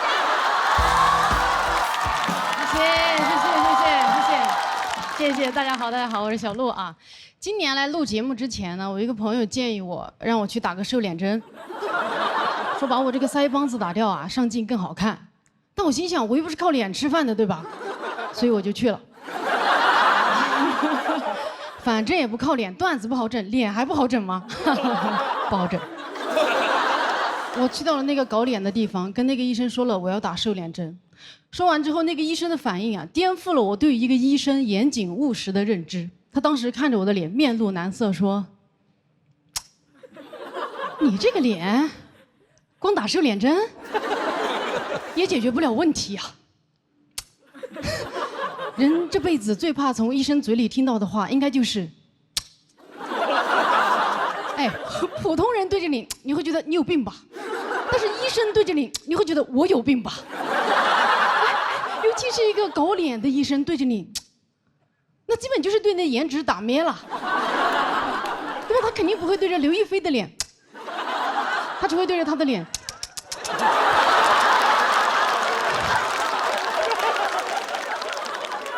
接下来啊，那个医生就开始对着我的脸一顿指点，说：“你看，你的两颊本身就比较凹陷，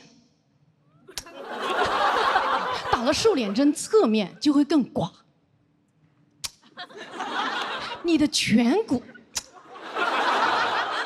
两颊必须做填充，填充完，山根也得垫，垫了。”山根，那你下巴就太短也。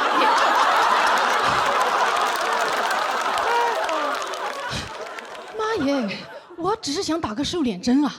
那天听完医生那一顿啧啧称丑，我甚至产生了一个冲动，想说，要不老娘今天就干一票大的。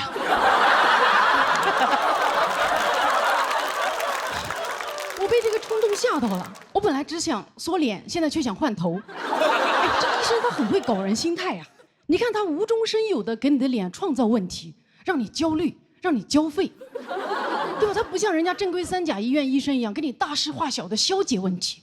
我希望有一天咱们走进这些搞脸的地方的时候，这些搞脸的医生能够拿出人家3甲医院医生那种务实的态度来对我。我走进去说：“医生，我觉得我腮帮子有点大。”医生说：“你看一下，这也不大呀，回去多休息。”少嚼点牛肉干就好了。我说啊，医生，那我鼻子也很扁，需要垫一下吧？医生说，我量一下，不影响呼吸吧？那没事，以后咋扁了再回来垫吧。我说啊，医生，真的不需要整一整吗？可是我觉得我整个人都很丑啊。医生说，丑什么丑啊？外面多少真的丑的人在那等着呢。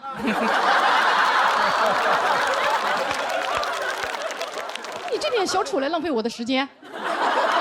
你们现在年轻人就是上网上太多了，胡思乱想，实在不自信，给你开一个美颜滤镜吧。那天在医院啊，我真的是想了很多，我甚至想到作为一个脱口秀演员，我是不是有义务把腮留住？因为现在活跃在屏幕上的这些帅哥美女，都是那种一水的锥子脸，对吧？越来越单一的美，只有我们脱口秀演员还在坚持多元的丑。这份坚持很可贵啊。因为如果人类都去疯狂的磨骨削腮的话，就这么进化下去，总有一天人类就进化的失去自己的腮帮子了，那样人类会变得很脆弱的，因为我们遇到困难都没有办法咬紧牙关了。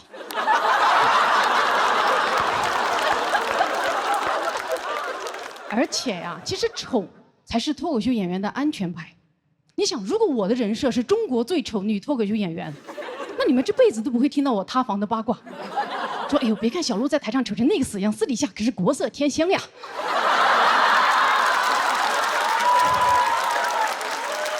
也太安全了啊！但是这个丑陋赛道呢也不好走，一是太挤，现在你们脑子里人满为患。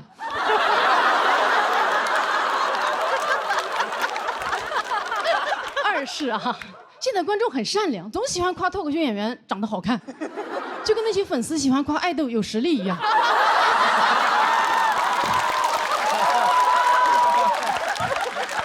有时候我上台也会听到有观众熬出一嗓子“姐姐好美”，哇，我真的是好局促。我心想，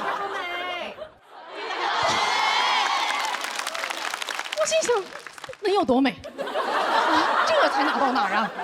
你们吃点好的吧。大家用好美来肯定好笑，非常善良，但是没必要啊。长相普通，段子好笑，他就不值得夸赞吗？对吧？我希望以后我上台，观众能如实的夸赞我，姐姐好普 ，professional 的普，又普又好笑，做喜剧的料。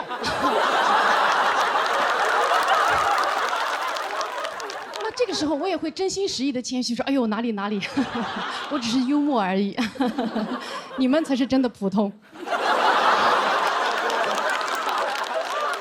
哎，咱们今天观众很好啊，很能接受冒犯。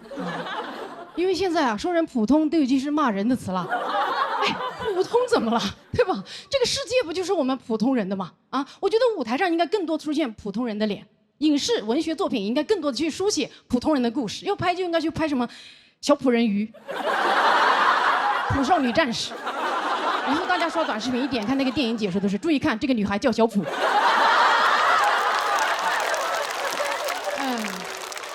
很明显啊，我最后没有换我的头。因为我享受做一个普女，就很稳定，有一种那种有编制的安全感。我不想再努力了，但是我非常钦佩那些还在为美丽努力的人啊。而这些为美丽努力的人，居然被骂什么整容脸、假脸，我觉得太没有天理了。整容脸，那不就是天道酬勤吗？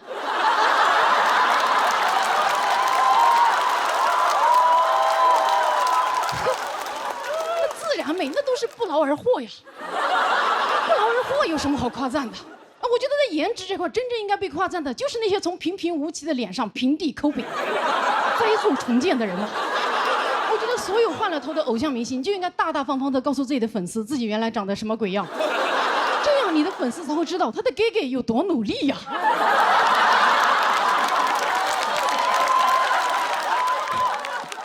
一旦有黑粉来攻击你的时候，你的粉丝就很有底气的亮出哥哥以前的丑照，跟对方对峙说：“你知道我们哥哥多不容易吗？哥哥刚出生的时候多丑啊，他鼻梁多塌呀 ，AKA 伏地魔。哥哥的山根垫了整整8次才垫起来，练习生5年，哥哥在医院躺了4年半。”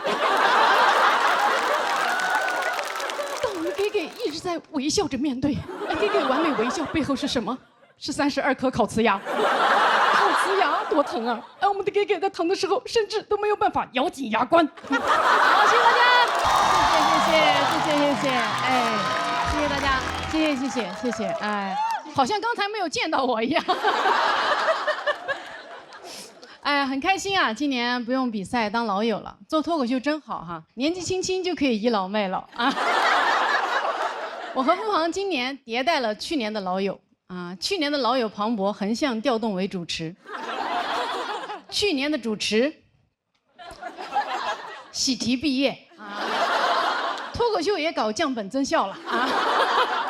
老友的作用呢，其实就是稳住老观众，衬托新演员，托举他人，献祭自己，老友记嘛。所以大家能听得出来啊，现在的出梗已经有一些调皮了啊，这就是我今年的喜剧风格啊，笑不死风啊，我就会讲那种观众会笑，但又不至于威胁你们生命安全的笑点，你们听完之后统一的反应都是哈哈笑不死。当然，如果我这么控制还是太好笑的话，那就说明姜还是老的辣。要是真不好笑的话，那就说明姜乃是你们的辣。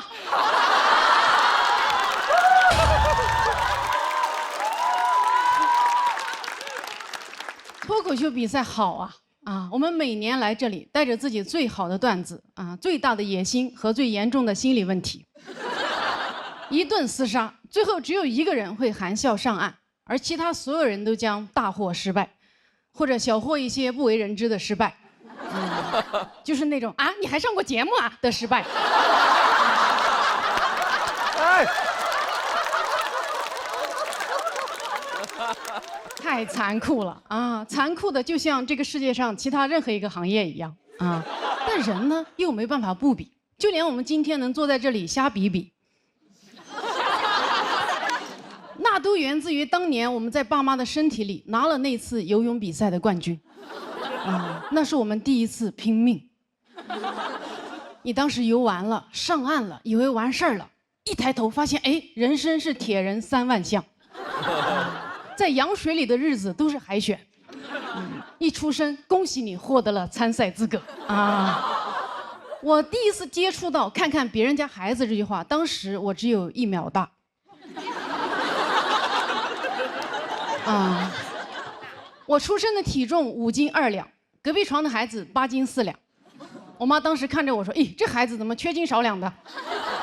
我爸说：“哎呦，是不是没生完？”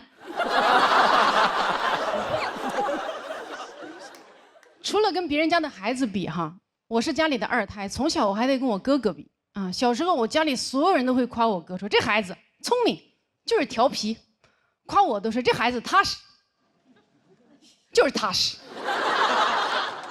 踏实这个词一听就脑子不太好使，并且小腿很粗的样子，确实是这样。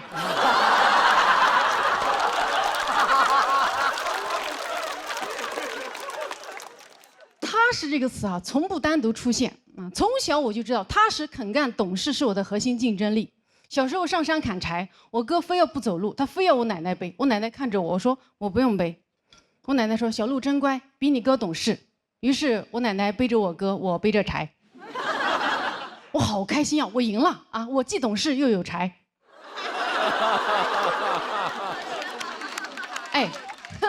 我奶背人，我背柴，我哥好惨，人财两空，笑不死。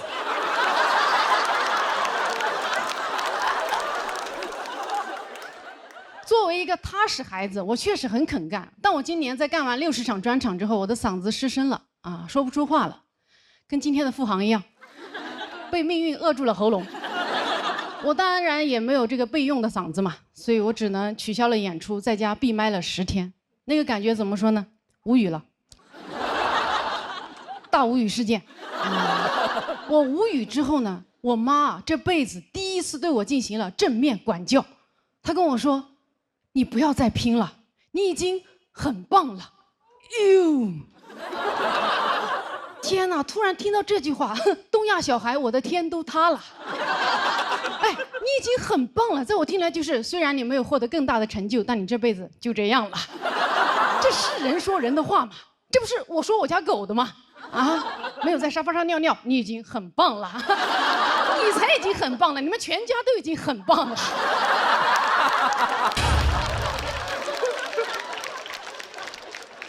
我这才哪到哪儿啊？哎，我妈吓得我都开始反省了。我想呀，到底是什么事情让我的父母突然放弃了我？是我哥突然出息了吗？也没有啊。我赶紧回复我妈，我说妈，我还可以更好的。我妈秒回我说也是。啊，你现在生个孩子比啥都好啊！你看你哥啊，书读的不多，但现在2个孩子都这么大了。我说我看我哥啥，2个孩子都是我嫂子生的，你带的，我看我哥过得有多爽。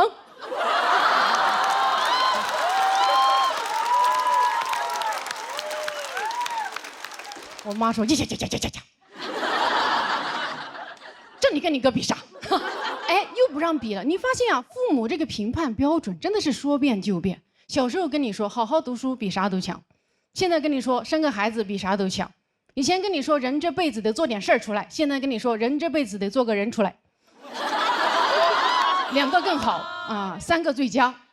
我不是不想做人，我只是不喜欢别人教我做人，啊。我现在确实也想生小孩了啊，但我想生小孩不是因为我觉得生个孩子比啥都好，而是我觉得生个孩子怀着孕来比段子，比啥都好。哎，你想一下，如果我能怀着孕来比赛，那简直是喜剧之王炸，对吧？比好了是带球过人。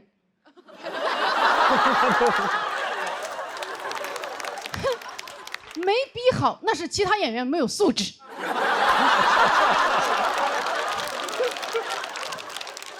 不给老弱病残孕让位啊！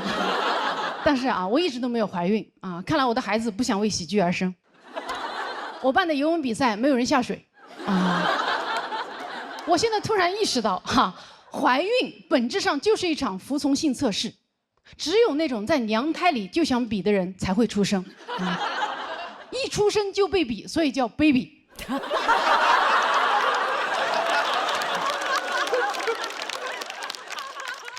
现在知道我优化掉哪位老友了吧？王建国的大业后继有人了。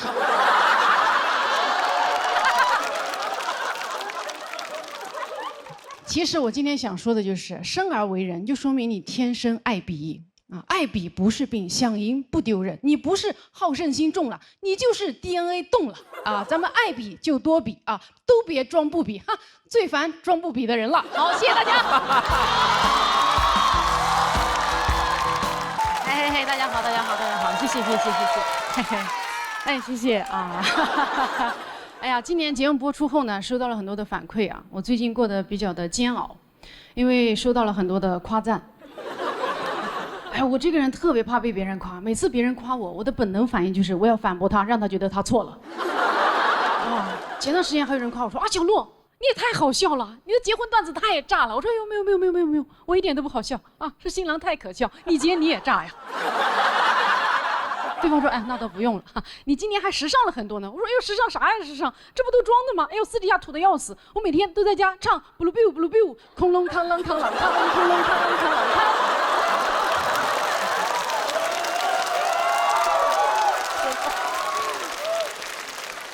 我知道这个梗非常的羞耻，但是也不会比我被夸更羞耻啊！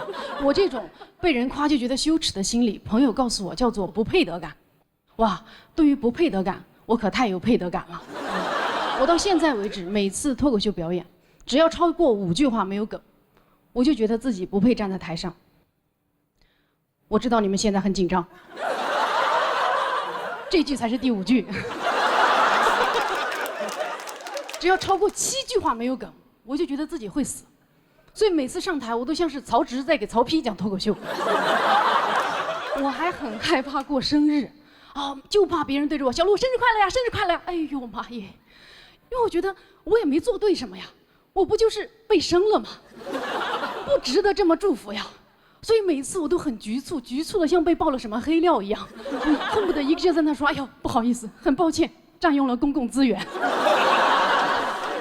我的确是出生过啊，那你们就当我没有出生过好吗？不要再祝福了，也不要买鲜花和蛋糕啊，我花粉过敏啊，吃蛋糕会死。听到生日快乐歌我会聋掉的，不要再围观我了，再盯着我看，我就要给你们表演节目了啊！恐龙看了看了看了看。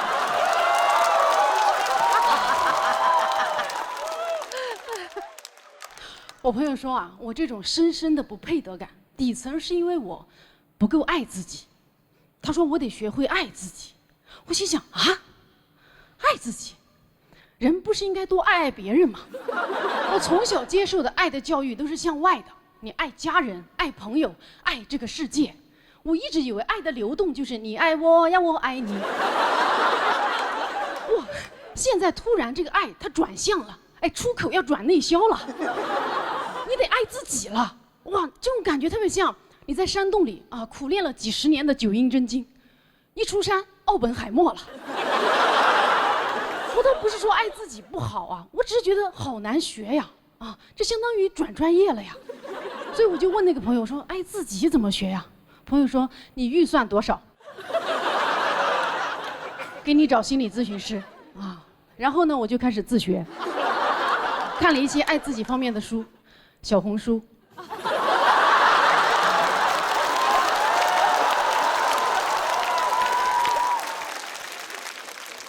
以前我以为爱自己是给自己买花、买衣服啊、买香水，现在我才明白，爱自己就是重新养育自己，哎，做自己的父母，给自己买野兽派、Lululemon、香奈儿。这是做自己的父母吗？这不是做资本的衣食父母吗？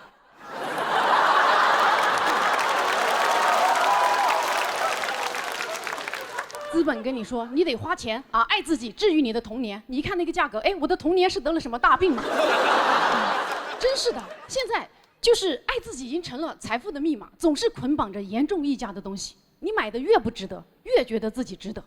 以前买东西，你问商家为什么这个更贵，商家说因为它值呀。现在你买东西问为什么这个更贵，商家说因为你值得。这叫爱自己。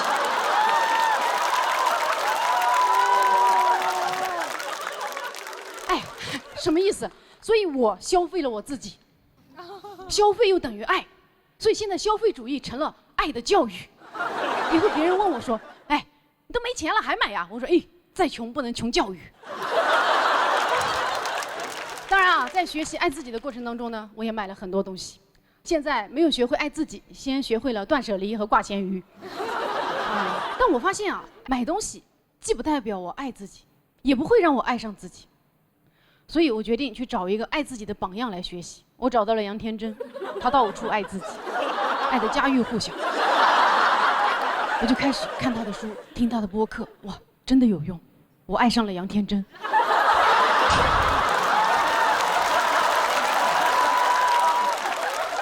学歪了啊！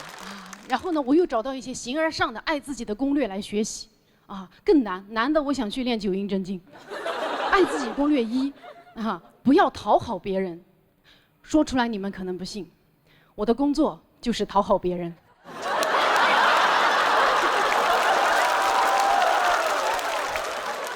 我爱上自己那一天，就是我在台上光说话不加梗的那一天。到时候观众都会在下面蛐我说：“小鹿怎么回事？一个梗不说，光自我陶醉呀！”旁边观众说：“哟，听说是爱上自己了。”爱自己攻略2啊，接纳自己的真实情绪，这个也很难做到，因为我从小学习的啊，都是掩盖自己的真实情绪，什么胜不骄败不馁，宠辱不惊，哎，不要暴露野心，我一直都是这么做的。我之前参加了一个脱口秀某大会。上去就被人淘汰了。当时每个人来问我什么感受，我都在那强撑着装豁达说：“哎呦，哈哈哈，比赛嘛，有输有赢，谁都有可能被淘汰，所以也不觉得有多么的意外。”但是其实当时啊，我内心最真实的情绪是：完全没想到啊，我被淘汰了第一轮啊！哎呀，好丢人呐！哎，还好被复活了，哎，又被淘汰了。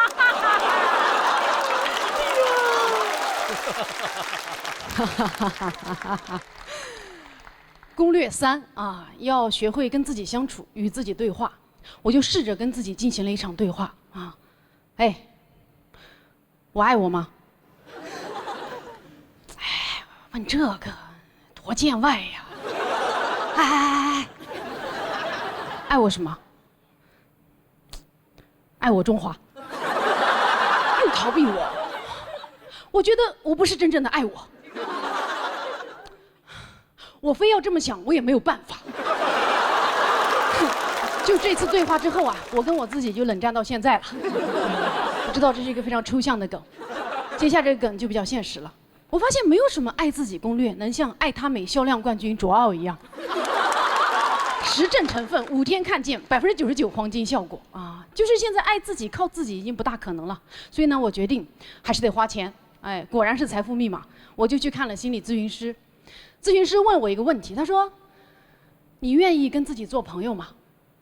我想了想，我说：“不愿意。”哎，我要是遇到我这么一个人啊，他认真勤奋，段子写得又好又快，开放麦风雨无阻，虽然有讨好型人格、不配得感，还常年焦虑，但他一直在为难自己，成为更优秀版本的自己。这样的人让人压力好大呀！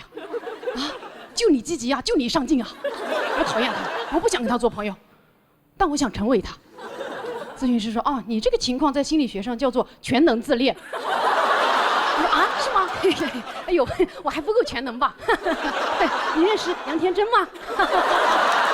好，谢谢大家。哎，大家好，大家好。哎，我是小鹿。哎，今天呢聊聊我妈。哎，我爱我妈。但是啊，我妈这个人，她的社交方式吧，她就是有点颠啊。我妈前2天突然给我打了个电话，说：“洛，我给你发了个号码，你给这个亲戚打个电话，他就是那个谁的堂弟的老婆的亲姑姑的女婿，也在北京，你们来往一下。”妈耶，就刚才这条社交链条上的每一环，我都不认识，也没有血缘关系。这算什么亲戚？这个人放古代，我们家诛九族都捉不到他。我就跟我妈说：“我说妈，你说的这个亲戚啊，在北京我们一般叫陌生人。”我妈还在那坚持，呀，联系一下嘛，他也是云南人，他也在北京。我说那又怎样？我只是一个普通云南人，我又不是云南驻京办。哎，我不喜欢给人打电话，我妈不能理解啊，因为我妈如果想给谁打电话，拿起电话直接就打。妈耶，这对我们年轻人来说简直没有素质。谁要是直接给我打电话，那相当于直接钻进我的被窝了。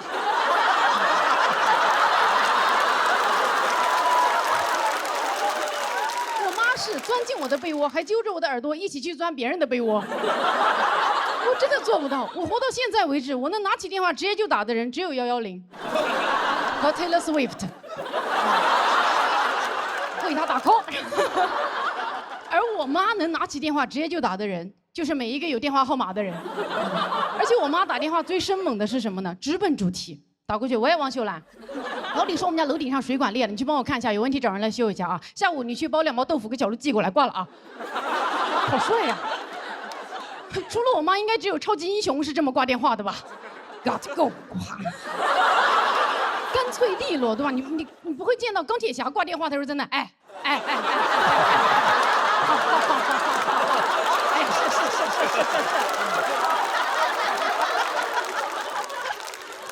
刚才这段表演灵感源于我爸。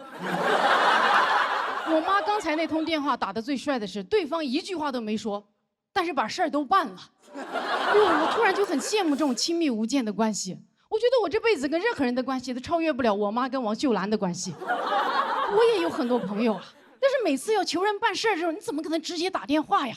对吧？你肯定是先点开微信，再点开对方的头像，再点开他的朋友圈，来看看他最近在干什么，先点个赞，再回到对话框，开始一些虚伪的寒暄。亲爱的，你去露营了，照片好漂亮呀！我真是一个会生活的人呀，下次叫我一起哦，我都想你了，西西。咱们尽快约饭哦。对了。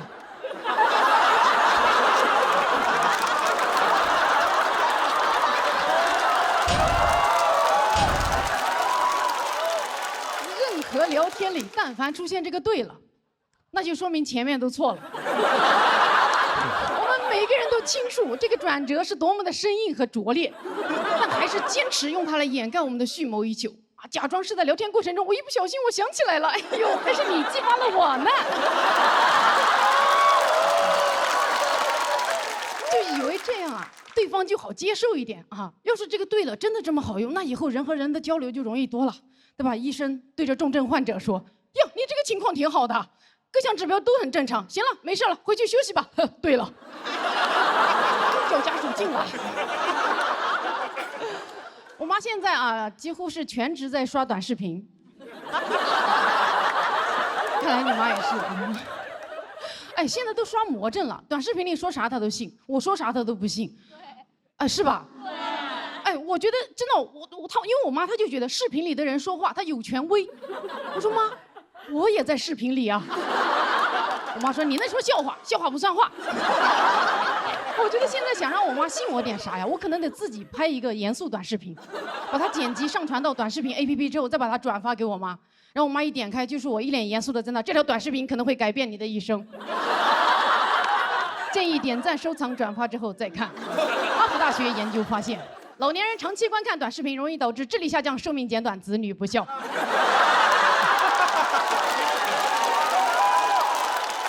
每天观看短视频5个小时以上，会导致子女不孕不育。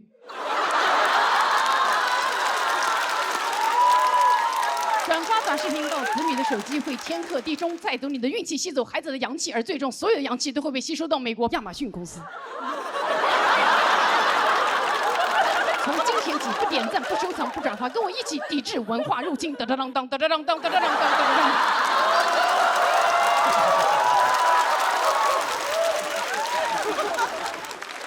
哎，我妈很爱玩手机，但她从来不关手机铃声。这意味着我妈走到哪儿都是自带 BGM 的，滴哩铃，滴哩铃，哒哒哒哒哒。救命啊！哎，不关手机铃声这个行为真的是太 old school 了。我们年轻人如果在公共场合自己手机铃声响了，跟自己在公共场合放了响屁一样尴尬，对吧？铃声一响，不好意思，不好意思，不好意思。哇！老年人铃声一响，理直气壮，哇！我妈的铃声最要命的是，它还带震动。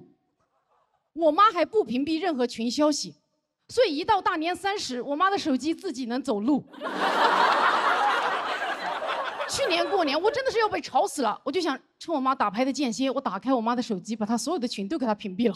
我真的翻，发现哎，这也会屏蔽呀，屏蔽这些群你咋不都屏蔽呢？然后翻，发现哎，我妈没有屏蔽的群，就是所有我在里面的群。我知道你们有点感动，但你们也不要太感动，因为我还发现我妈置顶了王秀兰，没置顶我，还屏蔽了我爸。但这个故事里面最难过的还是我妈啊，因为我偷看她的手机，并且把她的隐私当作笑话到处乱讲，就跟她以前偷看我日记之后的所作所为一模一样。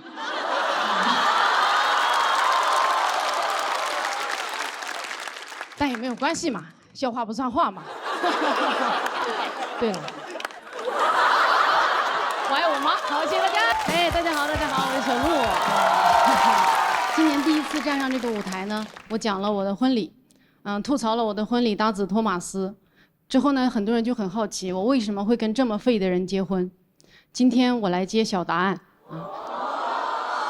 其实2个人在一起啊，他不一定得是佳人才子啊，也可以是卧龙凤雏呀。今天说一个故事，让大家感受一下那些年啊，我们卧龙凤雏一起划过的铁路，干过的尬啊。当时呢，我还在做律师啊，他也还在北大上学啊，一个典型的恋综配置。哎，马上就翻车啊！我发现老外学中文几年，中文人格就是几岁。当时他中文人格5岁，我俩的相处模式就很母慈子孝。有一天我一回家，他就跟我告状说：“小鹿，有人算计了我。”这个算计啊，一听很吓人啊！这就是老外学中文的特点，他们学的词儿都很大，很书面啊。比如说我俩去吃麻辣烫，他会看着一大盆杨国福麻辣烫，感叹句：“哇，真是一顿饕餮盛宴。”我跟他说：“你少吃点儿。”他会说：“麻烦您通融一下吧。”所以我当时就问他，我说：“谁算计你了呢？啊，今天怎么不开心？”然后呢，他就跟我说：“啊，我今天去了一个打印店，老板很热情，我们谈笑风生。我觉得老板很好，我没问价格就答应了。他说这点纸要90块。”我当时一看，这么薄的一点纸啊，我说就这，90啊。哎，你是打印了10张9块钱吗？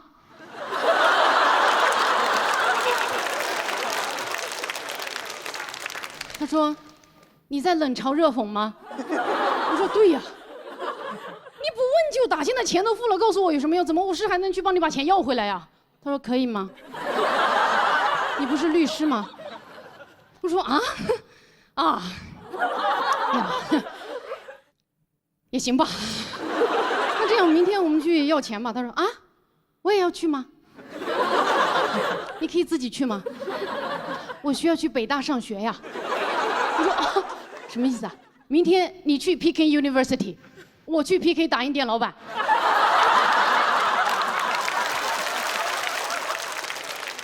那老板怎么会知道我讨回的是哪个老外的公道呢？最后他勉强同意陪我去讨回他的公道。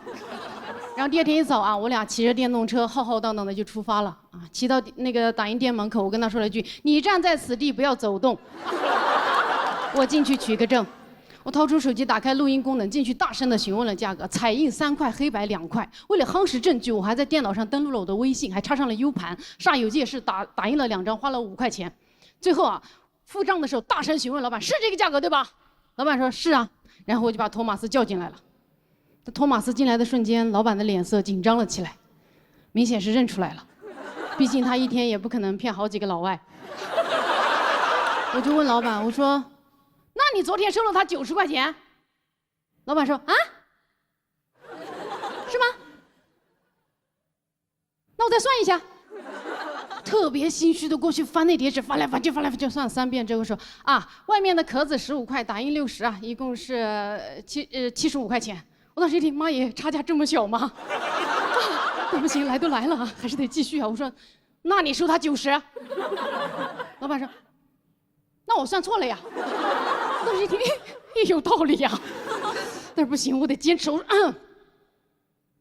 这是算错的事情吗？啊，你明显看别人啊，人生地不熟的欺负别人、骗别人呗。”这时候托马斯听懂了“骗”这个字，狗仗人势冲了过来，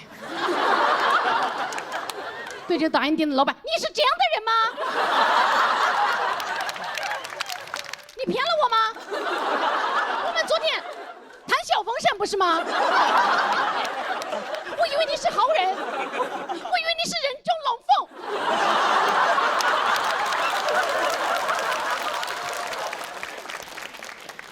一瞬间，维权的气势完全垮掉。打印店的老板呢，也敏锐地捕捉到了托马斯是个智障，气焰更嚣张，说：“喊什么？我不就算错了，把钱还给你不就完了？”然后啪就拍了15块钱在那个桌上。我当时看着那15块，心想：妈耶，我气势恢宏的维权就到此结束了。不行，我得升华一下。我说：“这是钱的事情吗？啊，刚才跟你所有对话我都录音了啊，就需要去举报你，一举报一个准啊！我可是做律师的。”老板这时候呢也怂了，但他还是强撑着说：“你是做什么的？我都算错了。”我说：“我懒得跟你掰扯这几块钱的事情啊，自己坑蒙拐骗，我真正不为你这个行为感到羞耻。”说完，赶紧拉着托马斯走掉。在他下一次发言之前啊，你们现在肯定心里还在想尬点在哪里是吧？还没到。我俩走出了那个打印店，我整个人就很沮丧。我心想：妈耶，律师身份都亮出来了，干回来15块钱。啊，好丢人呐！啊，但是我这个气儿没处撒，我只能委屈的跟他骑着电动车回家。我们俩骑回家的路上，我突然意识到，哎，托马斯2只手都紧紧的抓着车把。我说：“等一下，你打印的那些签证材料呢？在你哪一只手里？”托马斯啊，还在打印店里。我说：“那怎么办？”他说：“那我们。”我说：“没有我们。”只有你自己，我们回不去了。啊，你不回去吗？可是我的中文不好呀，我跟他们吵架，他们会瞧不起我，还不给我。我又只能硬着头皮陪他回去。但我一进那个店啊，我就在那假装若无其事说：“啊，刚才那个东西没有拿。”老板态度特别恶劣，说：“这没那东西。”我一看东西没了。托马斯急了，稍微体现出了一点担当啊！他冲进来，去那个垃圾桶里开始刨。这时候打印店的老板娘就飞过来跟我说：“哎呦，找什么找人？什么东西拿东西？我们这没有那东西啊！”那个东西对我们特别重要，你如果没拿，你把监控给我调出来，我看一下。打印店老板儿子跟我说：“不调。”我说：“哎呦，不调是吧？行，那我现在就报警。”就在我说完这句话的瞬间，我的脑子想了一下，阿姨，我们电动车是有后备箱的呀。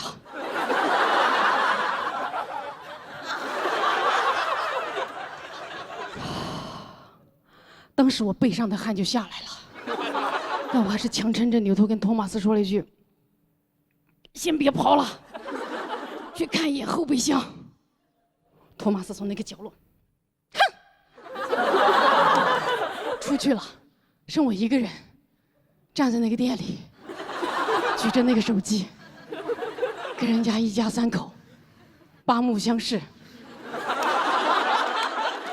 度过了我人生中最漫长的10秒。10秒钟之后，托马斯回来了，手里拿着那叠材料，还说了一句：“哈哈，在。”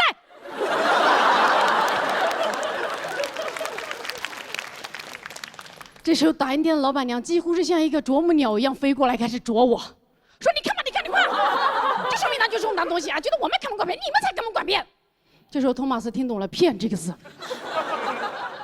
一个箭步冲到我面前，对着人家一家3口岂有此理！我们回来，因为你们是大骗子一家，不是吗？你们骗了我呀！哼，你们骗的人罄竹难书。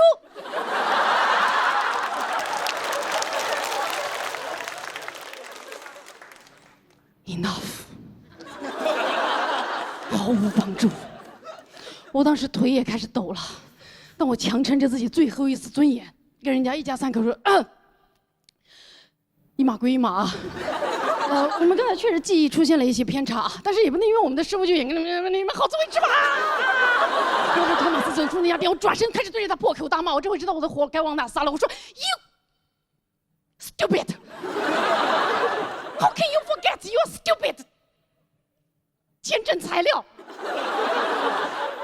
is in your 电动车后备箱。This is the most 尴尬 day in my life。滚！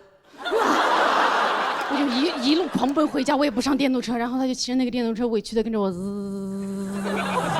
我想妈呀，赶紧我要回家逃避这场尴尬，一路狂奔，终于走到我家门口，准备开门的时候，发现哦，我的钥匙连着我的 U 盘还插在打印店的电脑上。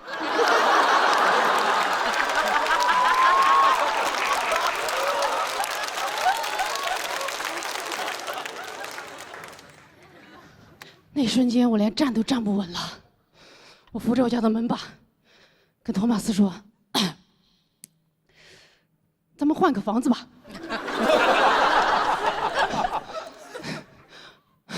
我们真的回不去了，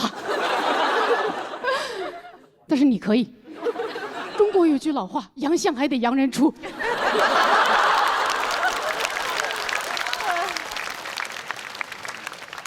最后，托马斯回去了，把钥匙拿回来了，他就去北大上学了。我独自在家消化这场尴尬，坐立难安，在家里待着15块调监控不行，我不能活人不能被尬死，我得把我的尴尬发散出去。我开始发信息跟我的朋友吐槽这件事，说哇，好丢人呐！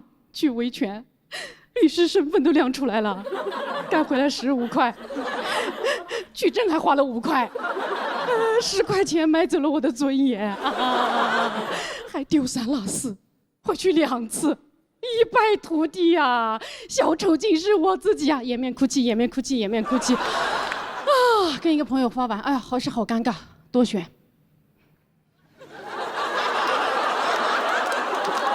逐条转发给另一个朋友。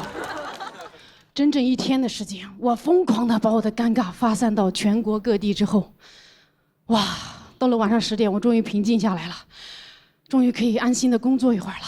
这时候，我打开我的电脑。准备工作，要登录微信的时候，发现哦，我的微信还挂在打印店的电脑上。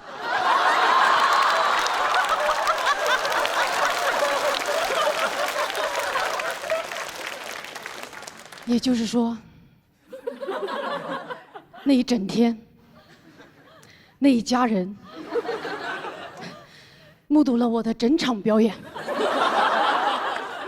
一家人围坐在电脑面前，看我直播。还评论我，那都是这么尴尬呀！哎呦，还真是律师呀！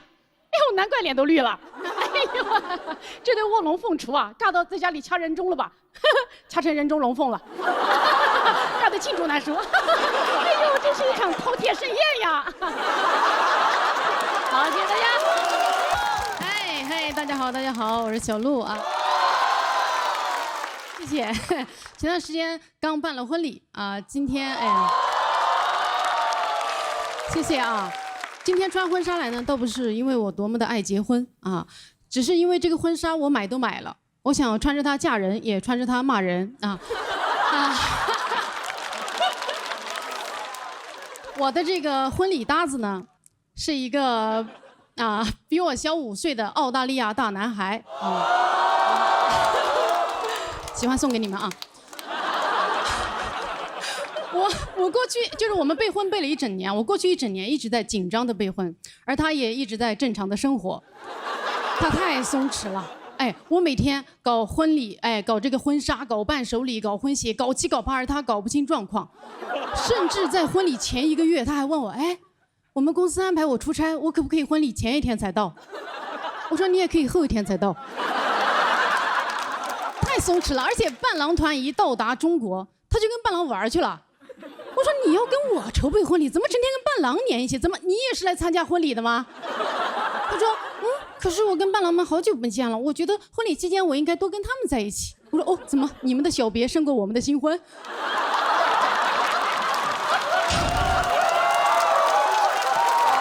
裸了，不知道不知道能拿多少票。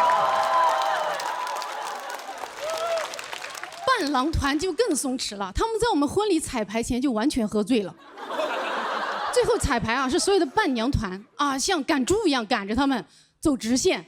哇！那一刻我才明白为什么伴郎伴娘必须一一对应，因为每个伴娘必须1对1定点帮扶一个伴郎。我都看不下去了，我问他，我说你找伴郎不能找点靠谱的朋友吗？他说靠谱的早结婚了。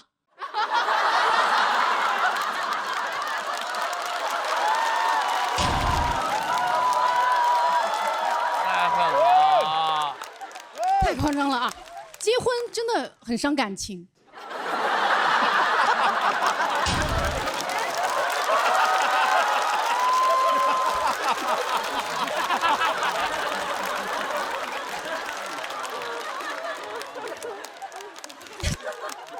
结果就知道了啊，婚礼的极限压力真的是会让你断情绝爱。就你到那一天，因为那个压力之下，你会越看他越觉得他一无是处，是个废物。我们婚礼司仪说中文，我新郎听不太懂。平时我觉得挺可爱的，但那天我觉得为什么你中文这么差？你是外国人，这是理由吗？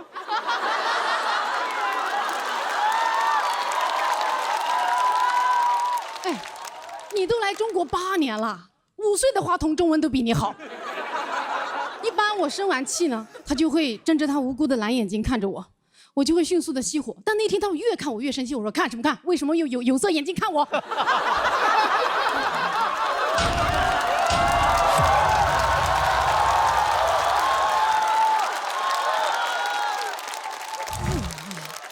到了婚礼前夜我的紧张焦虑达到了顶峰，我对着我的伴娘团爆哭。其中有一个伴娘为了宽慰我，就说：“姐妹，还来得及。”你可以，我说不可以。你知道我这1年我婚纱试了多少件，婚鞋换了多少双，我跟策划公司吵了多少架啊？我的宾客牌座搞了多少版？我不会因为一个男人的愚蠢和懒惰影响我婚礼的完成。这个婚必须结。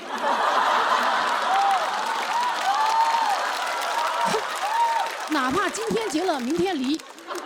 哎，我的婚姻可以失败，但我的婚礼不可以。婚姻是2个人的事情，但婚礼是我1个人的项目。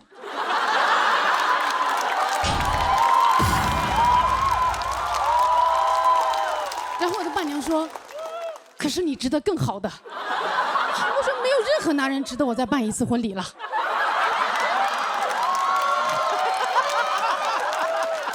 然后我伴娘说：“可是，说明你这么说，说明你还爱他。”我说：“哎呦，爱不爱的，现在爱了不爱了不重要，重要的是来都来了。这个婚他在劫难逃。”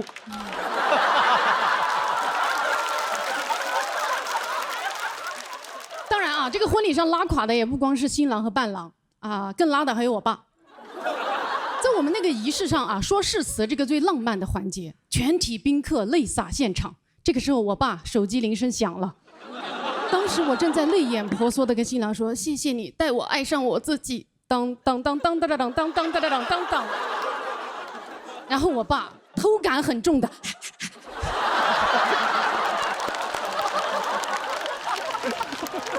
毫不犹豫的起身去接电话，我余光还看到我妈抓了我爸一把，没抓住。本来我的眼泪止都止不住，那一下止住了。仪式结束之后，我就问我爸，我说爸，刚才是你们单位要上市了吗？到底是谁的电话？然后我爸说没啥，一个诈骗电话。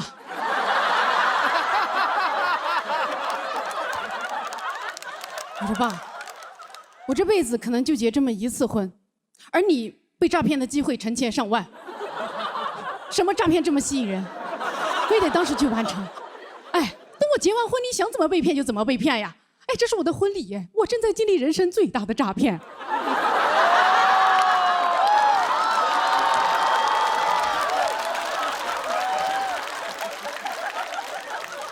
现在我的婚礼已经结束了，但是啊，婚礼对我的伤害还在继续。前2天有一个朋友来问我说：“哎，小鹿，你们婚礼上的鸡尾酒好好喝，可以推荐给我吗？”鸡尾酒是整场婚礼新郎唯一负责的东西。我说：“你去问新郎吧，这是他弄的。”我朋友说：“哇，你好幸福啊！你们婚礼都是他弄的吗？”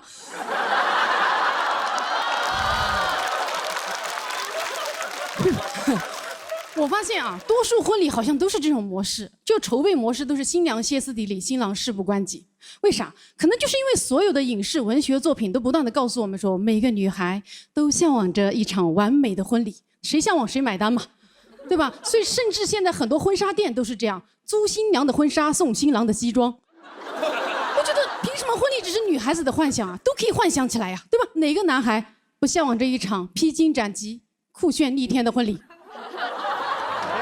你可以在婚礼上穿上你最帅的夜光变形盔甲，踩着你最帅的 AJ， 站在你最爱的无人驾驶挖掘机车顶上，突突突突突的入场，单手空气投篮，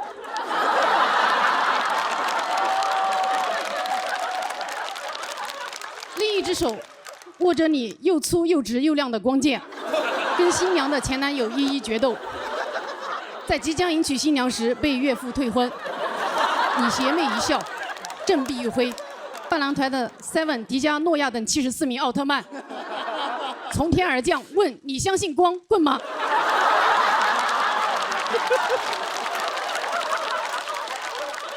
全体宾客下跪，对你高喊恭请龙王归位。好，谢谢大家。哎，大家好，大家好，大家好，哎，谢谢，我是小鹿啊。我最近呢结了很多婚，跟同一个人啊。我第一场婚礼呢是在北京办的，第2场呢是在我云南老家。哎，我老公呢是一个澳大利亚人，他家里人是第一次去云南啊。一到我们那个小县城呢，我婆婆就问我说：“小鹿，云南婚礼有什么 dress code？” 我说啊，你就 dress 到不觉得 cold， 也别 dress 得太 hot。婚礼没有穿搭要求，对他们来说非常的文化震撼了。但他们最震撼的还是我老乡吃席的速度太快了。为了保证婚礼的体面完成啊，我都提前算好了，一定要到仪式的最后再发筷子。但那天我一进场就看到有人已经吃起来了。没错，老乡自己带了筷子。啊，大意了，光想着晚点发筷子，怎么不想着晚点上菜呢？我要是晚点上菜，他们不就自己带菜了吗？他们吃席真的是太快了，我还在台上念誓词呢，已经有人掏出塑料袋开始打包了。我站在无论贫穷还是富有，老乡不管大虾还是猪肘。我说一生一世永相守，老乡说能带走的都带走。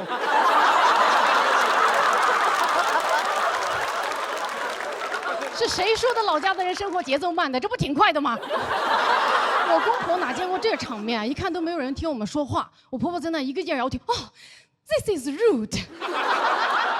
我老乡在旁边操着方言，不是rude的，是俗的。嘿，rude的我都打包了。我本人也遭遇了一些文化冲击啊，在这场婚礼，因为我爸妈承担了我们婚礼的所有开支，而我公婆送出的结婚礼物呢，是一条珍珠项链，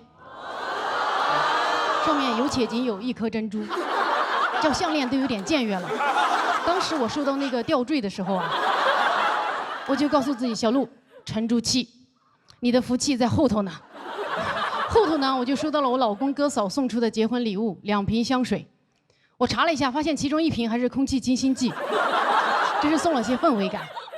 啊，而我的哥嫂送出的结婚红包啊，是他们6个月的工资。哦，我老公知道之后，跟你们一样大为震撼。他说啊，天哪，他们怎么能送这么大的红包啊？我说啊，这个在中国法律是允许的。怎么，在澳洲违法吗？他说不是，我说人类怎么能攒下半年的工资啊？啊，我说哈 ，This is Chinese Kung Fu。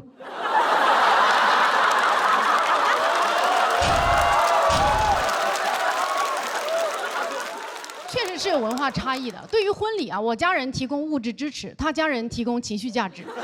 婚礼那天，我在台上往下看，几乎所有人都在埋头干饭啊，都觉得婚宴嘛，吃了上顿没下顿啊。只有我婆家那一桌人啊，睁着个大眼睛，就是坐的一群人啊，坐的跟那个小狐獴一样。看完了全程，完全没有动筷子，当然他们也不会用筷子。啊，这场是中式婚礼啊，准确的说是新中式婚礼，因为新郎没给彩礼。以后过年回我家，孩子也是跟我姓，这跟他也姓不了嘛，因为他的中文名都是我取的，也是跟我姓的。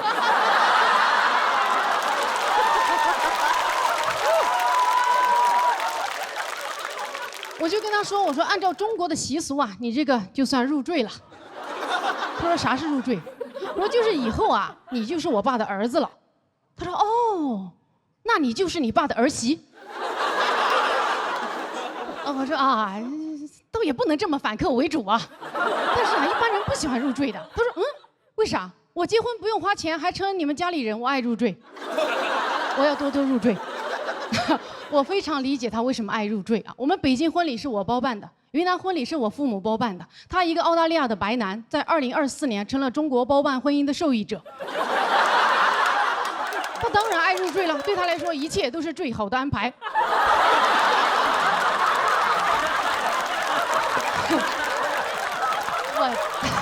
我真的是，我都好羡慕他呀。我也好希望我也能像他一样嫁给我自己呀！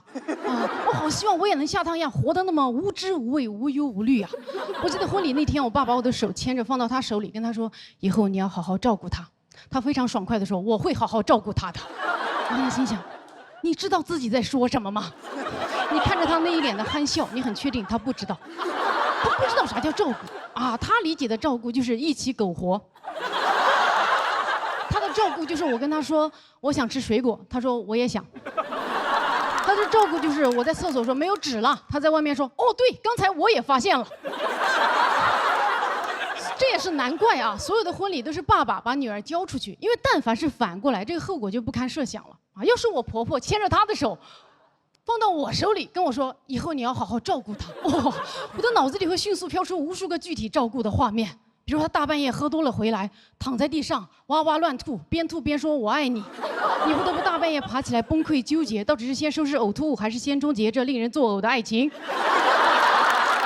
比如他马上就要出差了，飞机都快赶不上了，行李也没收好，24寸的行李箱放进去几件衣服就装不进去了，要爆炸了，还说他尽力了，你看不下去了，亲手一件件收纳完之后，发现所有的行李只占了行李箱一半的一半。他看完之后不以为耻，还笑着跟你说牛啊牛啊牛啊。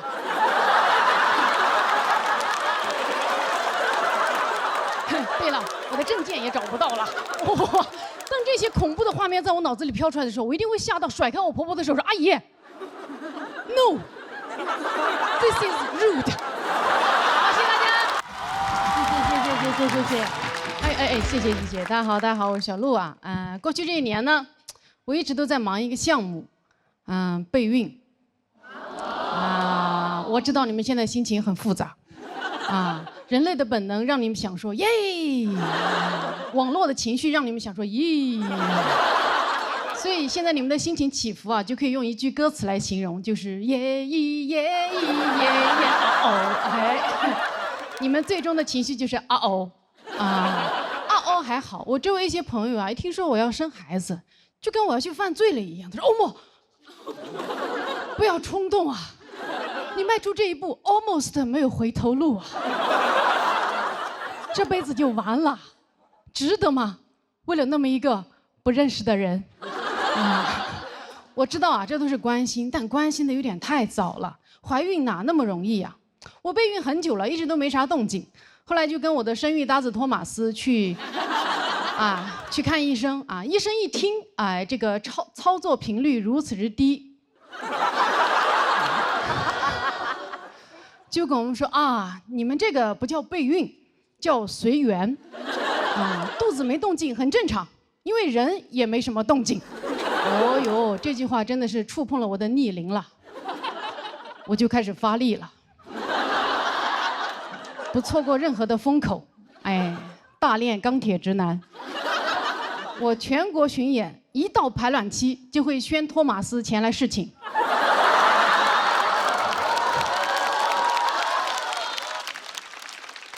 他千里迢迢来到我的城市，千里送种，礼轻情意重。连续几个月的劳动派遣，高铁、飞机票也花了不少钱了，这也算是重金求子了。但每次都是仰天大笑出门去，千金散尽还不来。于是呢，我又回医院做了仔细的检查，哎，这回好了，哎，不孕不育治好了我的生育焦虑。我输卵管堵塞，有多堵呢？这么跟你们说吧，我的两侧输卵管呀，堵得就像中国这2个脱口秀上升通道一样。你想出人头地，但是左右为难，最后只能。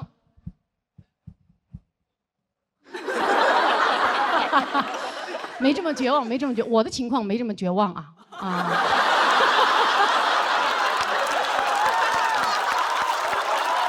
哎，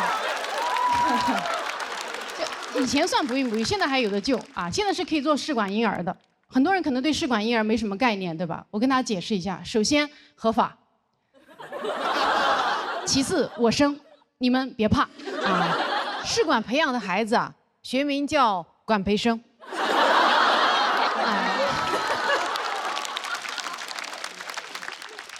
自从考虑做试管之后啊，现在我在看托马斯，他都不是一个人了，他就是一管人。我现在经常跟他说有劳了，管人。他说哪里哪里，举手之劳。还是您能者多劳呀。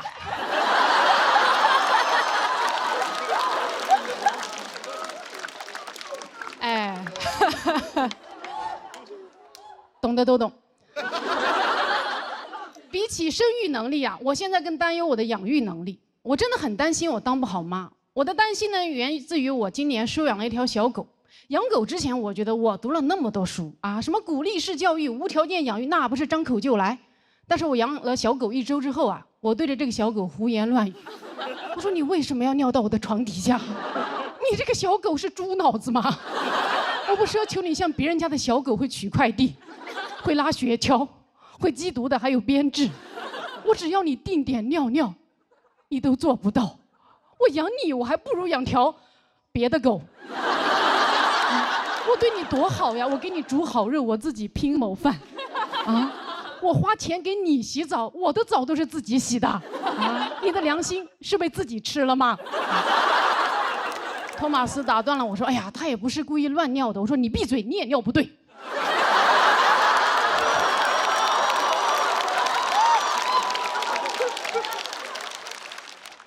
他说我可以改，我可以改，但他只是个小狗嘛，他快乐就好。我说他都不听话，他凭什么快乐？他可是一只东亚小狗啊！我说完呢，托马斯就抱着这只法国贵宾出去玩了。我恨铁不成钢的看着他们俩活蹦乱跳的背影，我就开始担忧了。以后要是真的开始育儿了，你说我的东亚模式和他爹的西澳大利亚模式，会不会发生一些教育对冲啊？对吧？我对孩子说，棒打出孝子。他对孩子说：“你是最棒的。”我说：“骄傲使人落后。”他说：“落后也要骄傲。”我说：“吃得苦中苦，方为人上人。”他说：“吃啥苦中苦？来吃王中王。”这么东西教育一合璧，这孩子以后活得多么的矛盾啊，对吧？他对自己又爱又恨，他既松弛又紧绷，既稍息又立正，他含辛茹苦的吃香喝辣，凿壁偷懒，闻鸡就饿。头悬梁追短剧。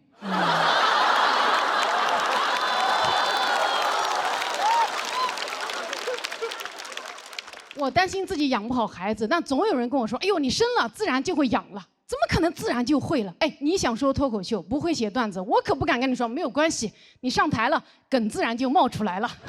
你上台了，你自然就是喜剧之王了。不可能啊，我去年那么自然的就不是了。哎，做父母怎么可能自然就会呢？啊，我记得我第一次来月经的时候啊，那天早上我吃了我人生中第一盒龟苓膏，傍晚我月经就来了。我当时完全不知道发生了什么，给我吓坏了。我脑子里第一个想法就是，我去，龟苓膏有毒。我赶紧去跟我爸妈说了我中毒的事情，我爸沉默不语，红着脸躲避。我妈递给我一包卫生巾就走了，没有给我任何解释。所以现在我也跟大家解释一下哈，棉花不好吃。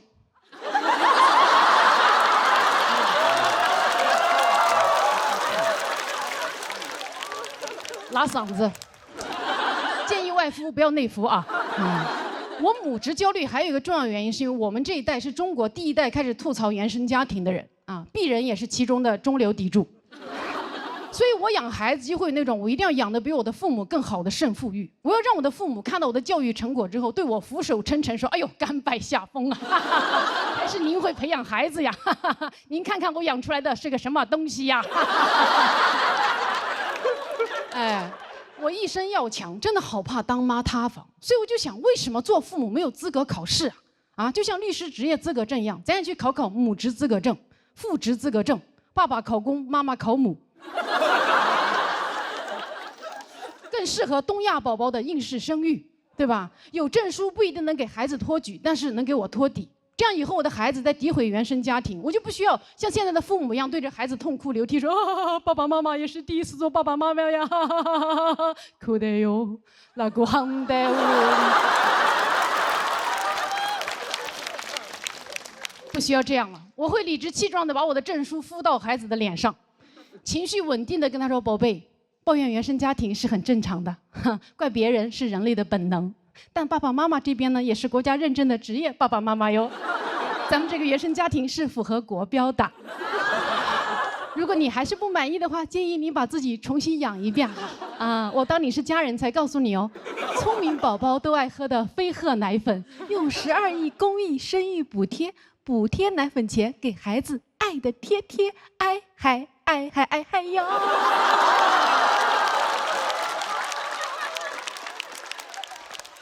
孩子说：“妈，你说唱干嘛？”我说：“啊，为了平衡事业和家庭。”好，